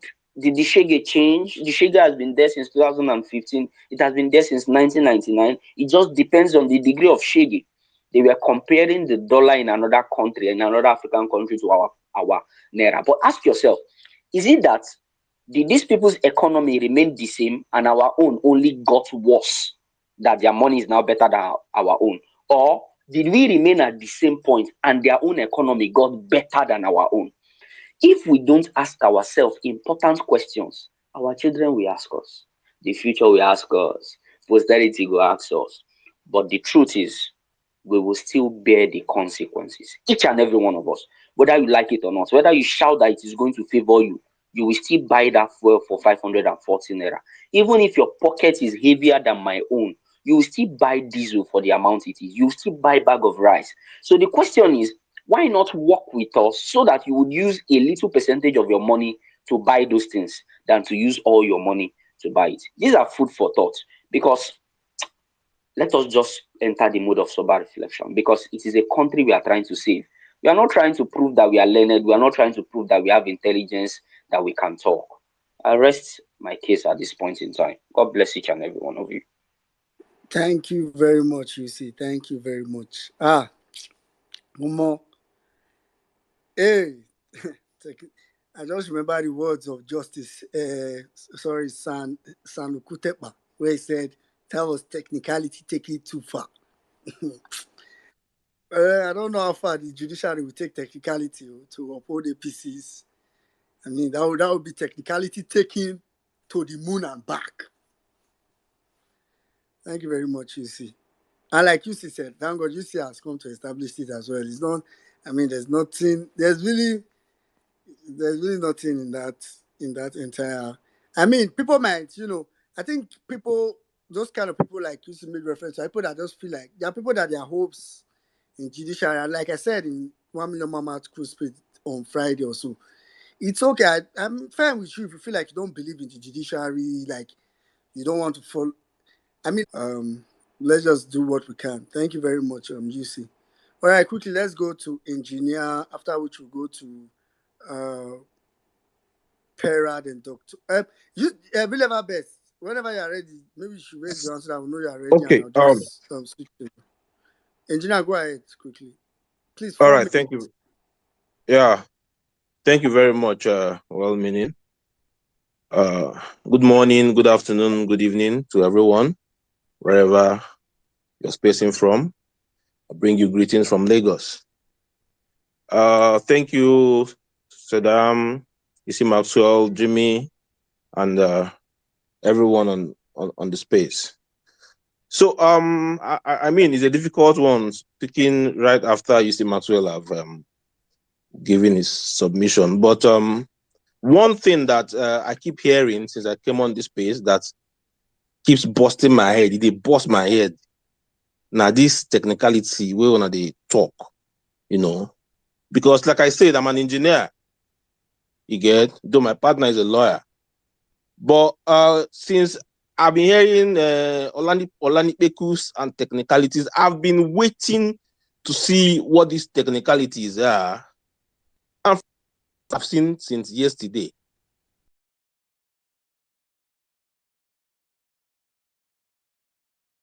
I can't see what you guys call technicality. What I see is fraud. Sincerely, what I see is fraud. That's one judge that drank Ogogoro and gave one rubbish judgment in Kano some time ago and said that 5% is negligible. And these guys are now coming now to tell us that, okay, since 5% was negligible, that 6% can also be negligible. Engineer, sorry, I had to cut you because I had explained that thing earlier today, that even with reference to that Kanu judgment, Olani Beku was lying. He was like Yusuf Maxwell said, it's annoying because they are playing on the intelligence of Nigerians and the judges. That judgment did not explicitly say all the places I've seen it. If you Google, go and do some research about that judgment did not say any particular percentage is negligible. He didn't say it. I explained it here on the space earlier in details. But basically, what that judgment was that he needed to win, Shehu Shagari needed to win 13 states, according to 2/3 of 19 states, which was 12.6%. So he won 12 states, and Awolowo had said, like everybody expected that, 2/3 of 19 states is 13, or approximately. So, but the INEC of that time, which went ahead to declare Shehu Shagari the winner, because what the calculation they did was 2/3 of Kanu State. So they said he got 25% of 2/3 of people that voted in Kanu State. And I mean, I gave that whole, explanation earlier. If you go and find out about it, it was not as if they gave an outright judgment to say, oh, that was negligible. Engineer, you can go ahead. Just make sure I can see you. I'll come back to you. Okay, so just to give a clear perspective on what this 6% means, I just checked now. The total valid vote in Abuja was around 460,000, 071, just a little bit 460,000. And what was required was 25% of this figure, which is about 115,000, just a little above 115,000. And the APC scored 90,902. Now, if you do the plus or minus, they needed an additional 24,115 votes. Now, Olani Bekus is telling us that 24,000 people, 24,000 votes is negligible. 24,000 human beings that are breathing in Abuja that voted, that their votes are negligible. Like, I don't get it. Like when LP is replying, I think they should put this figure 24,000, not putting 6%. I don't get it. Now I'm coming from an engineering perspective, and I've looked at this thing, transmit, transfer. P2B is not a member. Something that has gone to court, gone to high court, gone to appeal court, and they are saying, I don't get it. Is it what you guys call technicalities? I think I can't be a lawyer. If there's one rubbish judge rubbish in my case and say, I feel land and slap there, remove my wig, come out. Something that can be argued. These things are clear things. And I think we should stop calling it technicalities and start calling it fraud. We should start trending that what these guys are calling technicalities are clear fraud.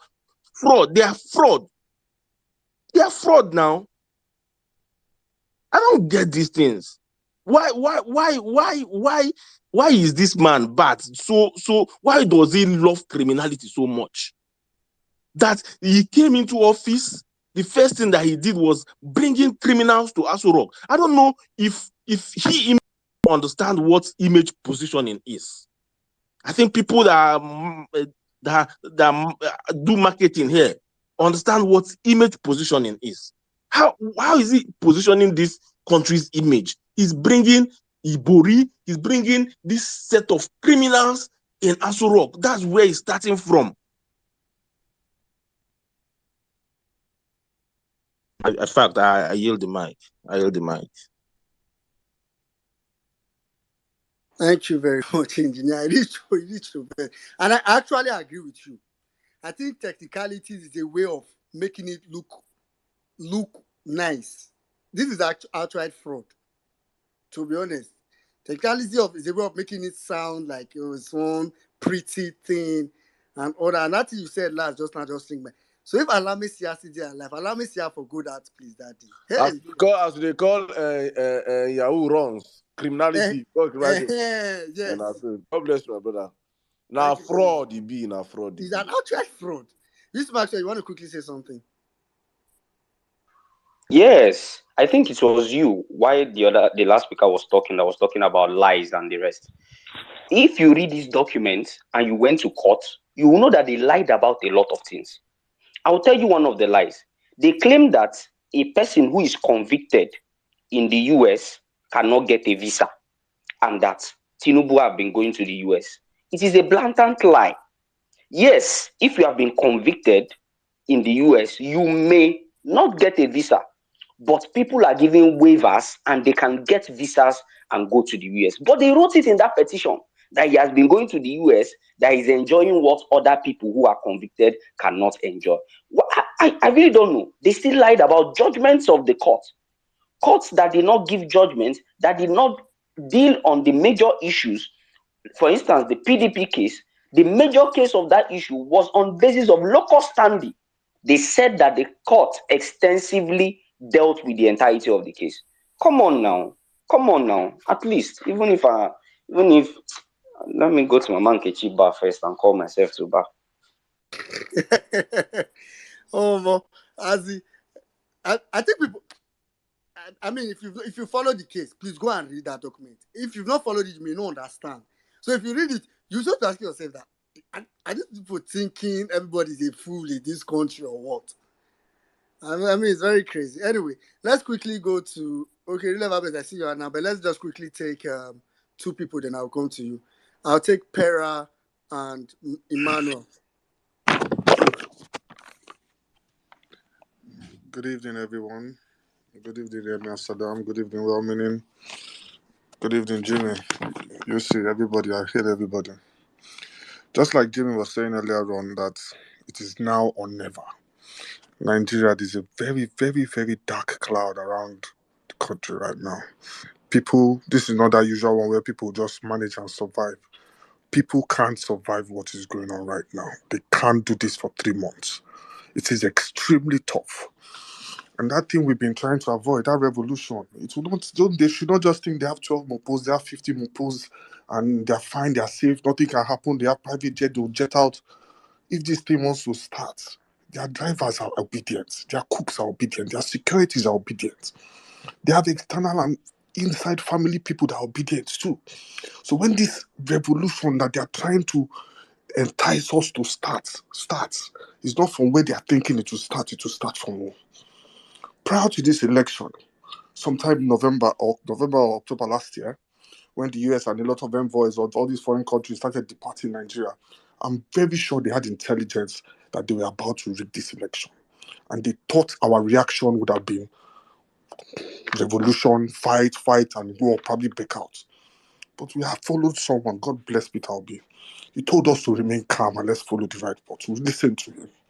God bless that man, because for every troll that trolls us on social media, just imagine the people of high authority calling him now to stop and drop this mantle, to leave this struggle of us that is trying to save, our generation is trying to save.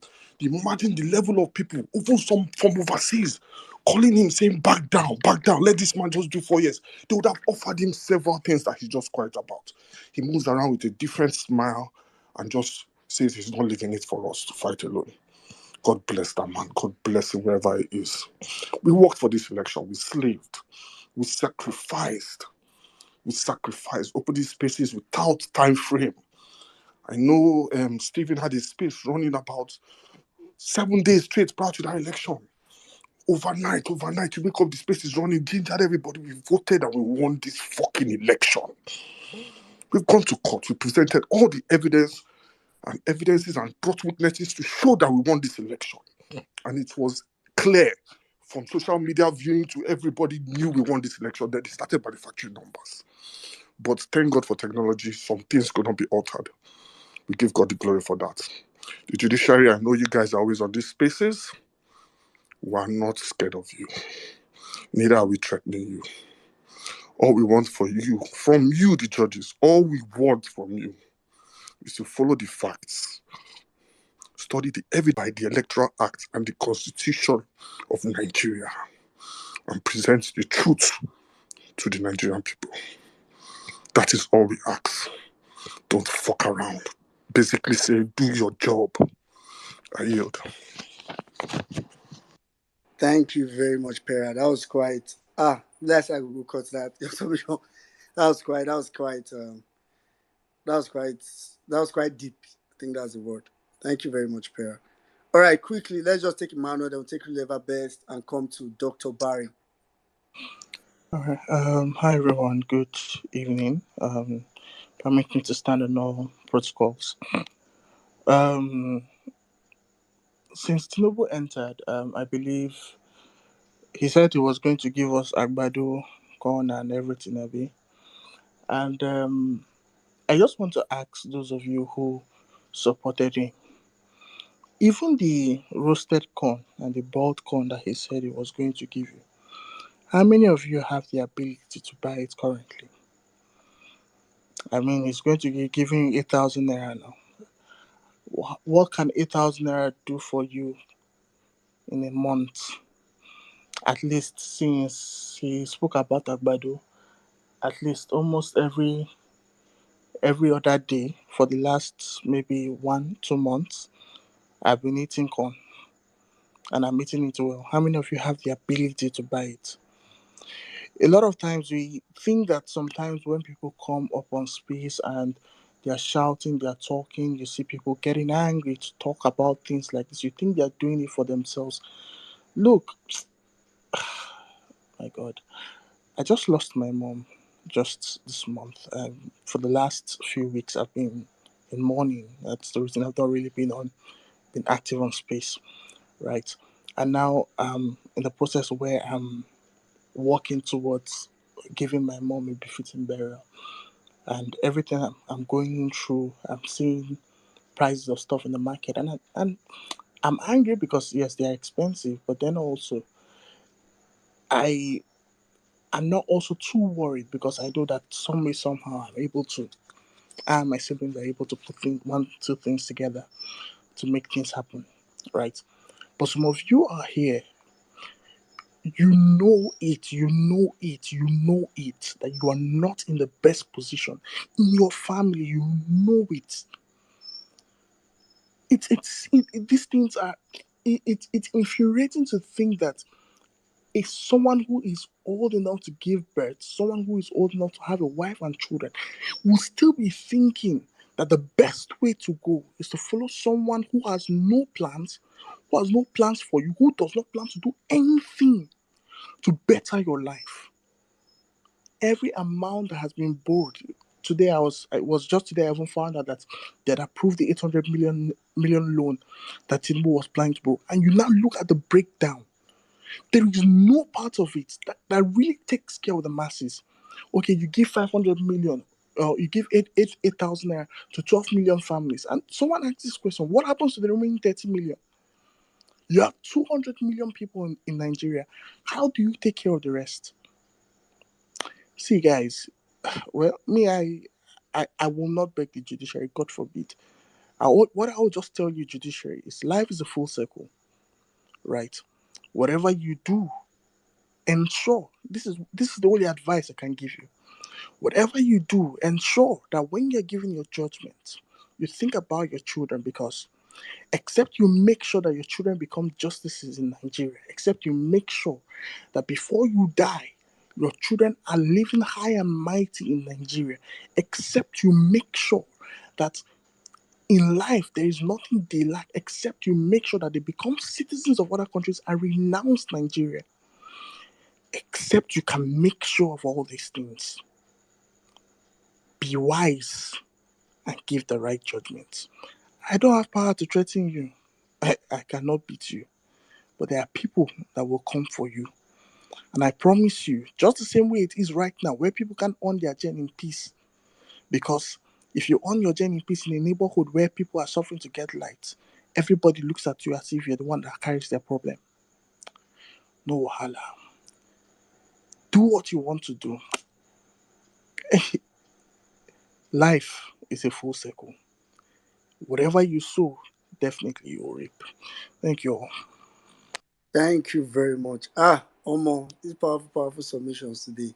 Thank you very much, Emmanuel. Thank you. I really hope the judiciary listens, because that's just the problem. All these people, they will think that, oh, yeah, nothing, we will do what we will do, not. Anyway, I know we're supposed to go to relevant. Please, can you wait? Let me just take Dr. Barry. Sorry, I beg, let me just come in here briefly. I beg. Sorry. Emmanuel, I just want to say, please, Agali, sorry for the loss of your mom.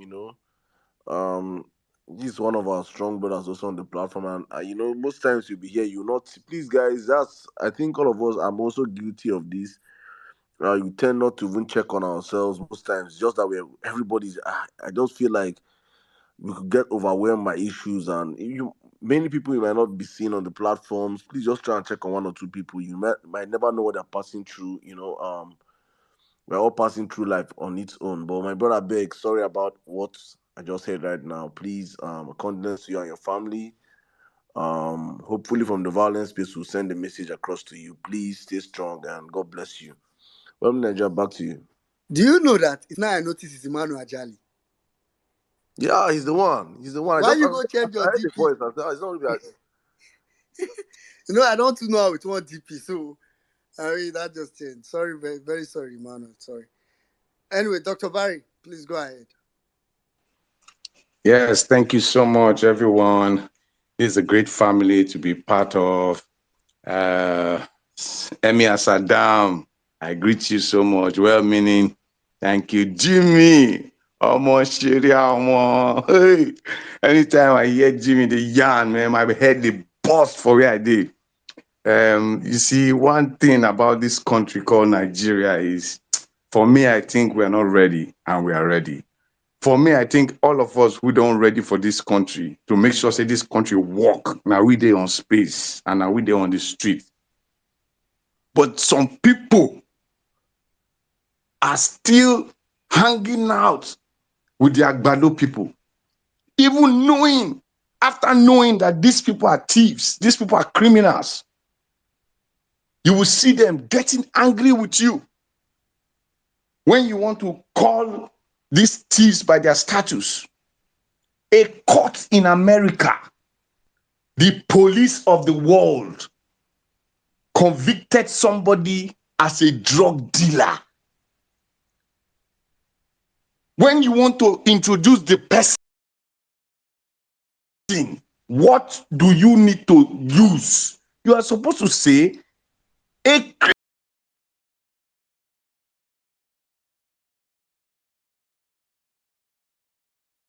criminal because he has been convicted. For feature in law, you see, Maxwell, you are here. Is also a judgment by the court of law. This case we are rocking now in this court of appeal is not even supposed to be a case of court. It's supposed to be straight decision by INEC and by the IG of the Nigerian police force. In a normal country where things are normal, it's not supposed to be a court case.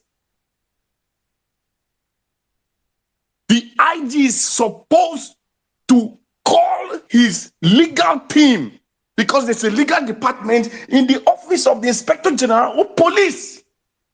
Somebody has violated a law. You say we should go to court? We don't need to go to court. We need to follow the Constitution. How do we follow the Constitution? The police is there to prosecute. Did the police arrest Mahmoud Yakubu? The law says 25% of votes in 23 states and the FCT. What is "and"? Does the police need to go to court to know what "and" means? Don't they have a section of the law that would decide, invite the INEC chairman, Oga, why did you top? And he's prosecuted, meaning that after the day of the election, 2 days later, this havoc was caused, then he will be charged to court. And Buhari also, that criminal, has the right to suspend the Constitution of Nigeria after knowing that there's discrepancies and irregularities in the declaration of Ahmed Bola Tinubu, the drug lord, as president-elect. He is supposed to now call on the National Assembly to take charge of the decision. That was why, Saddam, you remember, I was shouting the whole world to hear that there's something called doctrine of necessity in our constitution, which was supposed to be kick-started by a letter from the presidency to the Senate president so that they can halt whatever inauguration they are supposed to do on May 29 until the discrepancy and the irregularities and a disenfranchisement of these people who voted on 25th February is now taken into cognizance. But these things were not done. Buhari went ahead. That decision to make Ahmed Bola Tinubu president of Nigeria on May 29 was illegal. It was an illegal action. That was why me, Dr. Barry Avotu Johnson, the first of the Vote Must Count International Initiative, told the world that the solution is an interim government. Interim government does not mean that they are bringing military or they are doing this, they are doing that, but people refuse to listen. That same interim government will still work. Because right now, as I'm talking to you, as you see, Maswa, we are hearing the same deal that these people will cancel the election, 2023 presidential election in some states. And Ahmed Bola Tinubu will be removed as president. Akpabio will take over and they will do the election in these states and rig it proper. This is their plan. And now that we know that this All is right. their plan, Okay. yes. So we don't go too far and preempt. So I mean, maybe we should just stay within where we are. But what I'm talking about is where we are. You see, sometimes we come to space, we don't want to talk about the issues so that we can find solution and wait for this bastard before the election comes. You know that these guys will not hand over power to Peter Obi by court. The only way we can take power is dealing with them the way it is. You saw that video of how one minister from Senegal was dealt with when they caught him in France. Very soon you will see it in Nigeria, house to house. You want to tell me we don't know their houses? We are Yeah. not afraid of anybody. Nigeria is not owned by one person. No Nigerian is more Nigerian than any Nigerian. We share the same power. We share the same rights. And we both share the same privilege. Yeah. Behind my house, there's oil. Somebody was speaking on this space, SIM card. He was talking about a king that was killed. His neck, they tied him to a car and drove him, and he died, and they removed his head. That king was my. All right, okay, let's calm down. I mean, I think I need to put what you said in perspective, so we don't model so many issues. So first of all, I mean, I think we've passed all the stages of whatever happened before, May 29th. I think we've passed all that. Sure. There's no need to go back. There's no need to go back to all that. Sure. Where we are now, nobody knows the future, right? I mean, we can predict, in fact, our prediction can be very wrong. Sorry, I'm coming, Doc. Our predictions can be very wrong, but what is very important, which is what each and every one of us need to do, is to ensure that we follow this process. I mean, you are not talking out of line in the sense of, what may eventually, and I think that's the point everybody wants to avoid. I think even you, that's the point you want to avoid. We want to avoid, we know that a chaotic way to change Nigeria is not the best way to go, because that goes outside of everybody's control. It can touch anybody and everybody at the same time. So it is why a lot of us want to and believe that the first step, and I'm picking my words very specifically, the first step is to exhaust every option possible. And it is why we are here making sure that the judiciary knows. And to make it easier for us, the way the case have gone so far, to make it, as a matter of fact, I thought this case the lawyers would have, APC and whatever lawyers they had, would have made it a very difficult case for the court to even look confused and say, this case is strong. But the way the case have gone so far, and I think even the international community recognizes that fact. I think it was NC that said some time back that court, people know what's going on in that court more than the judges outside, and those people are not over in Nigeria. People know it. So the point I'm just trying to make in summary, to be honest, is that, so it's just for us to take it one step at a time. I like the fact that everybody needs to prepare their mind to say, and I think everybody have established it here since. People have come here and said that the judiciary, if you make the wrong decision, in fact, I have a strong feeling that you wait till say you dey vex now. Now if you be saying that you by that time go dey beg people say, okay, I know we will not say make it reach like this, make una calm down. So it's one thing that the judiciary needs to know. But as it is now, from what we've seen so far from the court case, there is nothing that the judiciary should do to uphold Tinubu's victory or even make Tinubu remain a candidate in this election. And we should just wait and watch them do it, because we know that they will be tempted to do it. They will be paid to do it. They might really do it, but let us wait and see that happen. So I think that's just the point I really wanted to make. And I know say Doke the best, so I know we'll come back to you, because Doke, you know the get joy. No wahala. But I get the point.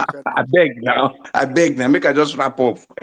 He can just wrap up, I beg. I Oh no yeah, go 30 vex again. seconds, 30 seconds. Your wrap up now to greet I people. Just greet people when you finish. Hey, Saddam, well meaning. Oh, my people. Everybody here on this space, may the Lord bless you. May the Lord give you more power to continue. But I tell Amen. you, if you are a judge here, you are hearing me, my brothers. Oh boy, no go easy. Oh. This election, they must give us the right result. They must declare the winner, or else this country, we no go fit sit down here together because we go show na say Nigeria now our property. I yield.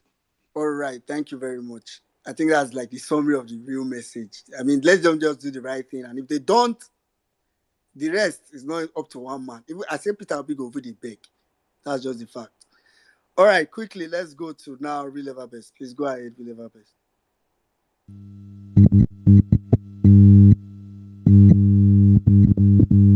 Real Ever Best, you know the easy earpiece now.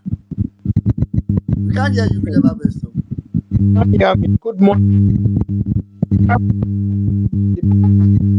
Hi, Real Ever Best, we can't hear you at all. At all.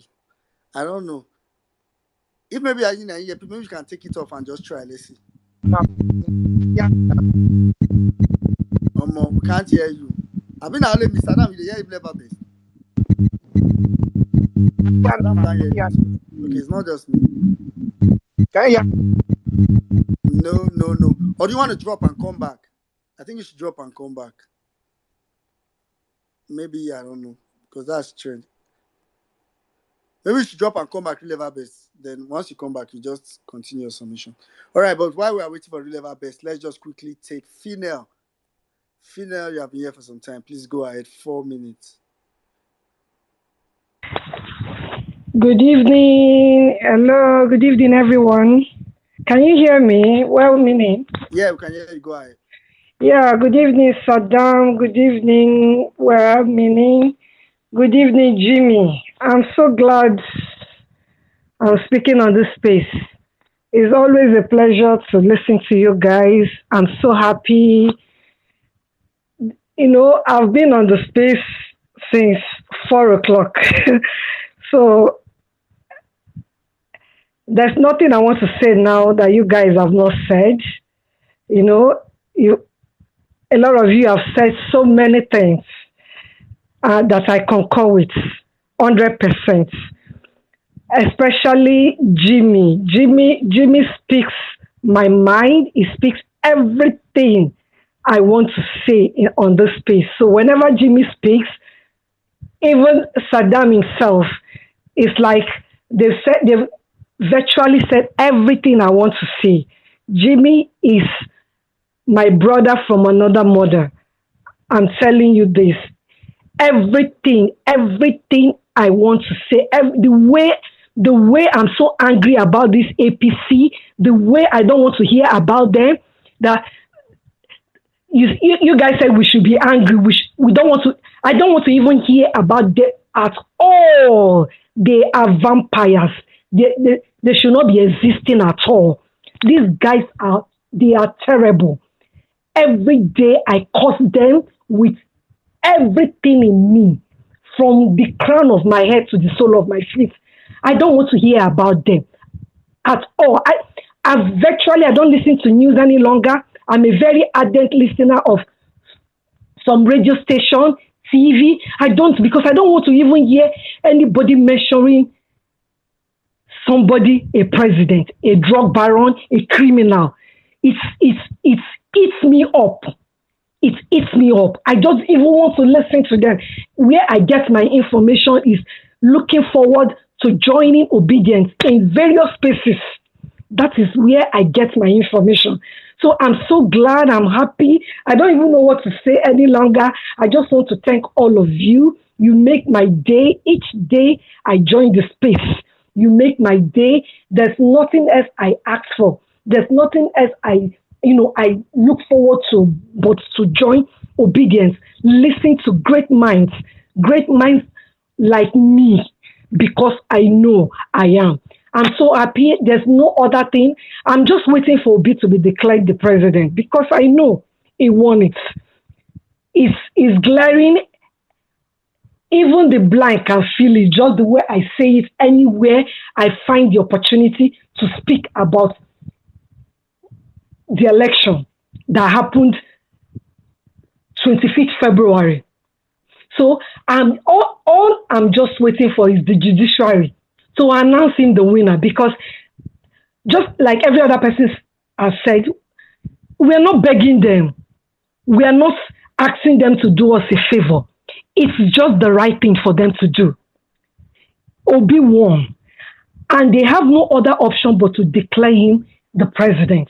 That is the only thing I'm waiting for. I can't wait. That is the only time I, female, will sit before my screen or listen to any radio, to listen to any news, because that is the only way I can take in somebody calling somebody a president. It's so disgusting. It's so annoying. It eats me into my bone marrow listening. When I look at this man, the man they are addressing a president, it beats my imagination that people, human beings, can address such person, such disgusting fellow as a president. So for that reason, I don't listen to any radio. I don't listen to any newspaper, because it doesn't give me any pleasure at all. So I am so excited. This is my first time of really speaking. The other time I couldn't because my battery was low. So I'm so excited. I'm happy. God bless every obedience. God bless all of you that is making this happening, that is making our voice heard. God bless all of you. Bless each and every one of us. I can't wait for that day they will announce Obi the winner. God bless you people. I yield my mic. Thank you very much for giving me this opportunity to speak. All right. Thank you very much, Finel. I know you are always requesting on time, but I think most of the time when we bring you up, maybe you didn't know how to raise your hand, but you were able to do it today. No, I do, but it's just that sometimes sometimes I'm tired, waiting. But it's okay. I just want to appreciate you guys. Because you've already said everything I want to say. So it's All just the right. time to say thank you. Thank you, all of you. All right, thank you very much. I'm glad you were able to speak today. All right, quickly, real ever best, try again now. Yeah, All right. I'm done. Can you hear me now? Real ever best, you are back. This is you. Go ahead. All right. Good morning, good afternoon, good evening, depending where you're spacing from. It's good to be here again. What a wonderful time to be alive, and what's actually a good time to be a Nigerian. I've been here all day listening to, every one of us, giving submission. I can see your hearts and how much you want this country to change, and I think this country is going to change.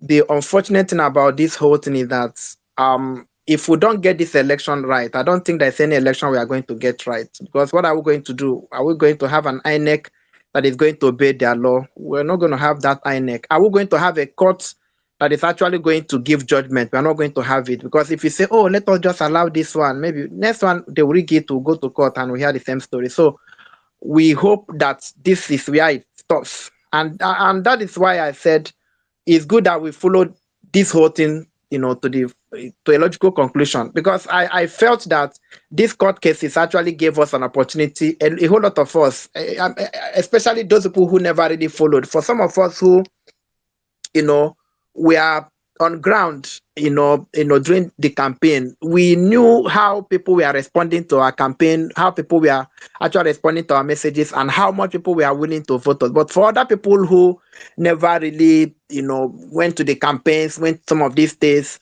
you might not really know. You might just say, oh, my party, yes, I suspect that my party won. But this court case actually created an opportunity for people to actually see firsthand that, yes, we won this election. Because when you see evidence upon evidence upon evidence, that, our team actually produced during this whole, hearing, it gives you confidence that, yes, we actually won. I think there was a time I made submission that, there's this difference between I believe, I believe we won and I know we won. So if before the court cases, we believe that we won the election, but at least having a criminal enterprise, the only way Nigeria has sustained itself to this moment is that we have allowed fraud to flounder for a long time. Anything about this country document, somebody was talking about the constitution. I think that the guest we had today talked about some aspect of Nigerian constitution. That document is a fraudulent document. It's not actually created for the people of it. Was even a lie in the first place when it started by saying we the people of this country. We the people of this country, the Nigerian people have never actually come to say this is the constitution we want and this is how we want to live our life. We've not. It has been something that we have put together by a few people, especially during the military era. It has been dusted over and over, and the same thing, has persisted. Now that's why when you look at most aspect of that, this thing, it reads like a fraudulent document. Some people have said, "Oh, there's nothing wrong with everything is wrong with that document because a document that will not give you a real qualification for somebody to become president." Meanwhile, for somebody to just have a work of 30,000 naira, you need to bring certificate. Some of us have to even, at this age, have to say, let us go and get a master's degree, just because we felt that even the first degree does not even really mean anything. But somehow, the person who is to be Nigerian president does not even need to have a certificate. But for you to have a proper job in this country, you need to even read PhD. Some of us, even some people do masters just to be able to go out. People don't do, a lot of people that do masters in this country don't do it because they actually want to stay here. A lot of us do it because we are looking for an opportunity to leave this country.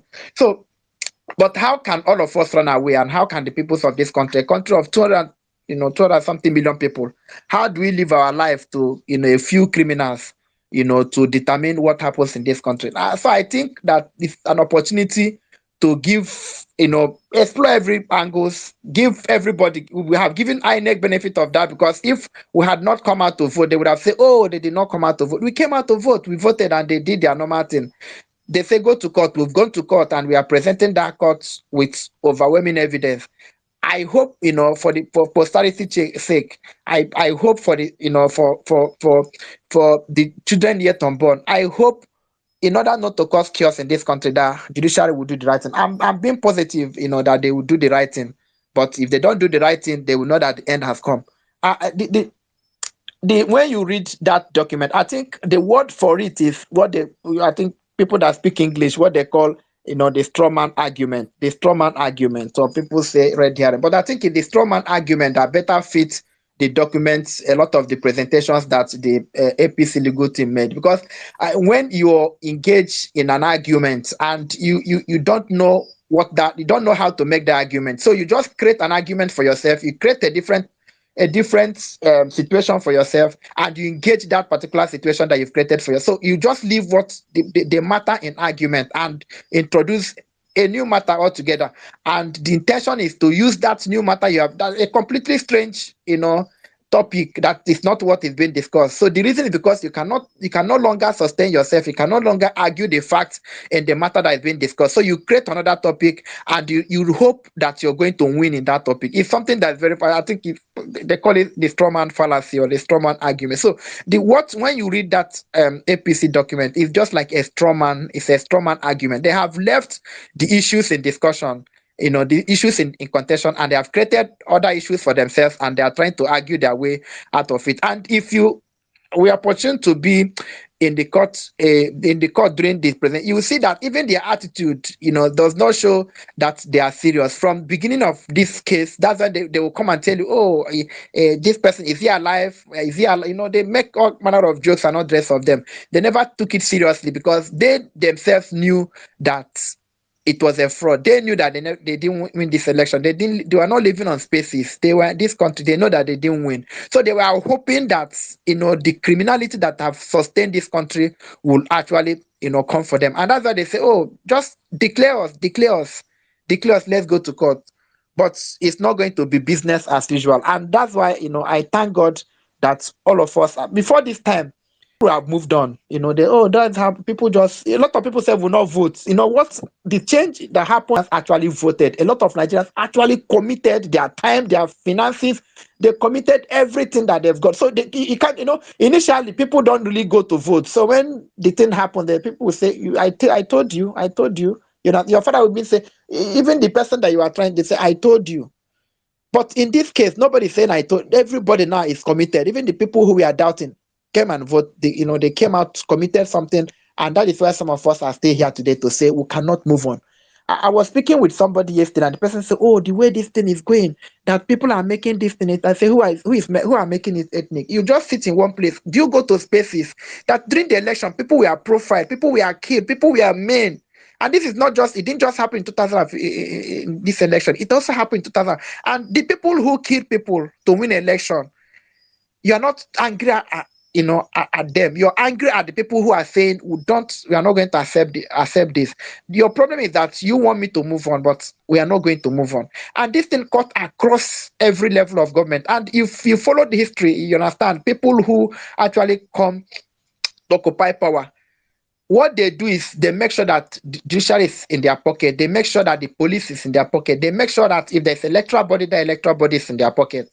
But what we are going to do, because we are the people, and most times my problem is that Nigeria is a country, of many nations, or a country of many countries. So people, even when in our little spaces, wherever part of this country we find ourselves, we feel that this thing is not about us. It's not, all of us are suffering. And I think that is one aspect that all of us are united. We are united in suffering in this country. We are united in poverty.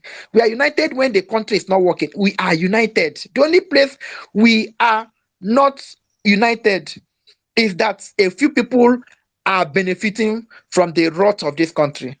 And those few people that are benefiting are now making some other people feeling that, oh, you must sustain us. So when you're not joining to call a spade, and when you're not coming out to say what happened in this season is bad, irrespective of whether it was my party, whether I voted for it or not, that this thing is bad, it cannot continue, because it will not take a long time, it will just get to you. So that is the only time I know that we disagree. But if it's in poverty, like whatever this government is, and these people are not prepared to do anything. I've said it, Buhari came, and that was my, where I so much hated that man, and how they were able to come in the same party. APC is not a party, it's a demonic. I've said it before this time repeatedly. APC is a demonic organization. It's evil the highest evil of our time. I said Satan himself cannot belong to that party. Satan cannot be in APC, because the people in APC will be too wicked for Satan. APC is not, it's not a party. I don't know, but my thing is that I don't know how they manage to congregate themselves together. All the bad people in this country, I don't know how they manage to congregate. The people who by mistake got into APC, who we are, perhaps they made a mistake. They've retrieved their step. Any other person that is still in the APC is an evil person. There is no good person. I think somebody have made. There is no good person that, if you know any good person that is in APC, tell me that person. Let me know. I would be glad to know that person. There is no good person. There is no good man or woman that's in the APC. You can't be a good person. Like, you can't have conscience and be in APC. Devil himself cannot be in APC. It's a demonic organization, and that is what we are saying. This election has exposed the rots in this country, and it's going to expose it more. And in the coming days, I'm very sure. You will see by the time our lawyers will respond. We'll just have very short. That is their specialty. In short, there are people in our legal team whose specialty is to write response, and you're going to see how they are going to take those points one after the other. By the time the jury messes up, the whole world will know that they've messed up, and like people say, fuck around and find out. We are not going to allow this thing to happen, because if it happens, let's just forget it. There's no point saying, oh, next election, it's not going to happen.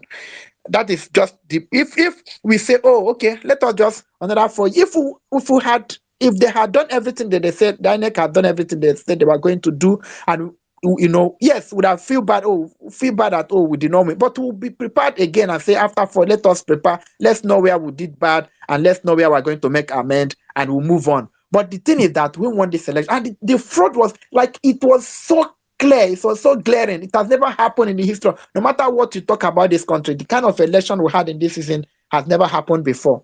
APC did not. I keep saying it. I don't think APC won up to 6 states in this country. They did not win. This election was between PDP and Labour Party, and Labour Party won. It was clear. Even PDP, they were counting at PDP, they were keeping our vote. If they would tell themselves the truth today, that is why even PDP case is about, oh, cancel the election, right? So because they know they know we won the election. There is nobody, and when people are talking about who are the people, when we made analysis after the election, we say that P2B won in all the military installations. You know what that means? That even the military, the police people, and I've said every person else, because me, I'm this kind of person that I have a way of like starting up discussions when I meet people and not dress of them. I will just throw something at you and I want to wait for you to respond. Then I will now say what actually was in my mind, why I was into that discussion. So, and I've talked to people, I engage people, and I hardly find anybody that will tell me, oh, most I say a man actually almost slapped me in Abuja, a driver that carried me one of the days I was going to court. The man, he became angry immediately. I said, is it not people when I was pricing him? Most times I'll price you down. And when you say, don't you, I say, you know, put I voted a piece. And the man said, please, don't say that again. The man said, I did not just vote. I carried my family. I borrowed money. I traveled to make sure that I voted in my polling unit in my place. I never voted for this government. I've met police people that said, oh, even as a policeman, I was on duty that day, I never voted. But I made sure that my family voted. The military wanted a change. The police people wanted change. The customs wanted change, because I see even immigration people in airport or something, I would like talk to them. I remember the day I was coming from Abuja, and the man saw I had a drink in my bag, and the man now came and said, oh, he now said, oh, he needed to get the drink, and say, I don't want to leave it to you. Let it not be that I'm being this thing, but I know that all of us are in this struggle together. It was an immigration officer. So everywhere you go, was it the market women that me? Was it the street? I told you when I was when I went to Nasarawa, a man, I was walking on the street, I was talking to people, and the man told me, I met a man, the man said, I'm a journalist, I've been to Imo State, I've been to this place, and he said, I'm taking it personal to campaign for me. These are things that happen. Most of these are about those that come to engage and come to talk trash. They never followed their campaign. They were not in their campaign. They never followed their message. They were only in their houses because they believe that the fraud in this country will somehow prevail. But we are saying in this season that it's not going to prevail. Nigeria is about going to have, maybe Nigeria is going to have their own 1789. Maybe Nigeria is good. And I hope that Israel will do the right thing. I hope those people who, their parents, their children, their wives are going to tell them, Daddy, please do the right thing. Because Nigeria is about going to have their 1789. Because it was in that 1789 that the peoples of France said enough is enough. Because most of these things we are going through, other countries have, they've gone through it. Go and read about the unification of Italy. Go and read about the unification of Germany. Go and read about, France. What happened? Even the American Revolution is because of these things that America, fought the British people and say we needed our own freedom. Whatever happened in Europe, the 30 years war, 200 years, it was as a result of man inhumanity over a fellow human being. And some people said, no, it cannot happen again. Nigeria in this season, we are going to class rep because somebody would have stood up in that class and said, sir, no, you have so much fraud in your pocket, you cannot be a class rep. And today that man and people are saying, oh, he's doing this. And shame on those people who are saying what is happening. And they say, oh, the man is doing well. Nigeria have a way of glorifying evil, glorifying mediocrity. That is what happens in this country. And the people you think are the people who are saying they're educated. Those are the people who every day, you understand, they make being educated look very foolish. Your pastor, because most times I see when I talk about pastors, people come on my team and tell me that we need God. I'm not saying that we don't need God. Get it right. There's nobody that say we don't need God in this movement. We actually need God. What we don't need is that your man of God. What we don't need is that your general overseer who condones evil. That is what we don't need. Go and Saddam, most times I see Saddam, he posts so many, he go to this thing, he reads like Bible, he posts Bible passages every day on this thing. Jimmy goes to church. Most times I call him, he say he's going to church. Most people here go to me. I told you, nobody is more Christian than me. Nobody cannot be. How are you more Christian than me? So it's not like we don't accept God. We accept God. What we don't accept is that your church. What we don't accept is that your man of God. What we don't accept is that your general overseer who condones evil, who cannot speak the truth, who will dine with these people who are actually taking this country to the mud. That is what. So know the difference. I want to take that again. Know the difference. We are not saying we don't want God. We want God. We praise God. We worship. We believe in God. What we don't believe is that your man of God. And that is the problem. Because most times, you people don't even know the difference between that your man of God and God. You people have taken them to be God. They are not God. These people are mere mortals. These people are even worse than the politicians that you try to condemn. Most times I talk about these things and I get agitated. Nigeria have opportunity in this season to actually have redemption. And the people that will redeem this country are, they are just you and I that have the opportunity to redeem this country. And in this season, we must redeem this country and make sure that Nigeria, is on a pedestrian for development. We have everything, and what is holding us? Let's see our response. And this case is just for us to say, this is our case, and this is how I won this election. And let's just let those people mess around. Because every day I look at those judges, I know what problem they are going through. I know what the Nigerian state. But fuck around and find out. We are not going to leave this thing. It's not going to be business as usual.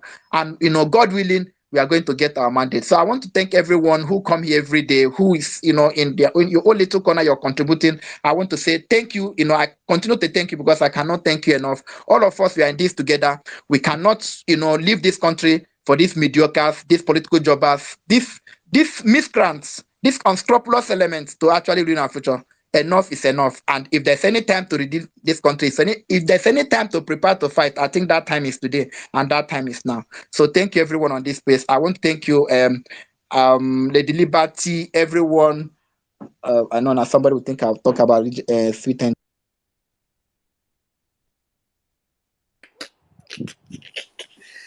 Hey, we never best. Don't be me, Sha. So let me just say, that one. Not be me. Hey, Saddam don't tell you say that he got threatened for DF, so be that real level best. You want to go, you want to put Saddam for trouble. Anyway, thank you very much, level best. I mean, I think that's it. Someone sent a message last week and was like, real level best. Well meaning you are not telling me real level best. I tell the person say,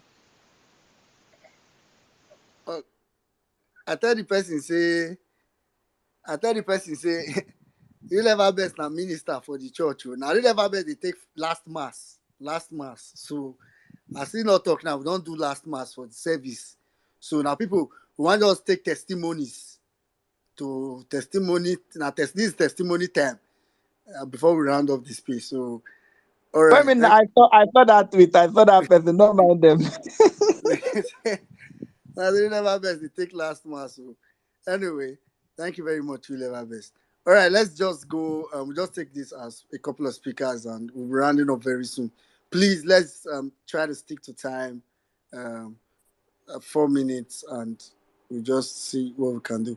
All right, quickly. I'll start with Rita, then we'll take Idowu, then Dr. Aruna, David.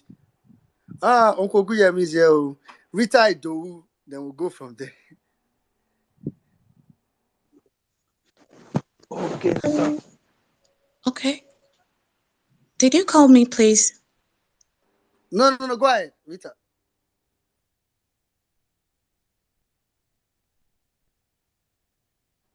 Rita, I can go ahead. Oh, really? Thank you. Thank you, well-meaning. Greetings to you. Greetings, Emia Sadam. Cecil, as always. Jimmy. Atumba, Real Ever Best. Everybody on the space. Everybody. I greet all of us, especially. I want to say happy birthday to Mom Donna. Mom Donna, my mouth, they pay me one kind, but make I just sing small for you. Happy birthday to you. Happy birthday to you. Happy birthday. Happy birthday. Happy birthday, Mom Donna. May God bless you and increase you higher in Jesus' name. Amen. Thank you, Mommy, for all you do. Now, better God bless you for us. Thank you. And to our brother Emmanuel, who lost the mother, our condolences. It is our prayer that God will be the mother to the family and see all you guys through. It is not easy, really. Thank you very much. That being said, down to Tinubu disqualification. The topic. Jimmy, earlier on you talked about someone begging for Fawunyash. Yes, make I talk in a way when we understand them well. I did said on this space some time ago that some Nigerians are begging for heads of fishes. Head of fish. You know this head of fish. Some people, they don't like taking the head because they get bones. So they could just cut them without flesh and they'll say, throw it away. I said on this space some time ago that some Nigerians are begging for such heads thrown in the dustbin of the frozen food sellers just so they can have protein in their food. When I say that, then some persons might think, oh, maybe she just want to gain audience, or she just want to make people, as in make people listen and all that. I am so glad again someone else talked about this. Fellow Nigerians are suffering. Oh, things are happening. It is bad. It is terrible. It is horrible. People don't come on spaces to talk because most of these people, they don't even have access to come to the space to talk to us. So sometimes when we just see some of these things, or when we hear about them, or maybe it affect people when they're close to us, we just come and talk, and some persons will think, she's just talking maybe to paint the government black and all that. My brother, my sister, it is a reality. It is the reality of Nigeria. So that was then, no, that was then. So you can imagine what they are going through right now. Having a tax collector sitting in Aso Rock, a nation that is already dwindling, as in the economy is dying and begging for survival. Over 133 millions in poverty already. You are coming, instead of bringing solution, you are taxing them again. Which work them they do? Market women are complaining, no sales, no sales, no sales, and you they tax them. Don't be kill, you won't kill them, be that. And then talking about ironic or what's his name now? Talking about the 6.1% that they should forgive him. When you call 6.1, it looks like something very tiny. Omo, we're talking about over 24,000 votes here.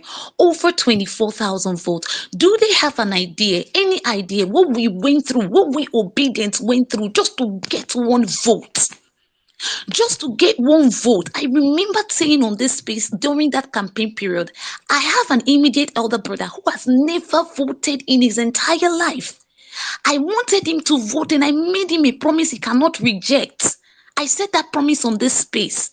Immediately, the guy told me saying he gave voters card. Say, they use them vote, just use them as ID card. He voted. I was like, oh my God, I don't put myself for basic. God help me to fulfill it. And God helped me. Do they have an idea what we went through to get one vote? Because we are tired of the system. Because the system is choking everybody. Even if you think you can eat, the other people around you that cannot eat, if they are not eating, you are not comfortable. So it's choking everybody. We went all out, and you are telling us to let go a whole 24,000 votes. Not be madness. How, how is that possible? How is that possible? And then, to be very honest, if anybody is talking about a rerun, after everything that have happened in the last election, then that person is wicked. That person is inhuman. That person's heart is not working. 2019, a lot of people died. And I was thinking that the next election will go the BB Nigeria way. You just stay in your house, use your phone and vote. But no, they said everybody should still come out.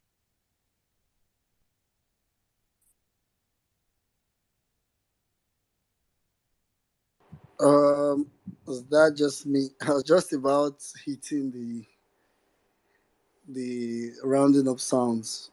Okay, but was that just me?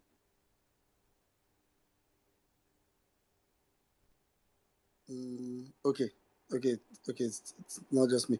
All right, quickly. Let me go to yeah, Ido. Please go ahead. After which I'll come to Uncle Guyemi for Dr. Aruna. David, I can Yeah, see you. Mr. Saiti, I can see you. good evening, women in Nigeria. Good evening, Emma Saddam. Good evening, Jimmy, and everyone on space. Okay, I'll be very. I have to do a summary, of the 42, page documents. And in summary, I was able to bring out just, 5 key points from the written address. I'm going to take a rundown through just for everyone to, understand the states of, of their response to Peter Obi's petition.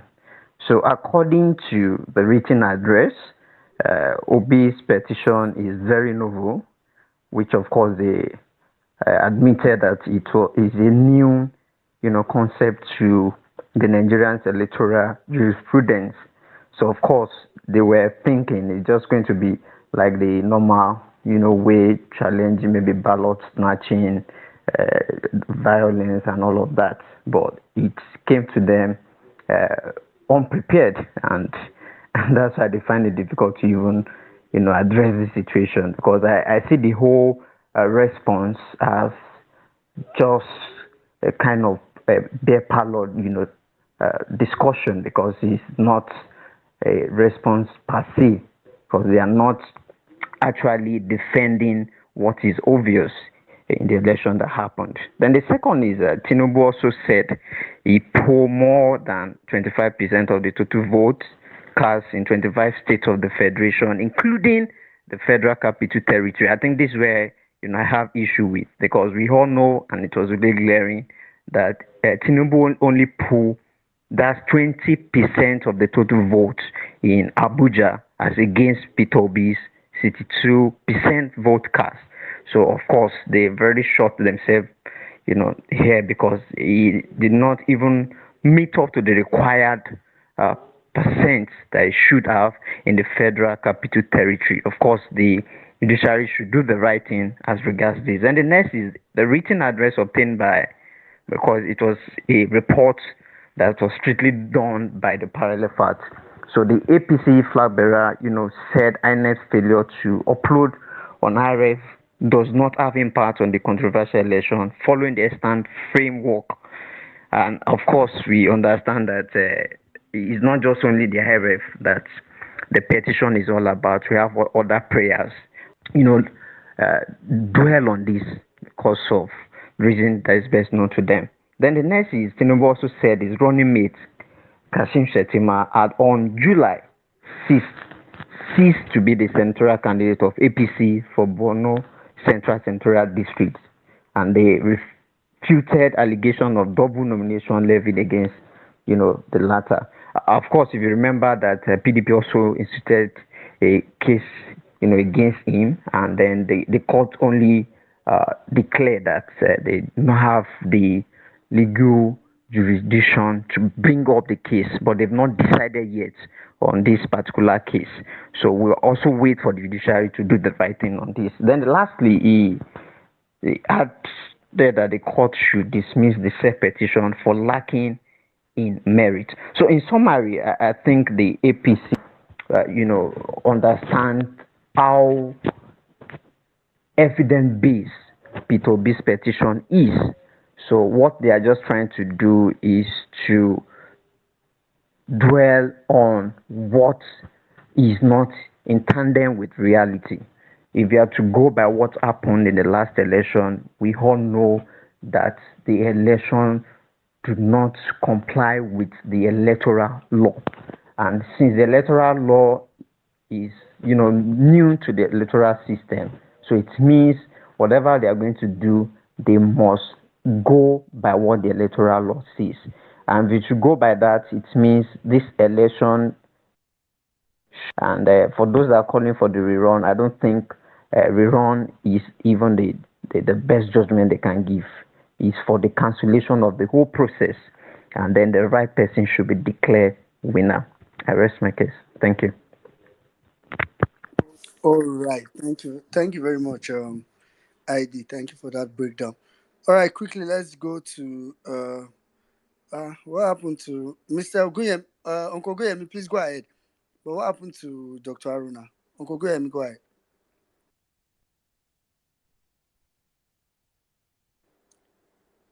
Uncle Oguyemi, are you there? I don't think Uncle Oguyemi can hear me.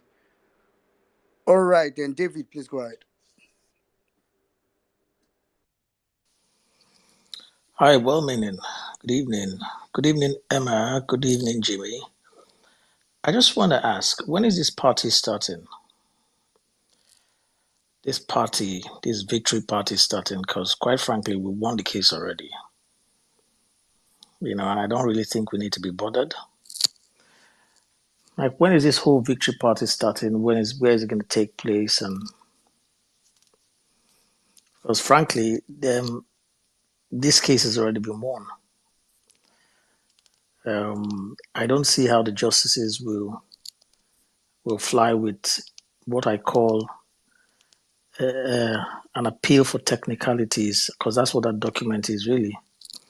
Okay, frankly, Olanipekun just went to rely on a September 1979 appellate and Supreme Court ruling on a decree, on an electoral decree of 1977. He relied on that in 2023. Guys, that already tell people like me that, like I said, I already saw this. I already saw this coming from their defense. They don't have a case. He went to rely on over 43 years old ruling and an electoral decree of 1977, an appellate Supreme Court ruling of September 1979. That's where he relied on on his case reference. These are frameworks that has already been set aside. We have a 1999 Constitution and a 2022 Electoral Act. He went far back, 1943, and relied on those ones. Okay, so this case is over as far as I'm concerned. This case is over. Case law must be based on recent past judgment of the Supreme Court, and it must be within the current framework that presides over such kind of events. The current framework must not be before 1999, okay, and they must be within this period. So the frameworks, 1999 is the supreme law of the country. We have the 2022 Electoral Act. All of this must be around that. So he went 43 years. Look, there's no need for us to be arguing, and I'm worried about this. This case is over. I just want to know, guys, when are we doing the party? Because this case is done. Just need to be preparing for party for victory and all that. And the justice better come. They better come correct, because we won't take that.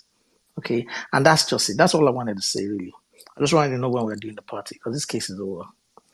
I keep saying people that we stop bothering. This is just the respondent response. Our legal team will come and crush them.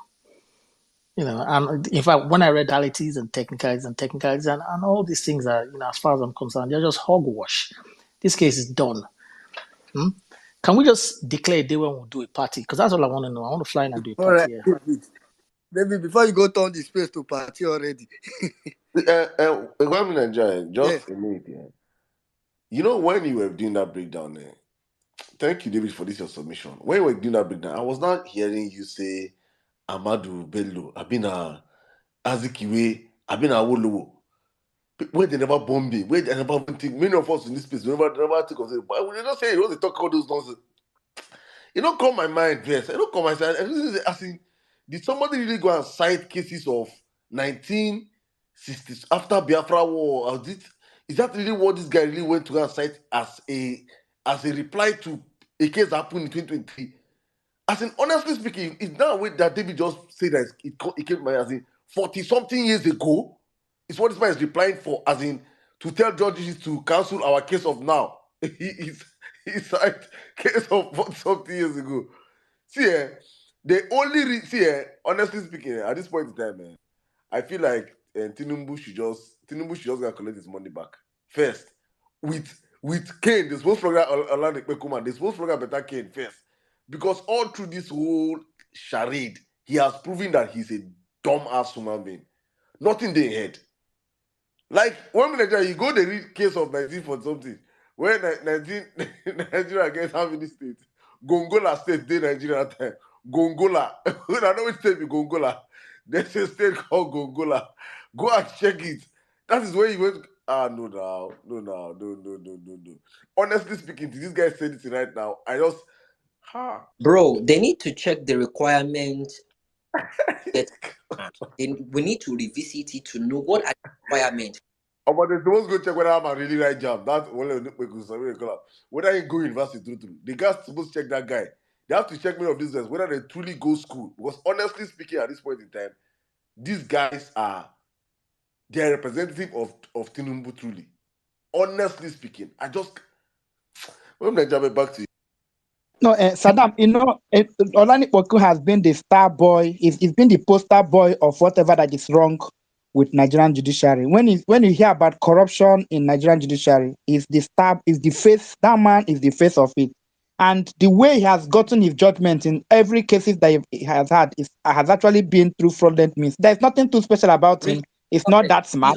You understand? So He's only been the star boy because we've not put so much light on him. Now, intellectual people are now shining light on everybody. We are now understanding the fact that only scammers, only dumb people have been ruling us all along. Now that their spotlight is now being shined on top of them one by one, now they understand the fact that they are stupid people. We've overrated them for too long. We didn't sit down to look at these people one by one to understand that do they have the credibility of what position they are holding right now. This movement has brought them out. This movement has shown their capability. This movement has shown what they are made of. Not just those signs. Every single politicians, we've overrated them. We saw them like I swear. demigods. Nothing get their head. Wait, please, Jimmy. I want everyone on this place to understand something. I want everybody on this place to understand something first, please. Understand that we are dealing with a case in 2023. This man went to 1970. Abi? 90. Please help me. Is it 1970 or 1960? Decree of 90. The decree that I cited was election decree. There is no even act. It's election decree of Wait, but 1977. okay, let me say this, Saddam. Honestly, to be fair with them, right? They have the right to do that. But you know the reason why. Jimmy, listen to me. I'm not Jimmy. Saddam. I'm coming. It's not matter of. I'm not. I did not hear me say about right. Okay. I don't have anything about right. It's about common sense that you want to cite a case. You went to cite a case of 40-something years ago when there are precedents of cases. The Electoral Act have changed. The scenario of that case you're citing has nothing preempting you to go to 1970-something. That is where I'm going. Yeah, go ahead. That's the point. You understand? Yeah. So it's not about whether it is. You know, there's so you can say it is. You can cite case of 1914. But at least there should be this similarity to what you're citing. Bro. God have mercy. Oh man, now this man we call the club, see the man, they smart. They Hi. I'm gonna say, that's why most times when we were saying let's follow this process to the very end, people don't understand. As in, imagine say we know follow this process. By now, maybe probably in next 2 years, that person will get case. You go to go spend money, they contact Orlando purpose, make him help you. You don't know say na Dundee. You don't know say nothing they head. Say that only by bribery in the East win case. So this whole process has to expose the whole system. Let us just understand that everything, all those people that you call hero, all those people who feel that they sabi, almost nothing in their head. Bro, they all try by corruption. Bro, you know, this thing came up when Obi released the list of his sons. They first attacked him. All his sons, they be Igbo people, This man is a bigot. All his sons are Igbo people. And I said, yes, I stand by that. If he's getting the people that will get the job done for him, these are people that he has worked with when he was a governor. And they came through for him. These are people he trusted. Oh, so now I want make him go hire Yoruba for him to show that he's not a bigot. So that one, Mawagba body, that one will come compromise their case. You can see how dumb these people are. They are so stupid. They tried every single thing to infiltrate that guy, to infiltrate his defense team. They did everything they can. So when this man said we won this election and we will prove it to Nigerians. The man was not joking. He meant every single word he said in that short clip. He meant every single thing, and we will reclaim our mandate back. Let me say this: we've probably done it before, but I will try and host a space probably this week. It will be for Yorubas. We've done it once before, Otumba. I'm sure you can remember. We've done it once before. I've been getting a lot of DMs. People are actually thinking Igbos are the only ones that voted for Peter Obi. I will host a space. All Yorubas are welcome.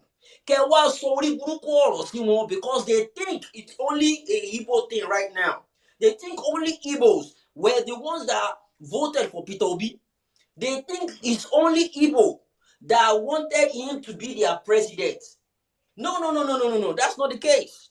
That's not the case. We held the space, I think about, late last year. I'm going to hold another one. For people to know the amount of Yorubas that came through to vote for this man. It's not about tribe. It's about competence. We want better country. And see, even if it's going to be 20 years, Tibo Mama rule, so far they are doing the job well and they are getting what people want in Nigeria. If you don't like it, wala lokore si ole lo pare. But the truth of the matter is, we want a better country. And the people that will get it done, the people that have the credentials to get it done, those are the people who vote in power. Henceforth, those are the people who will be voting now. Back to you, 1 minute. All right, thank you very much, Jimmy. Thank you very much. Omodana Parapo. Now I want to be that. All right, But okay, quickly. before we even go on, Okay. you see me. Let me just say the truth, Jimmy. You see bigots. Bigots are people that question other people. Bigots, you see bigots. They are the ones that always question other people. I will just look at. As you were talking, I just look at up here on this speaker section now. On this speaker section now. Igbo 1, Igbo 2, Igbo 3, Yoruba 1, Yoruba 2, Yoruba 2, Benin 1, 2, 3. I don't know who this my brother is from. Everything is Dr. Haruna is from Kogi, Igala. You see, so I don't even if you want to be at this point in time, come and be proving to people whether it's Igbo, Yoruba that vote Peter Obi. You have time to waste, my brother. You have time to waste. You honestly have time. You have time to waste and satisfy people that do not matter. That people that are not part of what I'm even thinking of in this life, honestly speaking. Because for all of us, it is clear for the whole world to see. Peter Obi won across every demographic. Now Igbo's full Nasara. Now Igbo's Day Plateau State. Now Igbo's choke for Taraba. Now Igbo's Day. All this trying to prove Tinubu is the big god. Tinubu is the one that came out and said, "Me look come." If they tell you tell them the truth. It's very, very simple. Tinubu is the only one that ran ethnic politics. It is the fact. So when his fellow bigoted people are trying to find people to rope in into that bigotry bullshit, man, you tell them straight up. There's no time trying to prove to anybody. In this Nigeria standard now, everybody knows Tinubu is the fucking ethnic bigot. He's the one that sent his dogs out to kill people that did not look like that look Igbo. It is a fact. So people come out and try to gaslight and change all those nonsense narratives, say Igbo, Peter Obi. Peter Obi won across every geopolitical zone in Nigeria, including Amon now, did very well in Borno. I don't try not to amplify these rhetorics, honestly speaking. As we're in Nigeria right now, if anybody is trying to argue who is a bigot, that Tinubu is not, that is even arguing itself, honestly speaking, I just think that person does not have sense. Or just trying to hide or trying to play to the gallery. We all know Tinubu is the freaking bigot. Until the end of time, that narrative will never change for anything. We should always remember what he and M. Solomon did to Nigerians, did to people, did to our fellow Yoruba brothers in Lagos. Our fellow Yorubas were beaten and flogged because they looked like Igbos. Did it happen in any other place in the country? Did any other person, even Atiku said that Atiku did not even run his campaign on Hausa. Atiku with his whole, he did not even use his campaign. Tinubu used his slogan, a Yoruba slogan, to run the campaign. Emilokon. Let's not forget these stuff. You know what they do is they try to make us, after a few days, try to gaslight and make us forget our reality, what we saw, what we witnessed. We don't change. We shouldn't change that narrative. I'm telling you, we shouldn't change that narrative. It's very, very, very bad. Bro, don't worry. We can't change that narrative. I understand what you're trying to say. I mean, on a normal day, I wouldn't even bother myself. But look, as a Yoruba person, I deeply understand the reason why I want to do this, and I have a lot. No, do it, my brother. Do it. We'll be there for you, but I'm just saying, so don't go straight. Don't try and prove No, no, no, no, no. to. I don't Not feel like prove you anything. shouldn't I just prove want people to. to be certain to see. It will be Don't stress for yourself. facts. This They come. But it's not for Make proof. them carry I their think I register understand. come, so then go they see us that time. Then go no, so okay, this one now you Igbo bigot, and they go start it. That day I will change my name. I go put Uchenna in front of Jimmy. I go put Uchenna in front of. I will do it deliberately to let them know. Look, you guys are just the one doing this. You know they do this nonsense with Una. We know they do them because that's the next tag now. And the honest truth is they are showing a lot of Yoruba people. They are showing them Shege in their grassroots level. And these guys are reaching out to me. We go do that space and I will make it loud. Say, you know what, yeah? Ori yin ti buru ero pe Igbo nìkan ló dìbò fún Peter Obi. Apo ta dìbò fún. I beg that they make him say only Yoruba sense Then you on the speak. understand? Apo ta I will dìbò carry fún. I will carry interpreter come. Back to you, one minute. All right, all right, all right. Oh, Allah. Thank you very much. Thank you very much. All right, quickly. I mean, we are supposed to be rounding up, but since we have speakers, we'll just take, please, if you can do less than 3 minutes, it will be good, but let's just do 3 minutes and do it fast. Okay. Uncle Kemi, are you back now? I don't know if Uncle Kemi, Uncle Kemi don't go sleep. All right, let's just go to Dr. Aruna. Dr. Aruna, please go ahead. 3 minutes, please. Winner, oh, winner, winner, oh, winner. P2B and obedient to na don win, oh, winner. Now so we go win Nigeria, winner, winner, oh, winner, winner, oh, winner. P2B and obedient we don win, oh, winner. Now so Winner, we go win together, winner. winner. Please, Jimmy will contact you for our record label. We need for And backup artists. that's that I don't win the 500,000. Just send that. He said, don't Jimmy get show. Jimmy get show this week. So we need backup artists. You need backup artists. How So we will contact you. Please let us know your charges. I beg, this one I don't win already. So the 500K. No, see, Emi ló kàn. My chance me. Emi ló kàn.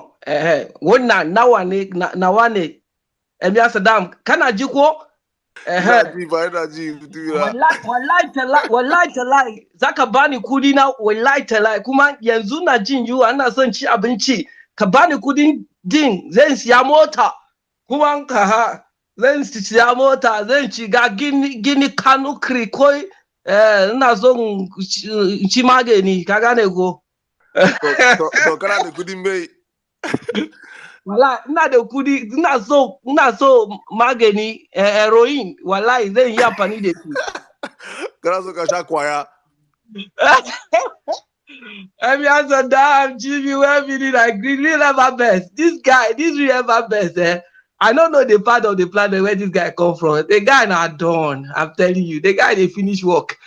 Diva. See, you know what? This is it Oladi Pekus or which of them?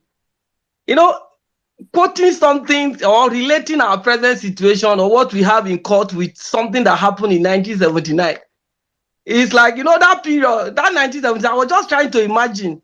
During that time, if somebody is going into the operating theater for surgery, people believe that you are going to die. Those days, if you're going to the theater for any kind of a surgical operation, 1979, it's as if you have signed for death.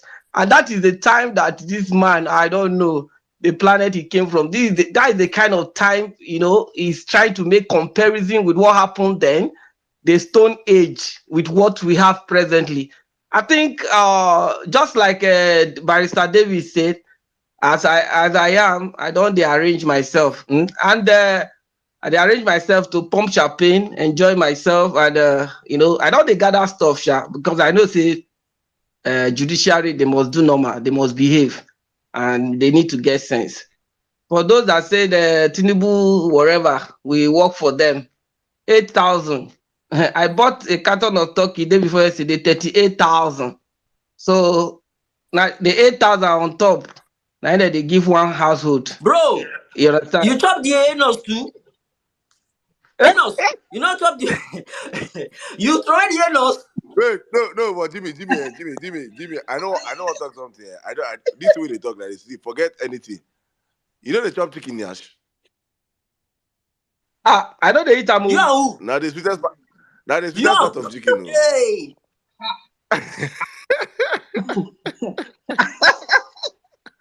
Go and verify you. I swear. I know. I see that side we don't divert.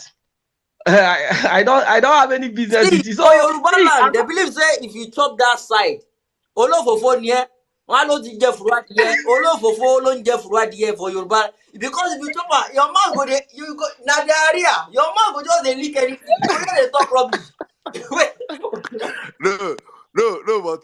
But Jimmy, seriously speaking, if you eat the anus of chicken, when they not prepare, I mean, just cook them. People wait in this house. I've been on the chop chicken yash. I beg. Just put salt. Put Hey, salt Jesus and Christ. test Oh, it. Hey, oh. If you chop it, ọmọ it láti is jẹ the ẹ̀fọ́ láyé yìí, sweetest part Jésù. of the Furu chicken. adie, See, give it a try. Give it a try. I tell you. furu adie lẹ ń rí àlùbọ́sà sí. You will remove. See, Jimmy, you will remove that poo You are side. That who? poo side, you will cut it. You are who be Wait who? now, she not You what will I did be. do. You will Hey, cook it. You will cut it.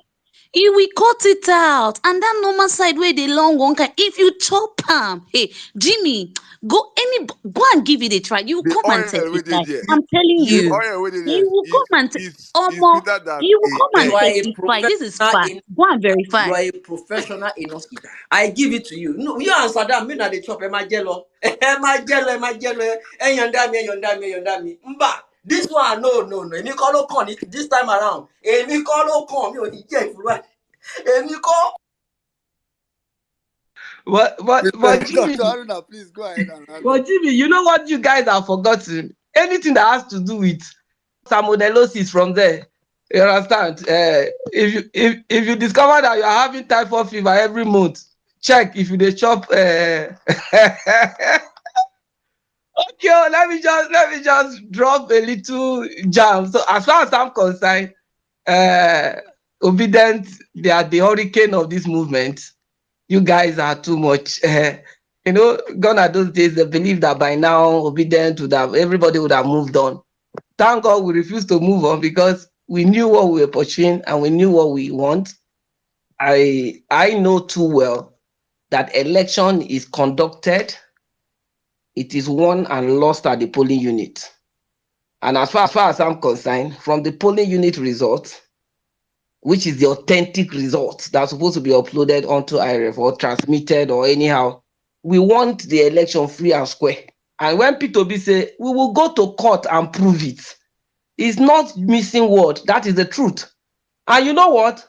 Because the tears of P2B dropped when he was making that post-election, address, when he was making those submissions, because his tears drop, we the obedient, we will make sure that Tinubu in go cry. His cohort, they will cry. They will cry because if they think there is no peace for the wicked. Do you know, as far as right now, if you listen to Payo Adebanjo, the leader of Afenifere socio-political group, he said presently there is no they don't have president. The election is still on, that it has not been concluded. You understand? That is what Payo Adebanjo said. He said it has not been concluded because the process that brought this man Tinubu into power is being queried in court. So if they think we are stupid, make them just they learn work. As I did like this, one guy just called me this evening. This evening, and was telling me that he need urgent 15K. Do you know what happened? I just tell the guy, send your candidate. You know why? Because na correct obedient guy. I said, just send your candidate, send her. I didn't miss word. I just wired the thing, give him because as far as he be obedient, it sweet my heart. So waiting there be say, as far as I'm concerned, we don't have any president yet. The authentic president-elect is P2B, and judiciary must do the needful. Just declare him quickly because no time to waste time. So I will begin to pump champagne. Do you know what?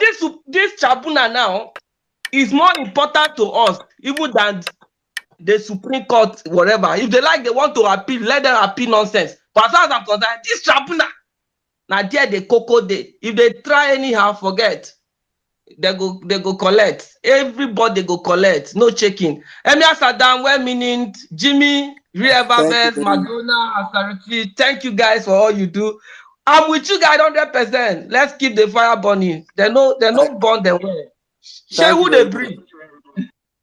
Thank you very much, Dr. Aruna. All right, quickly, we have very, very, very limited time. Um, let's quickly go to Rita, you were supposed to round up. In fact, when you stopped, I stopped hearing you. So I mean, I think 1 minute it's fine. Maybe 30 seconds if possible. All right, thank you very much. Before I go to my submission, I beg, let me clarify this chicken yash thing. I beg, very important. No, not clarify chicken yansh. Just you don't already take 15 seconds. Safe. Wait now, it's important I clarify. Many people no go chop fever say that they chop something. It's important, you know. See, the chicken yansh we're talking about, it get the place when people dey. Now my business when I did do. I'm into frozen, okay? You cut that part throw away, wash it well and chop. Now vitamin be that, nothing like sickness. All right, thank you. Back to the submission. Okay, I remember I was talking about the only relevant certificate owned by Tinubu that the world knows belongs to him is the true certified copy of his drug case in Chicago, USA.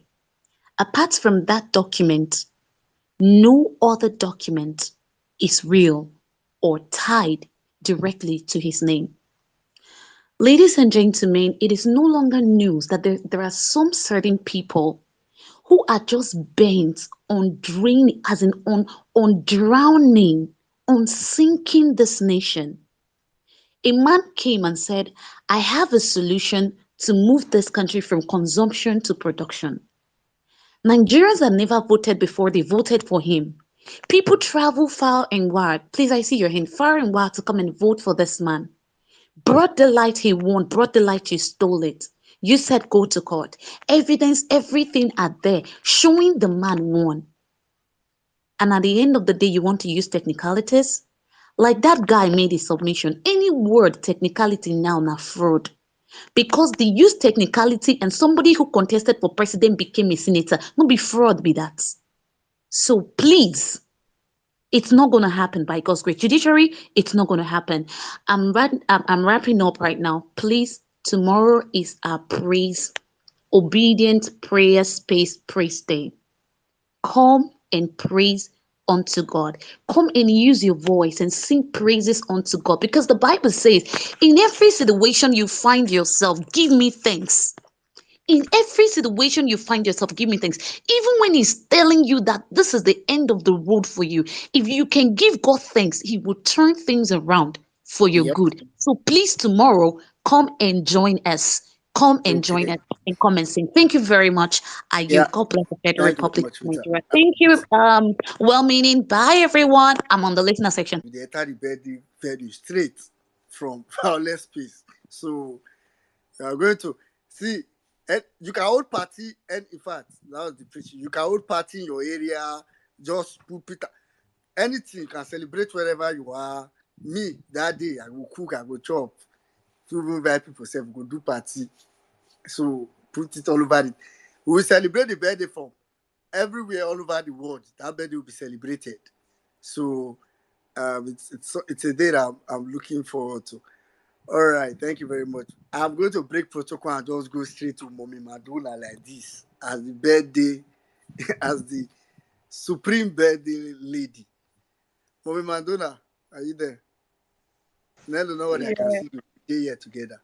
Go ahead. Yeah, good morning, Abi. This is morning now. Good morning, Emi Asada, Wemini, Jimmy, my in-law, Mommy Bolanle, Real Ever Best, Nelu, Ogunya, everybody.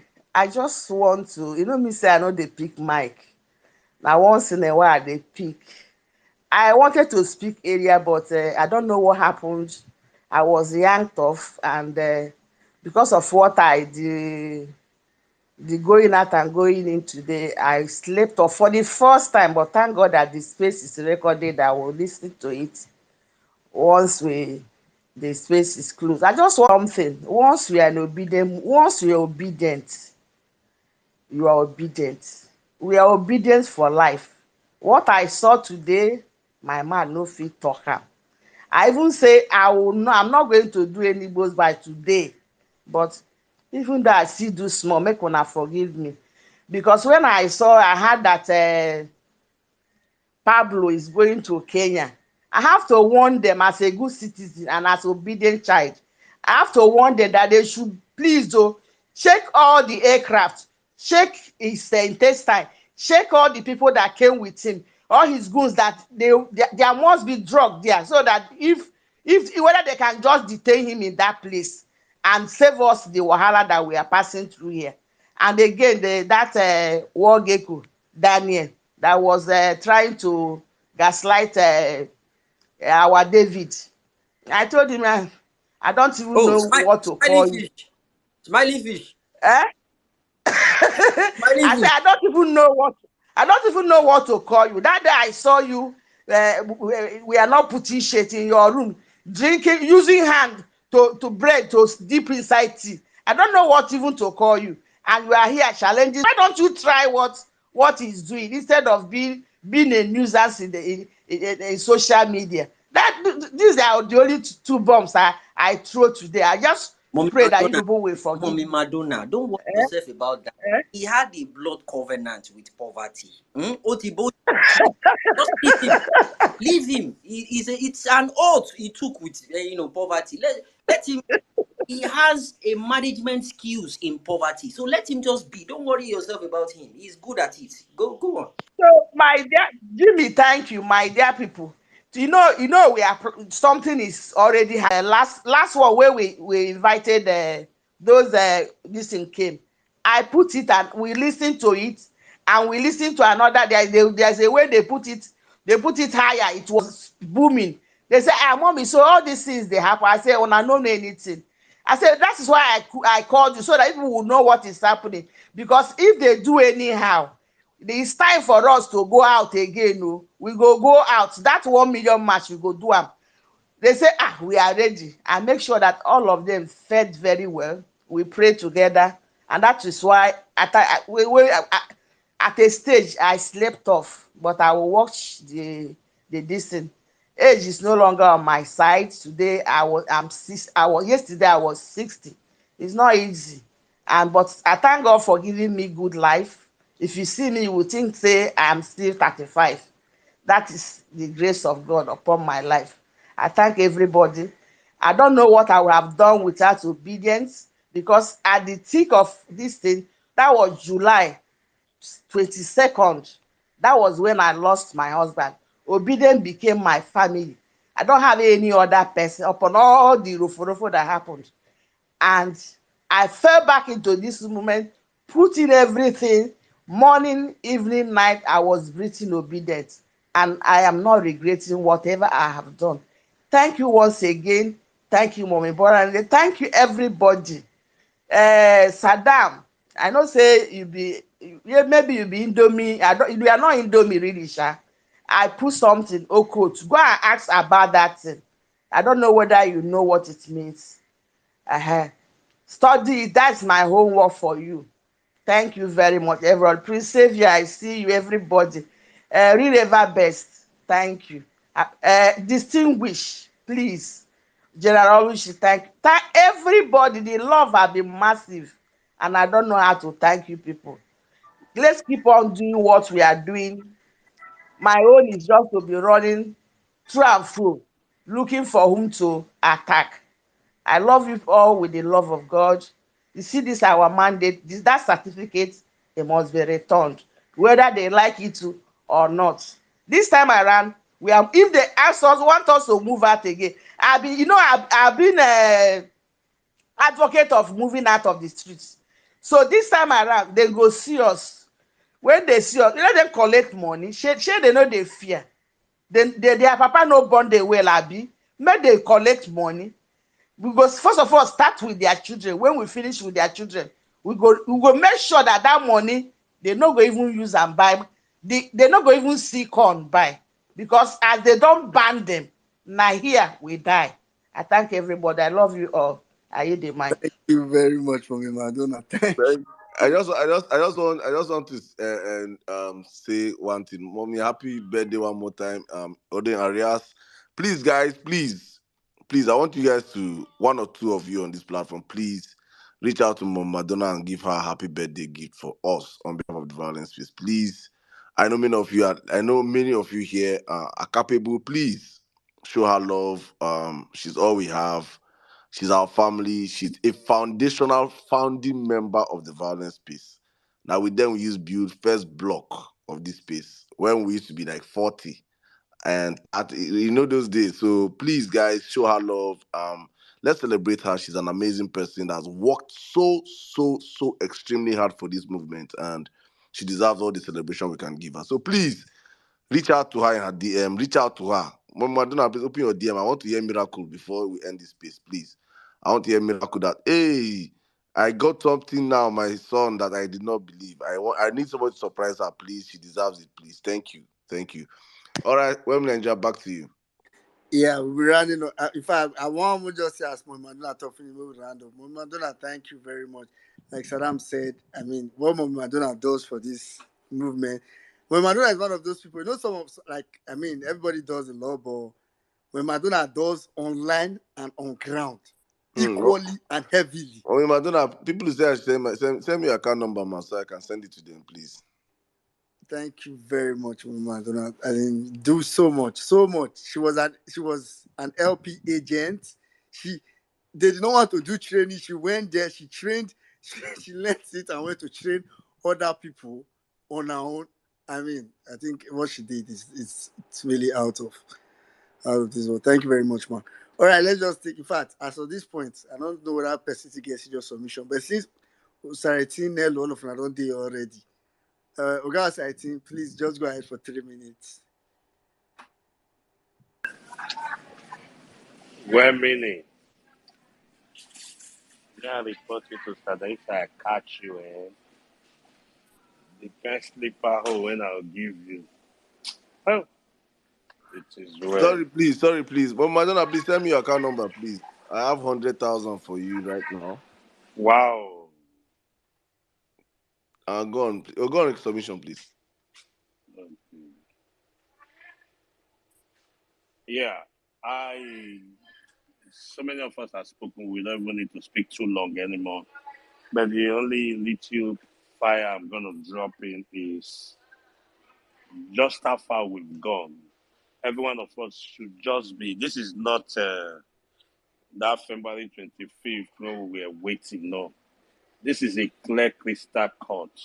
The reason is because of our fully prognosing. I looked everyone holding space, running everything, whichever way we have contributed. That is why the judiciary cannot do otherwise. We've gone too far with them. If you ever been in government or work with people in government, most especially the politicians, this is not what they like.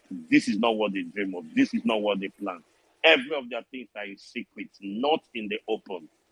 This that has been spread in the open, that international community has to digest, pick from everything we do, we say, on the space and compute them. Look, no government want this, no politician want this. I'm just letting no judiciary want this, no justices want this. When Lawan happened, it was not dissected. The step by step was not followed. Nothing was followed. Everybody was gestucky. Everybody was angry. When Opus Zodima happened, everybody was just what? But now there's a different ballgame. So I'm fully rested. What I've been appealing for, what I've been shouting and crying for is this follow up. And the follow up I expected, I think what I've seen was 500% more than what I expected. That is to tell you that everyone did very well. This is the cure to end this thing. This is if we go to the street and fight, it's better for them than what we've just done now.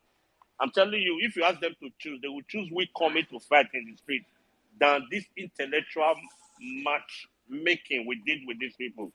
How can you comprehend that the idiot in the society are the older ones, while the youth are the ones that are doing things lawfully? That is just the whole square. So I greet on obedience. In fact, I'm very happy to be one of obedience, and I will remain like that. You know, so like my brother Real Lever, when you talk about those men of God, yeah, we Psalm 82 make it clear, verse 6.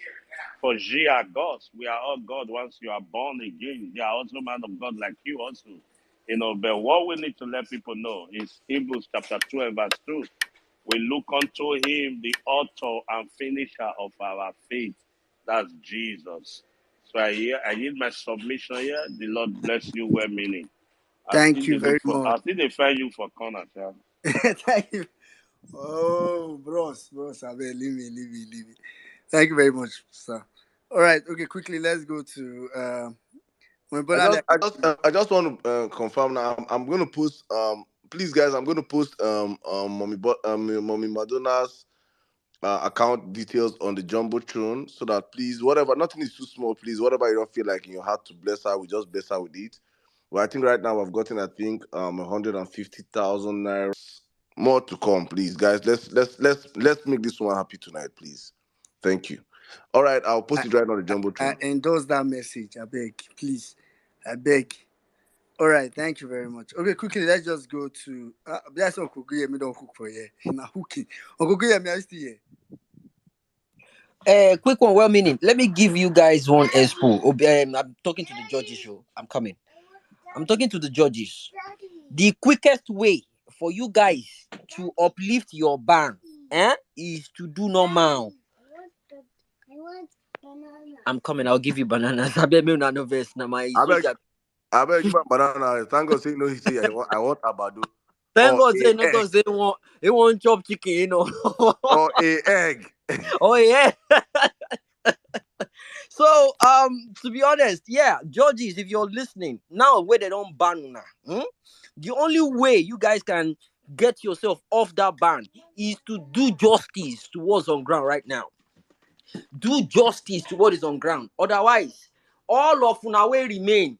You won't be able to go to Europe, America, even Dubai. Oh my day, that's just food for thought. I yield. Go ahead, well meaning. But she say session is not even wait safe. They not want wait for court. Wait for which court? But some people see the wait. Some court is just the wait. Anyway, Nello, please go ahead. Okay, dokie. Hi everyone. Hi, Saddam. Well, Minnie, what are you saying? Hi, Jimmy. Mommy B. Mommy Madonna, happy birthday once again. Happy birthday. You are such an amazing woman. And we love you so much. Happy birthday, Ma. Hi everyone. Hope we're all good. Honestly, I just came to mark register because all of you have already spoken my mind, and I just want to tell us that, see, this thing that this APC government is out to impoverish Nigerians, and it's crazy because I've just been you guys just keep paying attention every time you're listening to the news, and these politicians, they come out to speak about Nigerians. They will always say, "Oh, Nigerians are poor. If you give them any small money, they would stick." I mean, was it not the other day I was listening to Nasarawa governor, obviously an APC man, And the Chinese guys, they are mining lithium illegally in Nasarawa as we speak right now, and they are doing it with the backing of the federal government because they have this military personnel that are attached to them.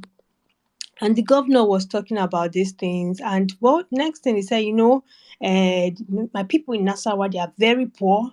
If you give the village head 10 million naira, he would allow you to come and mine everything. There's this way they always talk about Nigerians and poverty. It's like, and that's why you can see this government, they are so proud of their 8,000 naira that they are giving to you. As far as they are concerned, you are very poor. And if you see 8,000 naira, you will be jumping up and down, because after all, you are very, very poor. And it's the same thing when you're interviewing, when they're interviewing them, they're talking about poverty. They would always tell you that yes, that poverty is everywhere, and so what's the big deal about this poverty that you guys are shouting at? Everybody, you people are poor anyway. After all, you can still see food to eat. How are you not alive? How can you be crying that you're poor? So one thing I just want to encourage us is, you see all this money that they are giving themselves. Akpabio now, they want to buy a SUV, 40 billion naira for, what's it called, armored tinted SUVs. Just gather all this information so that you can be sharing it with the poor people. When you go into the market and the woman is complaining, show her what these people are signing to themselves, so that she will understand that we are not each other's enemies. I'm really looking. I don't know how, as Nigerians, we can realize that your enemy is that politician. Is those, especially this evil APC government. They are the enemies. We need to be showing these people, letting these people see what these guys are signing to themselves as they ask you to tighten your belt. They're asking us to tighten our belt. Okay, well, meaning I see you, I see you. It's just really, really annoying when you really think about all these things. But anyway, it's late now. But guys, please be spreading this message.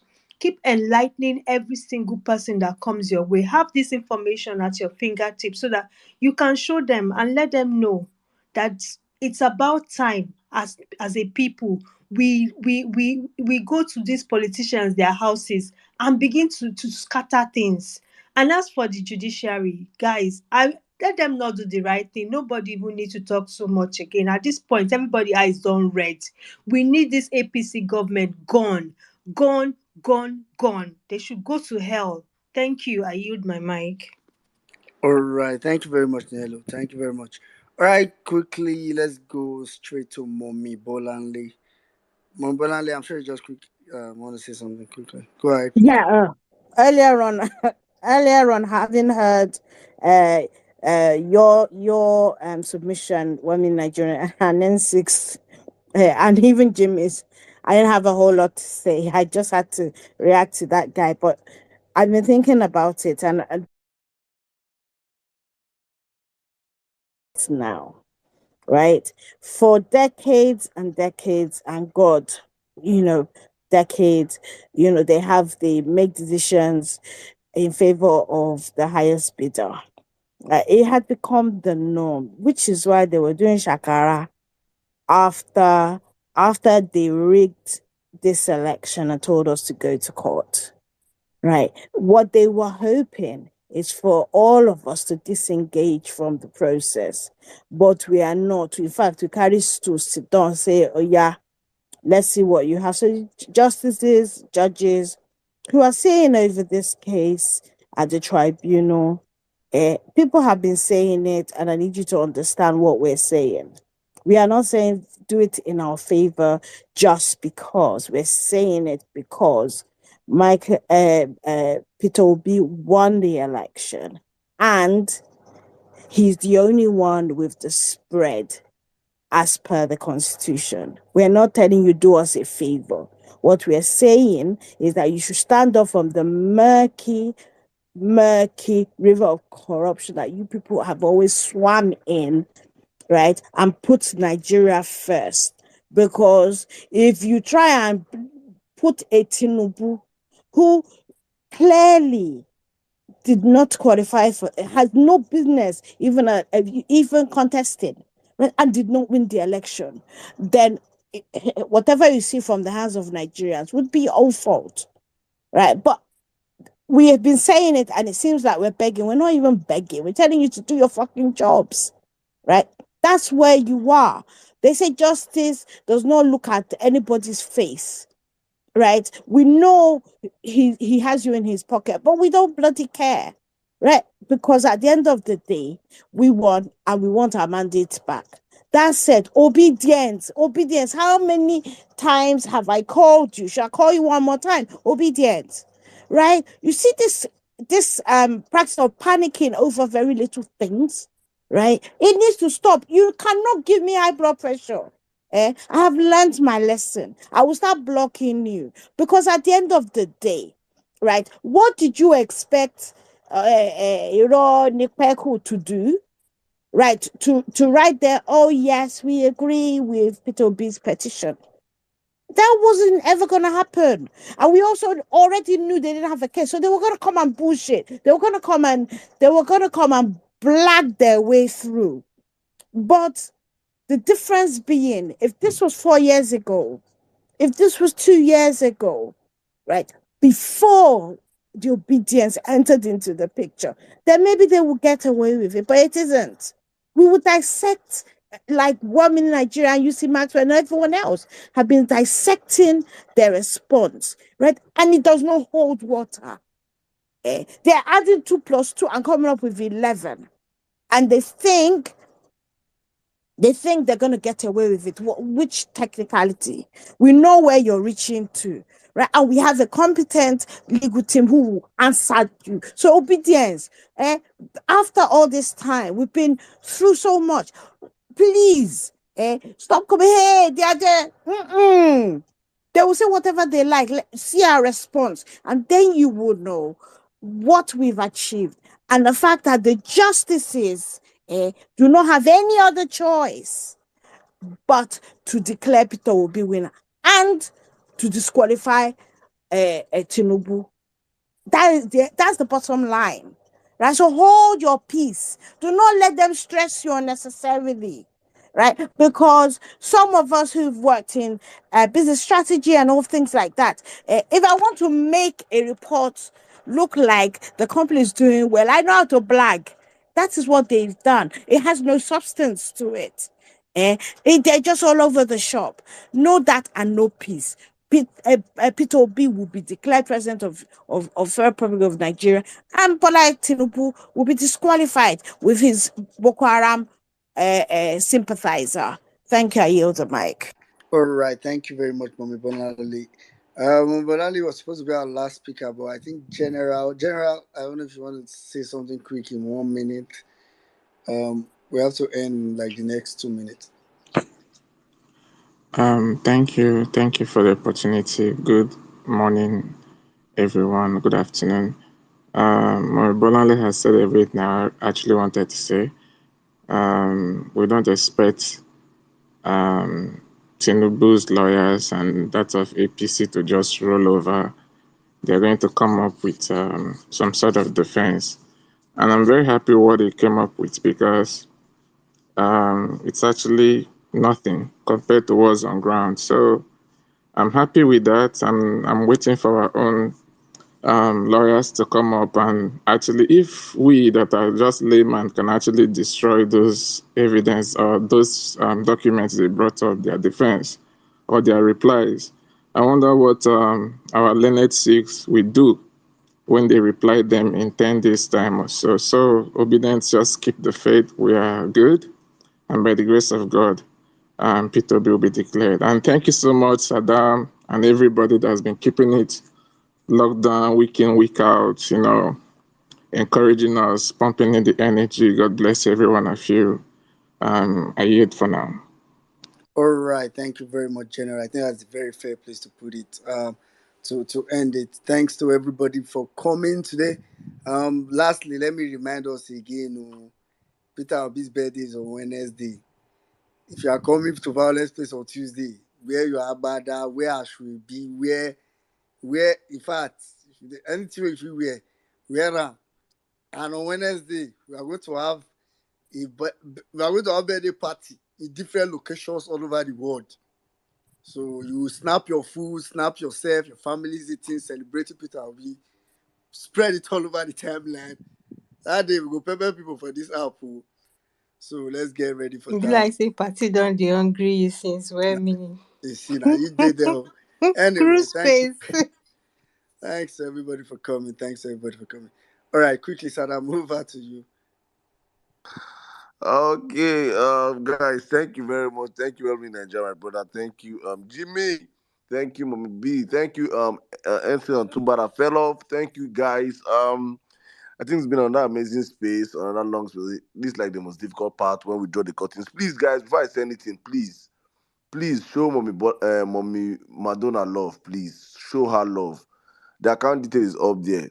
1,000, 2,000, 5,000, 10,000, 20,000, 50,000, 100,000. This woman deserves all the love that she can get. I just feel like in the spirit of the violence space, let us bless her. She has been a blessing to this movement. Thank you to every single one of you guys. As we go into this new week, it's going to be a Peter Obi week. It's going to be a Peter Obi week. We have to celebrate the man all throughout the week. Man, I don't begin to celebrate him from Monday. Birthday goes out Monday, Tuesday, Wednesday, Thursday. He deserves all the celebrations because he's the reason why and we can believe and we can hope for a new country, a country whereby merit works, whereby it's all about your competence, your character, your capacity as a person. It's important we celebrate virtues, we celebrate hard work, we celebrate discipline, we celebrate. These are the things that we need to build this country that we are yearning for. So thank you to every single one of you on the violence space. Thank you to the whole violencers. Thank you to all our amazing um um team, the whole technical team behind the scene that are making sure that this space is being streamed on Facebook, on YouTube. Thank you to our YouTubers listening to me, Facebookers, our radio station listeners. Thank you to every single one of you. Please, all of you creatives that are creating your skits, creating your songs, it is important you follow the directives. Please don't send it to my DMs or send it to any of my ministering priests DMs. If you send it to us, it is you seeking favor, and that is not fair. Post it up on your social media accounts across all social media platforms and use the hashtag violence space JOT challenge. In that way, we're going to track all the submissions. Jimmy, coming. Jimmy, your hands are up. No, I just want to let people know I've scheduled the space for Tuesday, 10 a.m., 2 hours. Oh, amazing. Please. What's it called? The Yoruba Room space. So just 2 hours before Violence Space. Stay na Yoruba road. All right, guys, please schedule the space. Please, let's go up that day. Please, if you're not Yoruba, please don't come out and speak. Oh, please, just carry interpreter. Carry interpreter and come. So you listen and see. Please help share the space also. Let us get our people out there in the numbers so they understand that how diversified we are as a people and as a movement. Thank you, guys. Thank you always for supporting us on the platform. Please, thank you to all of you. I made this submission at the beginning of the space. Fact is 2 months old. Thank you to every single one of you that have been reading, retweeting, liking, sharing, propagating, distributing Fact news. Thank you to the amazing writers, publishers, contributors, every single one that are working behind the scene to make sure that we are bringing the real news to Nigerians.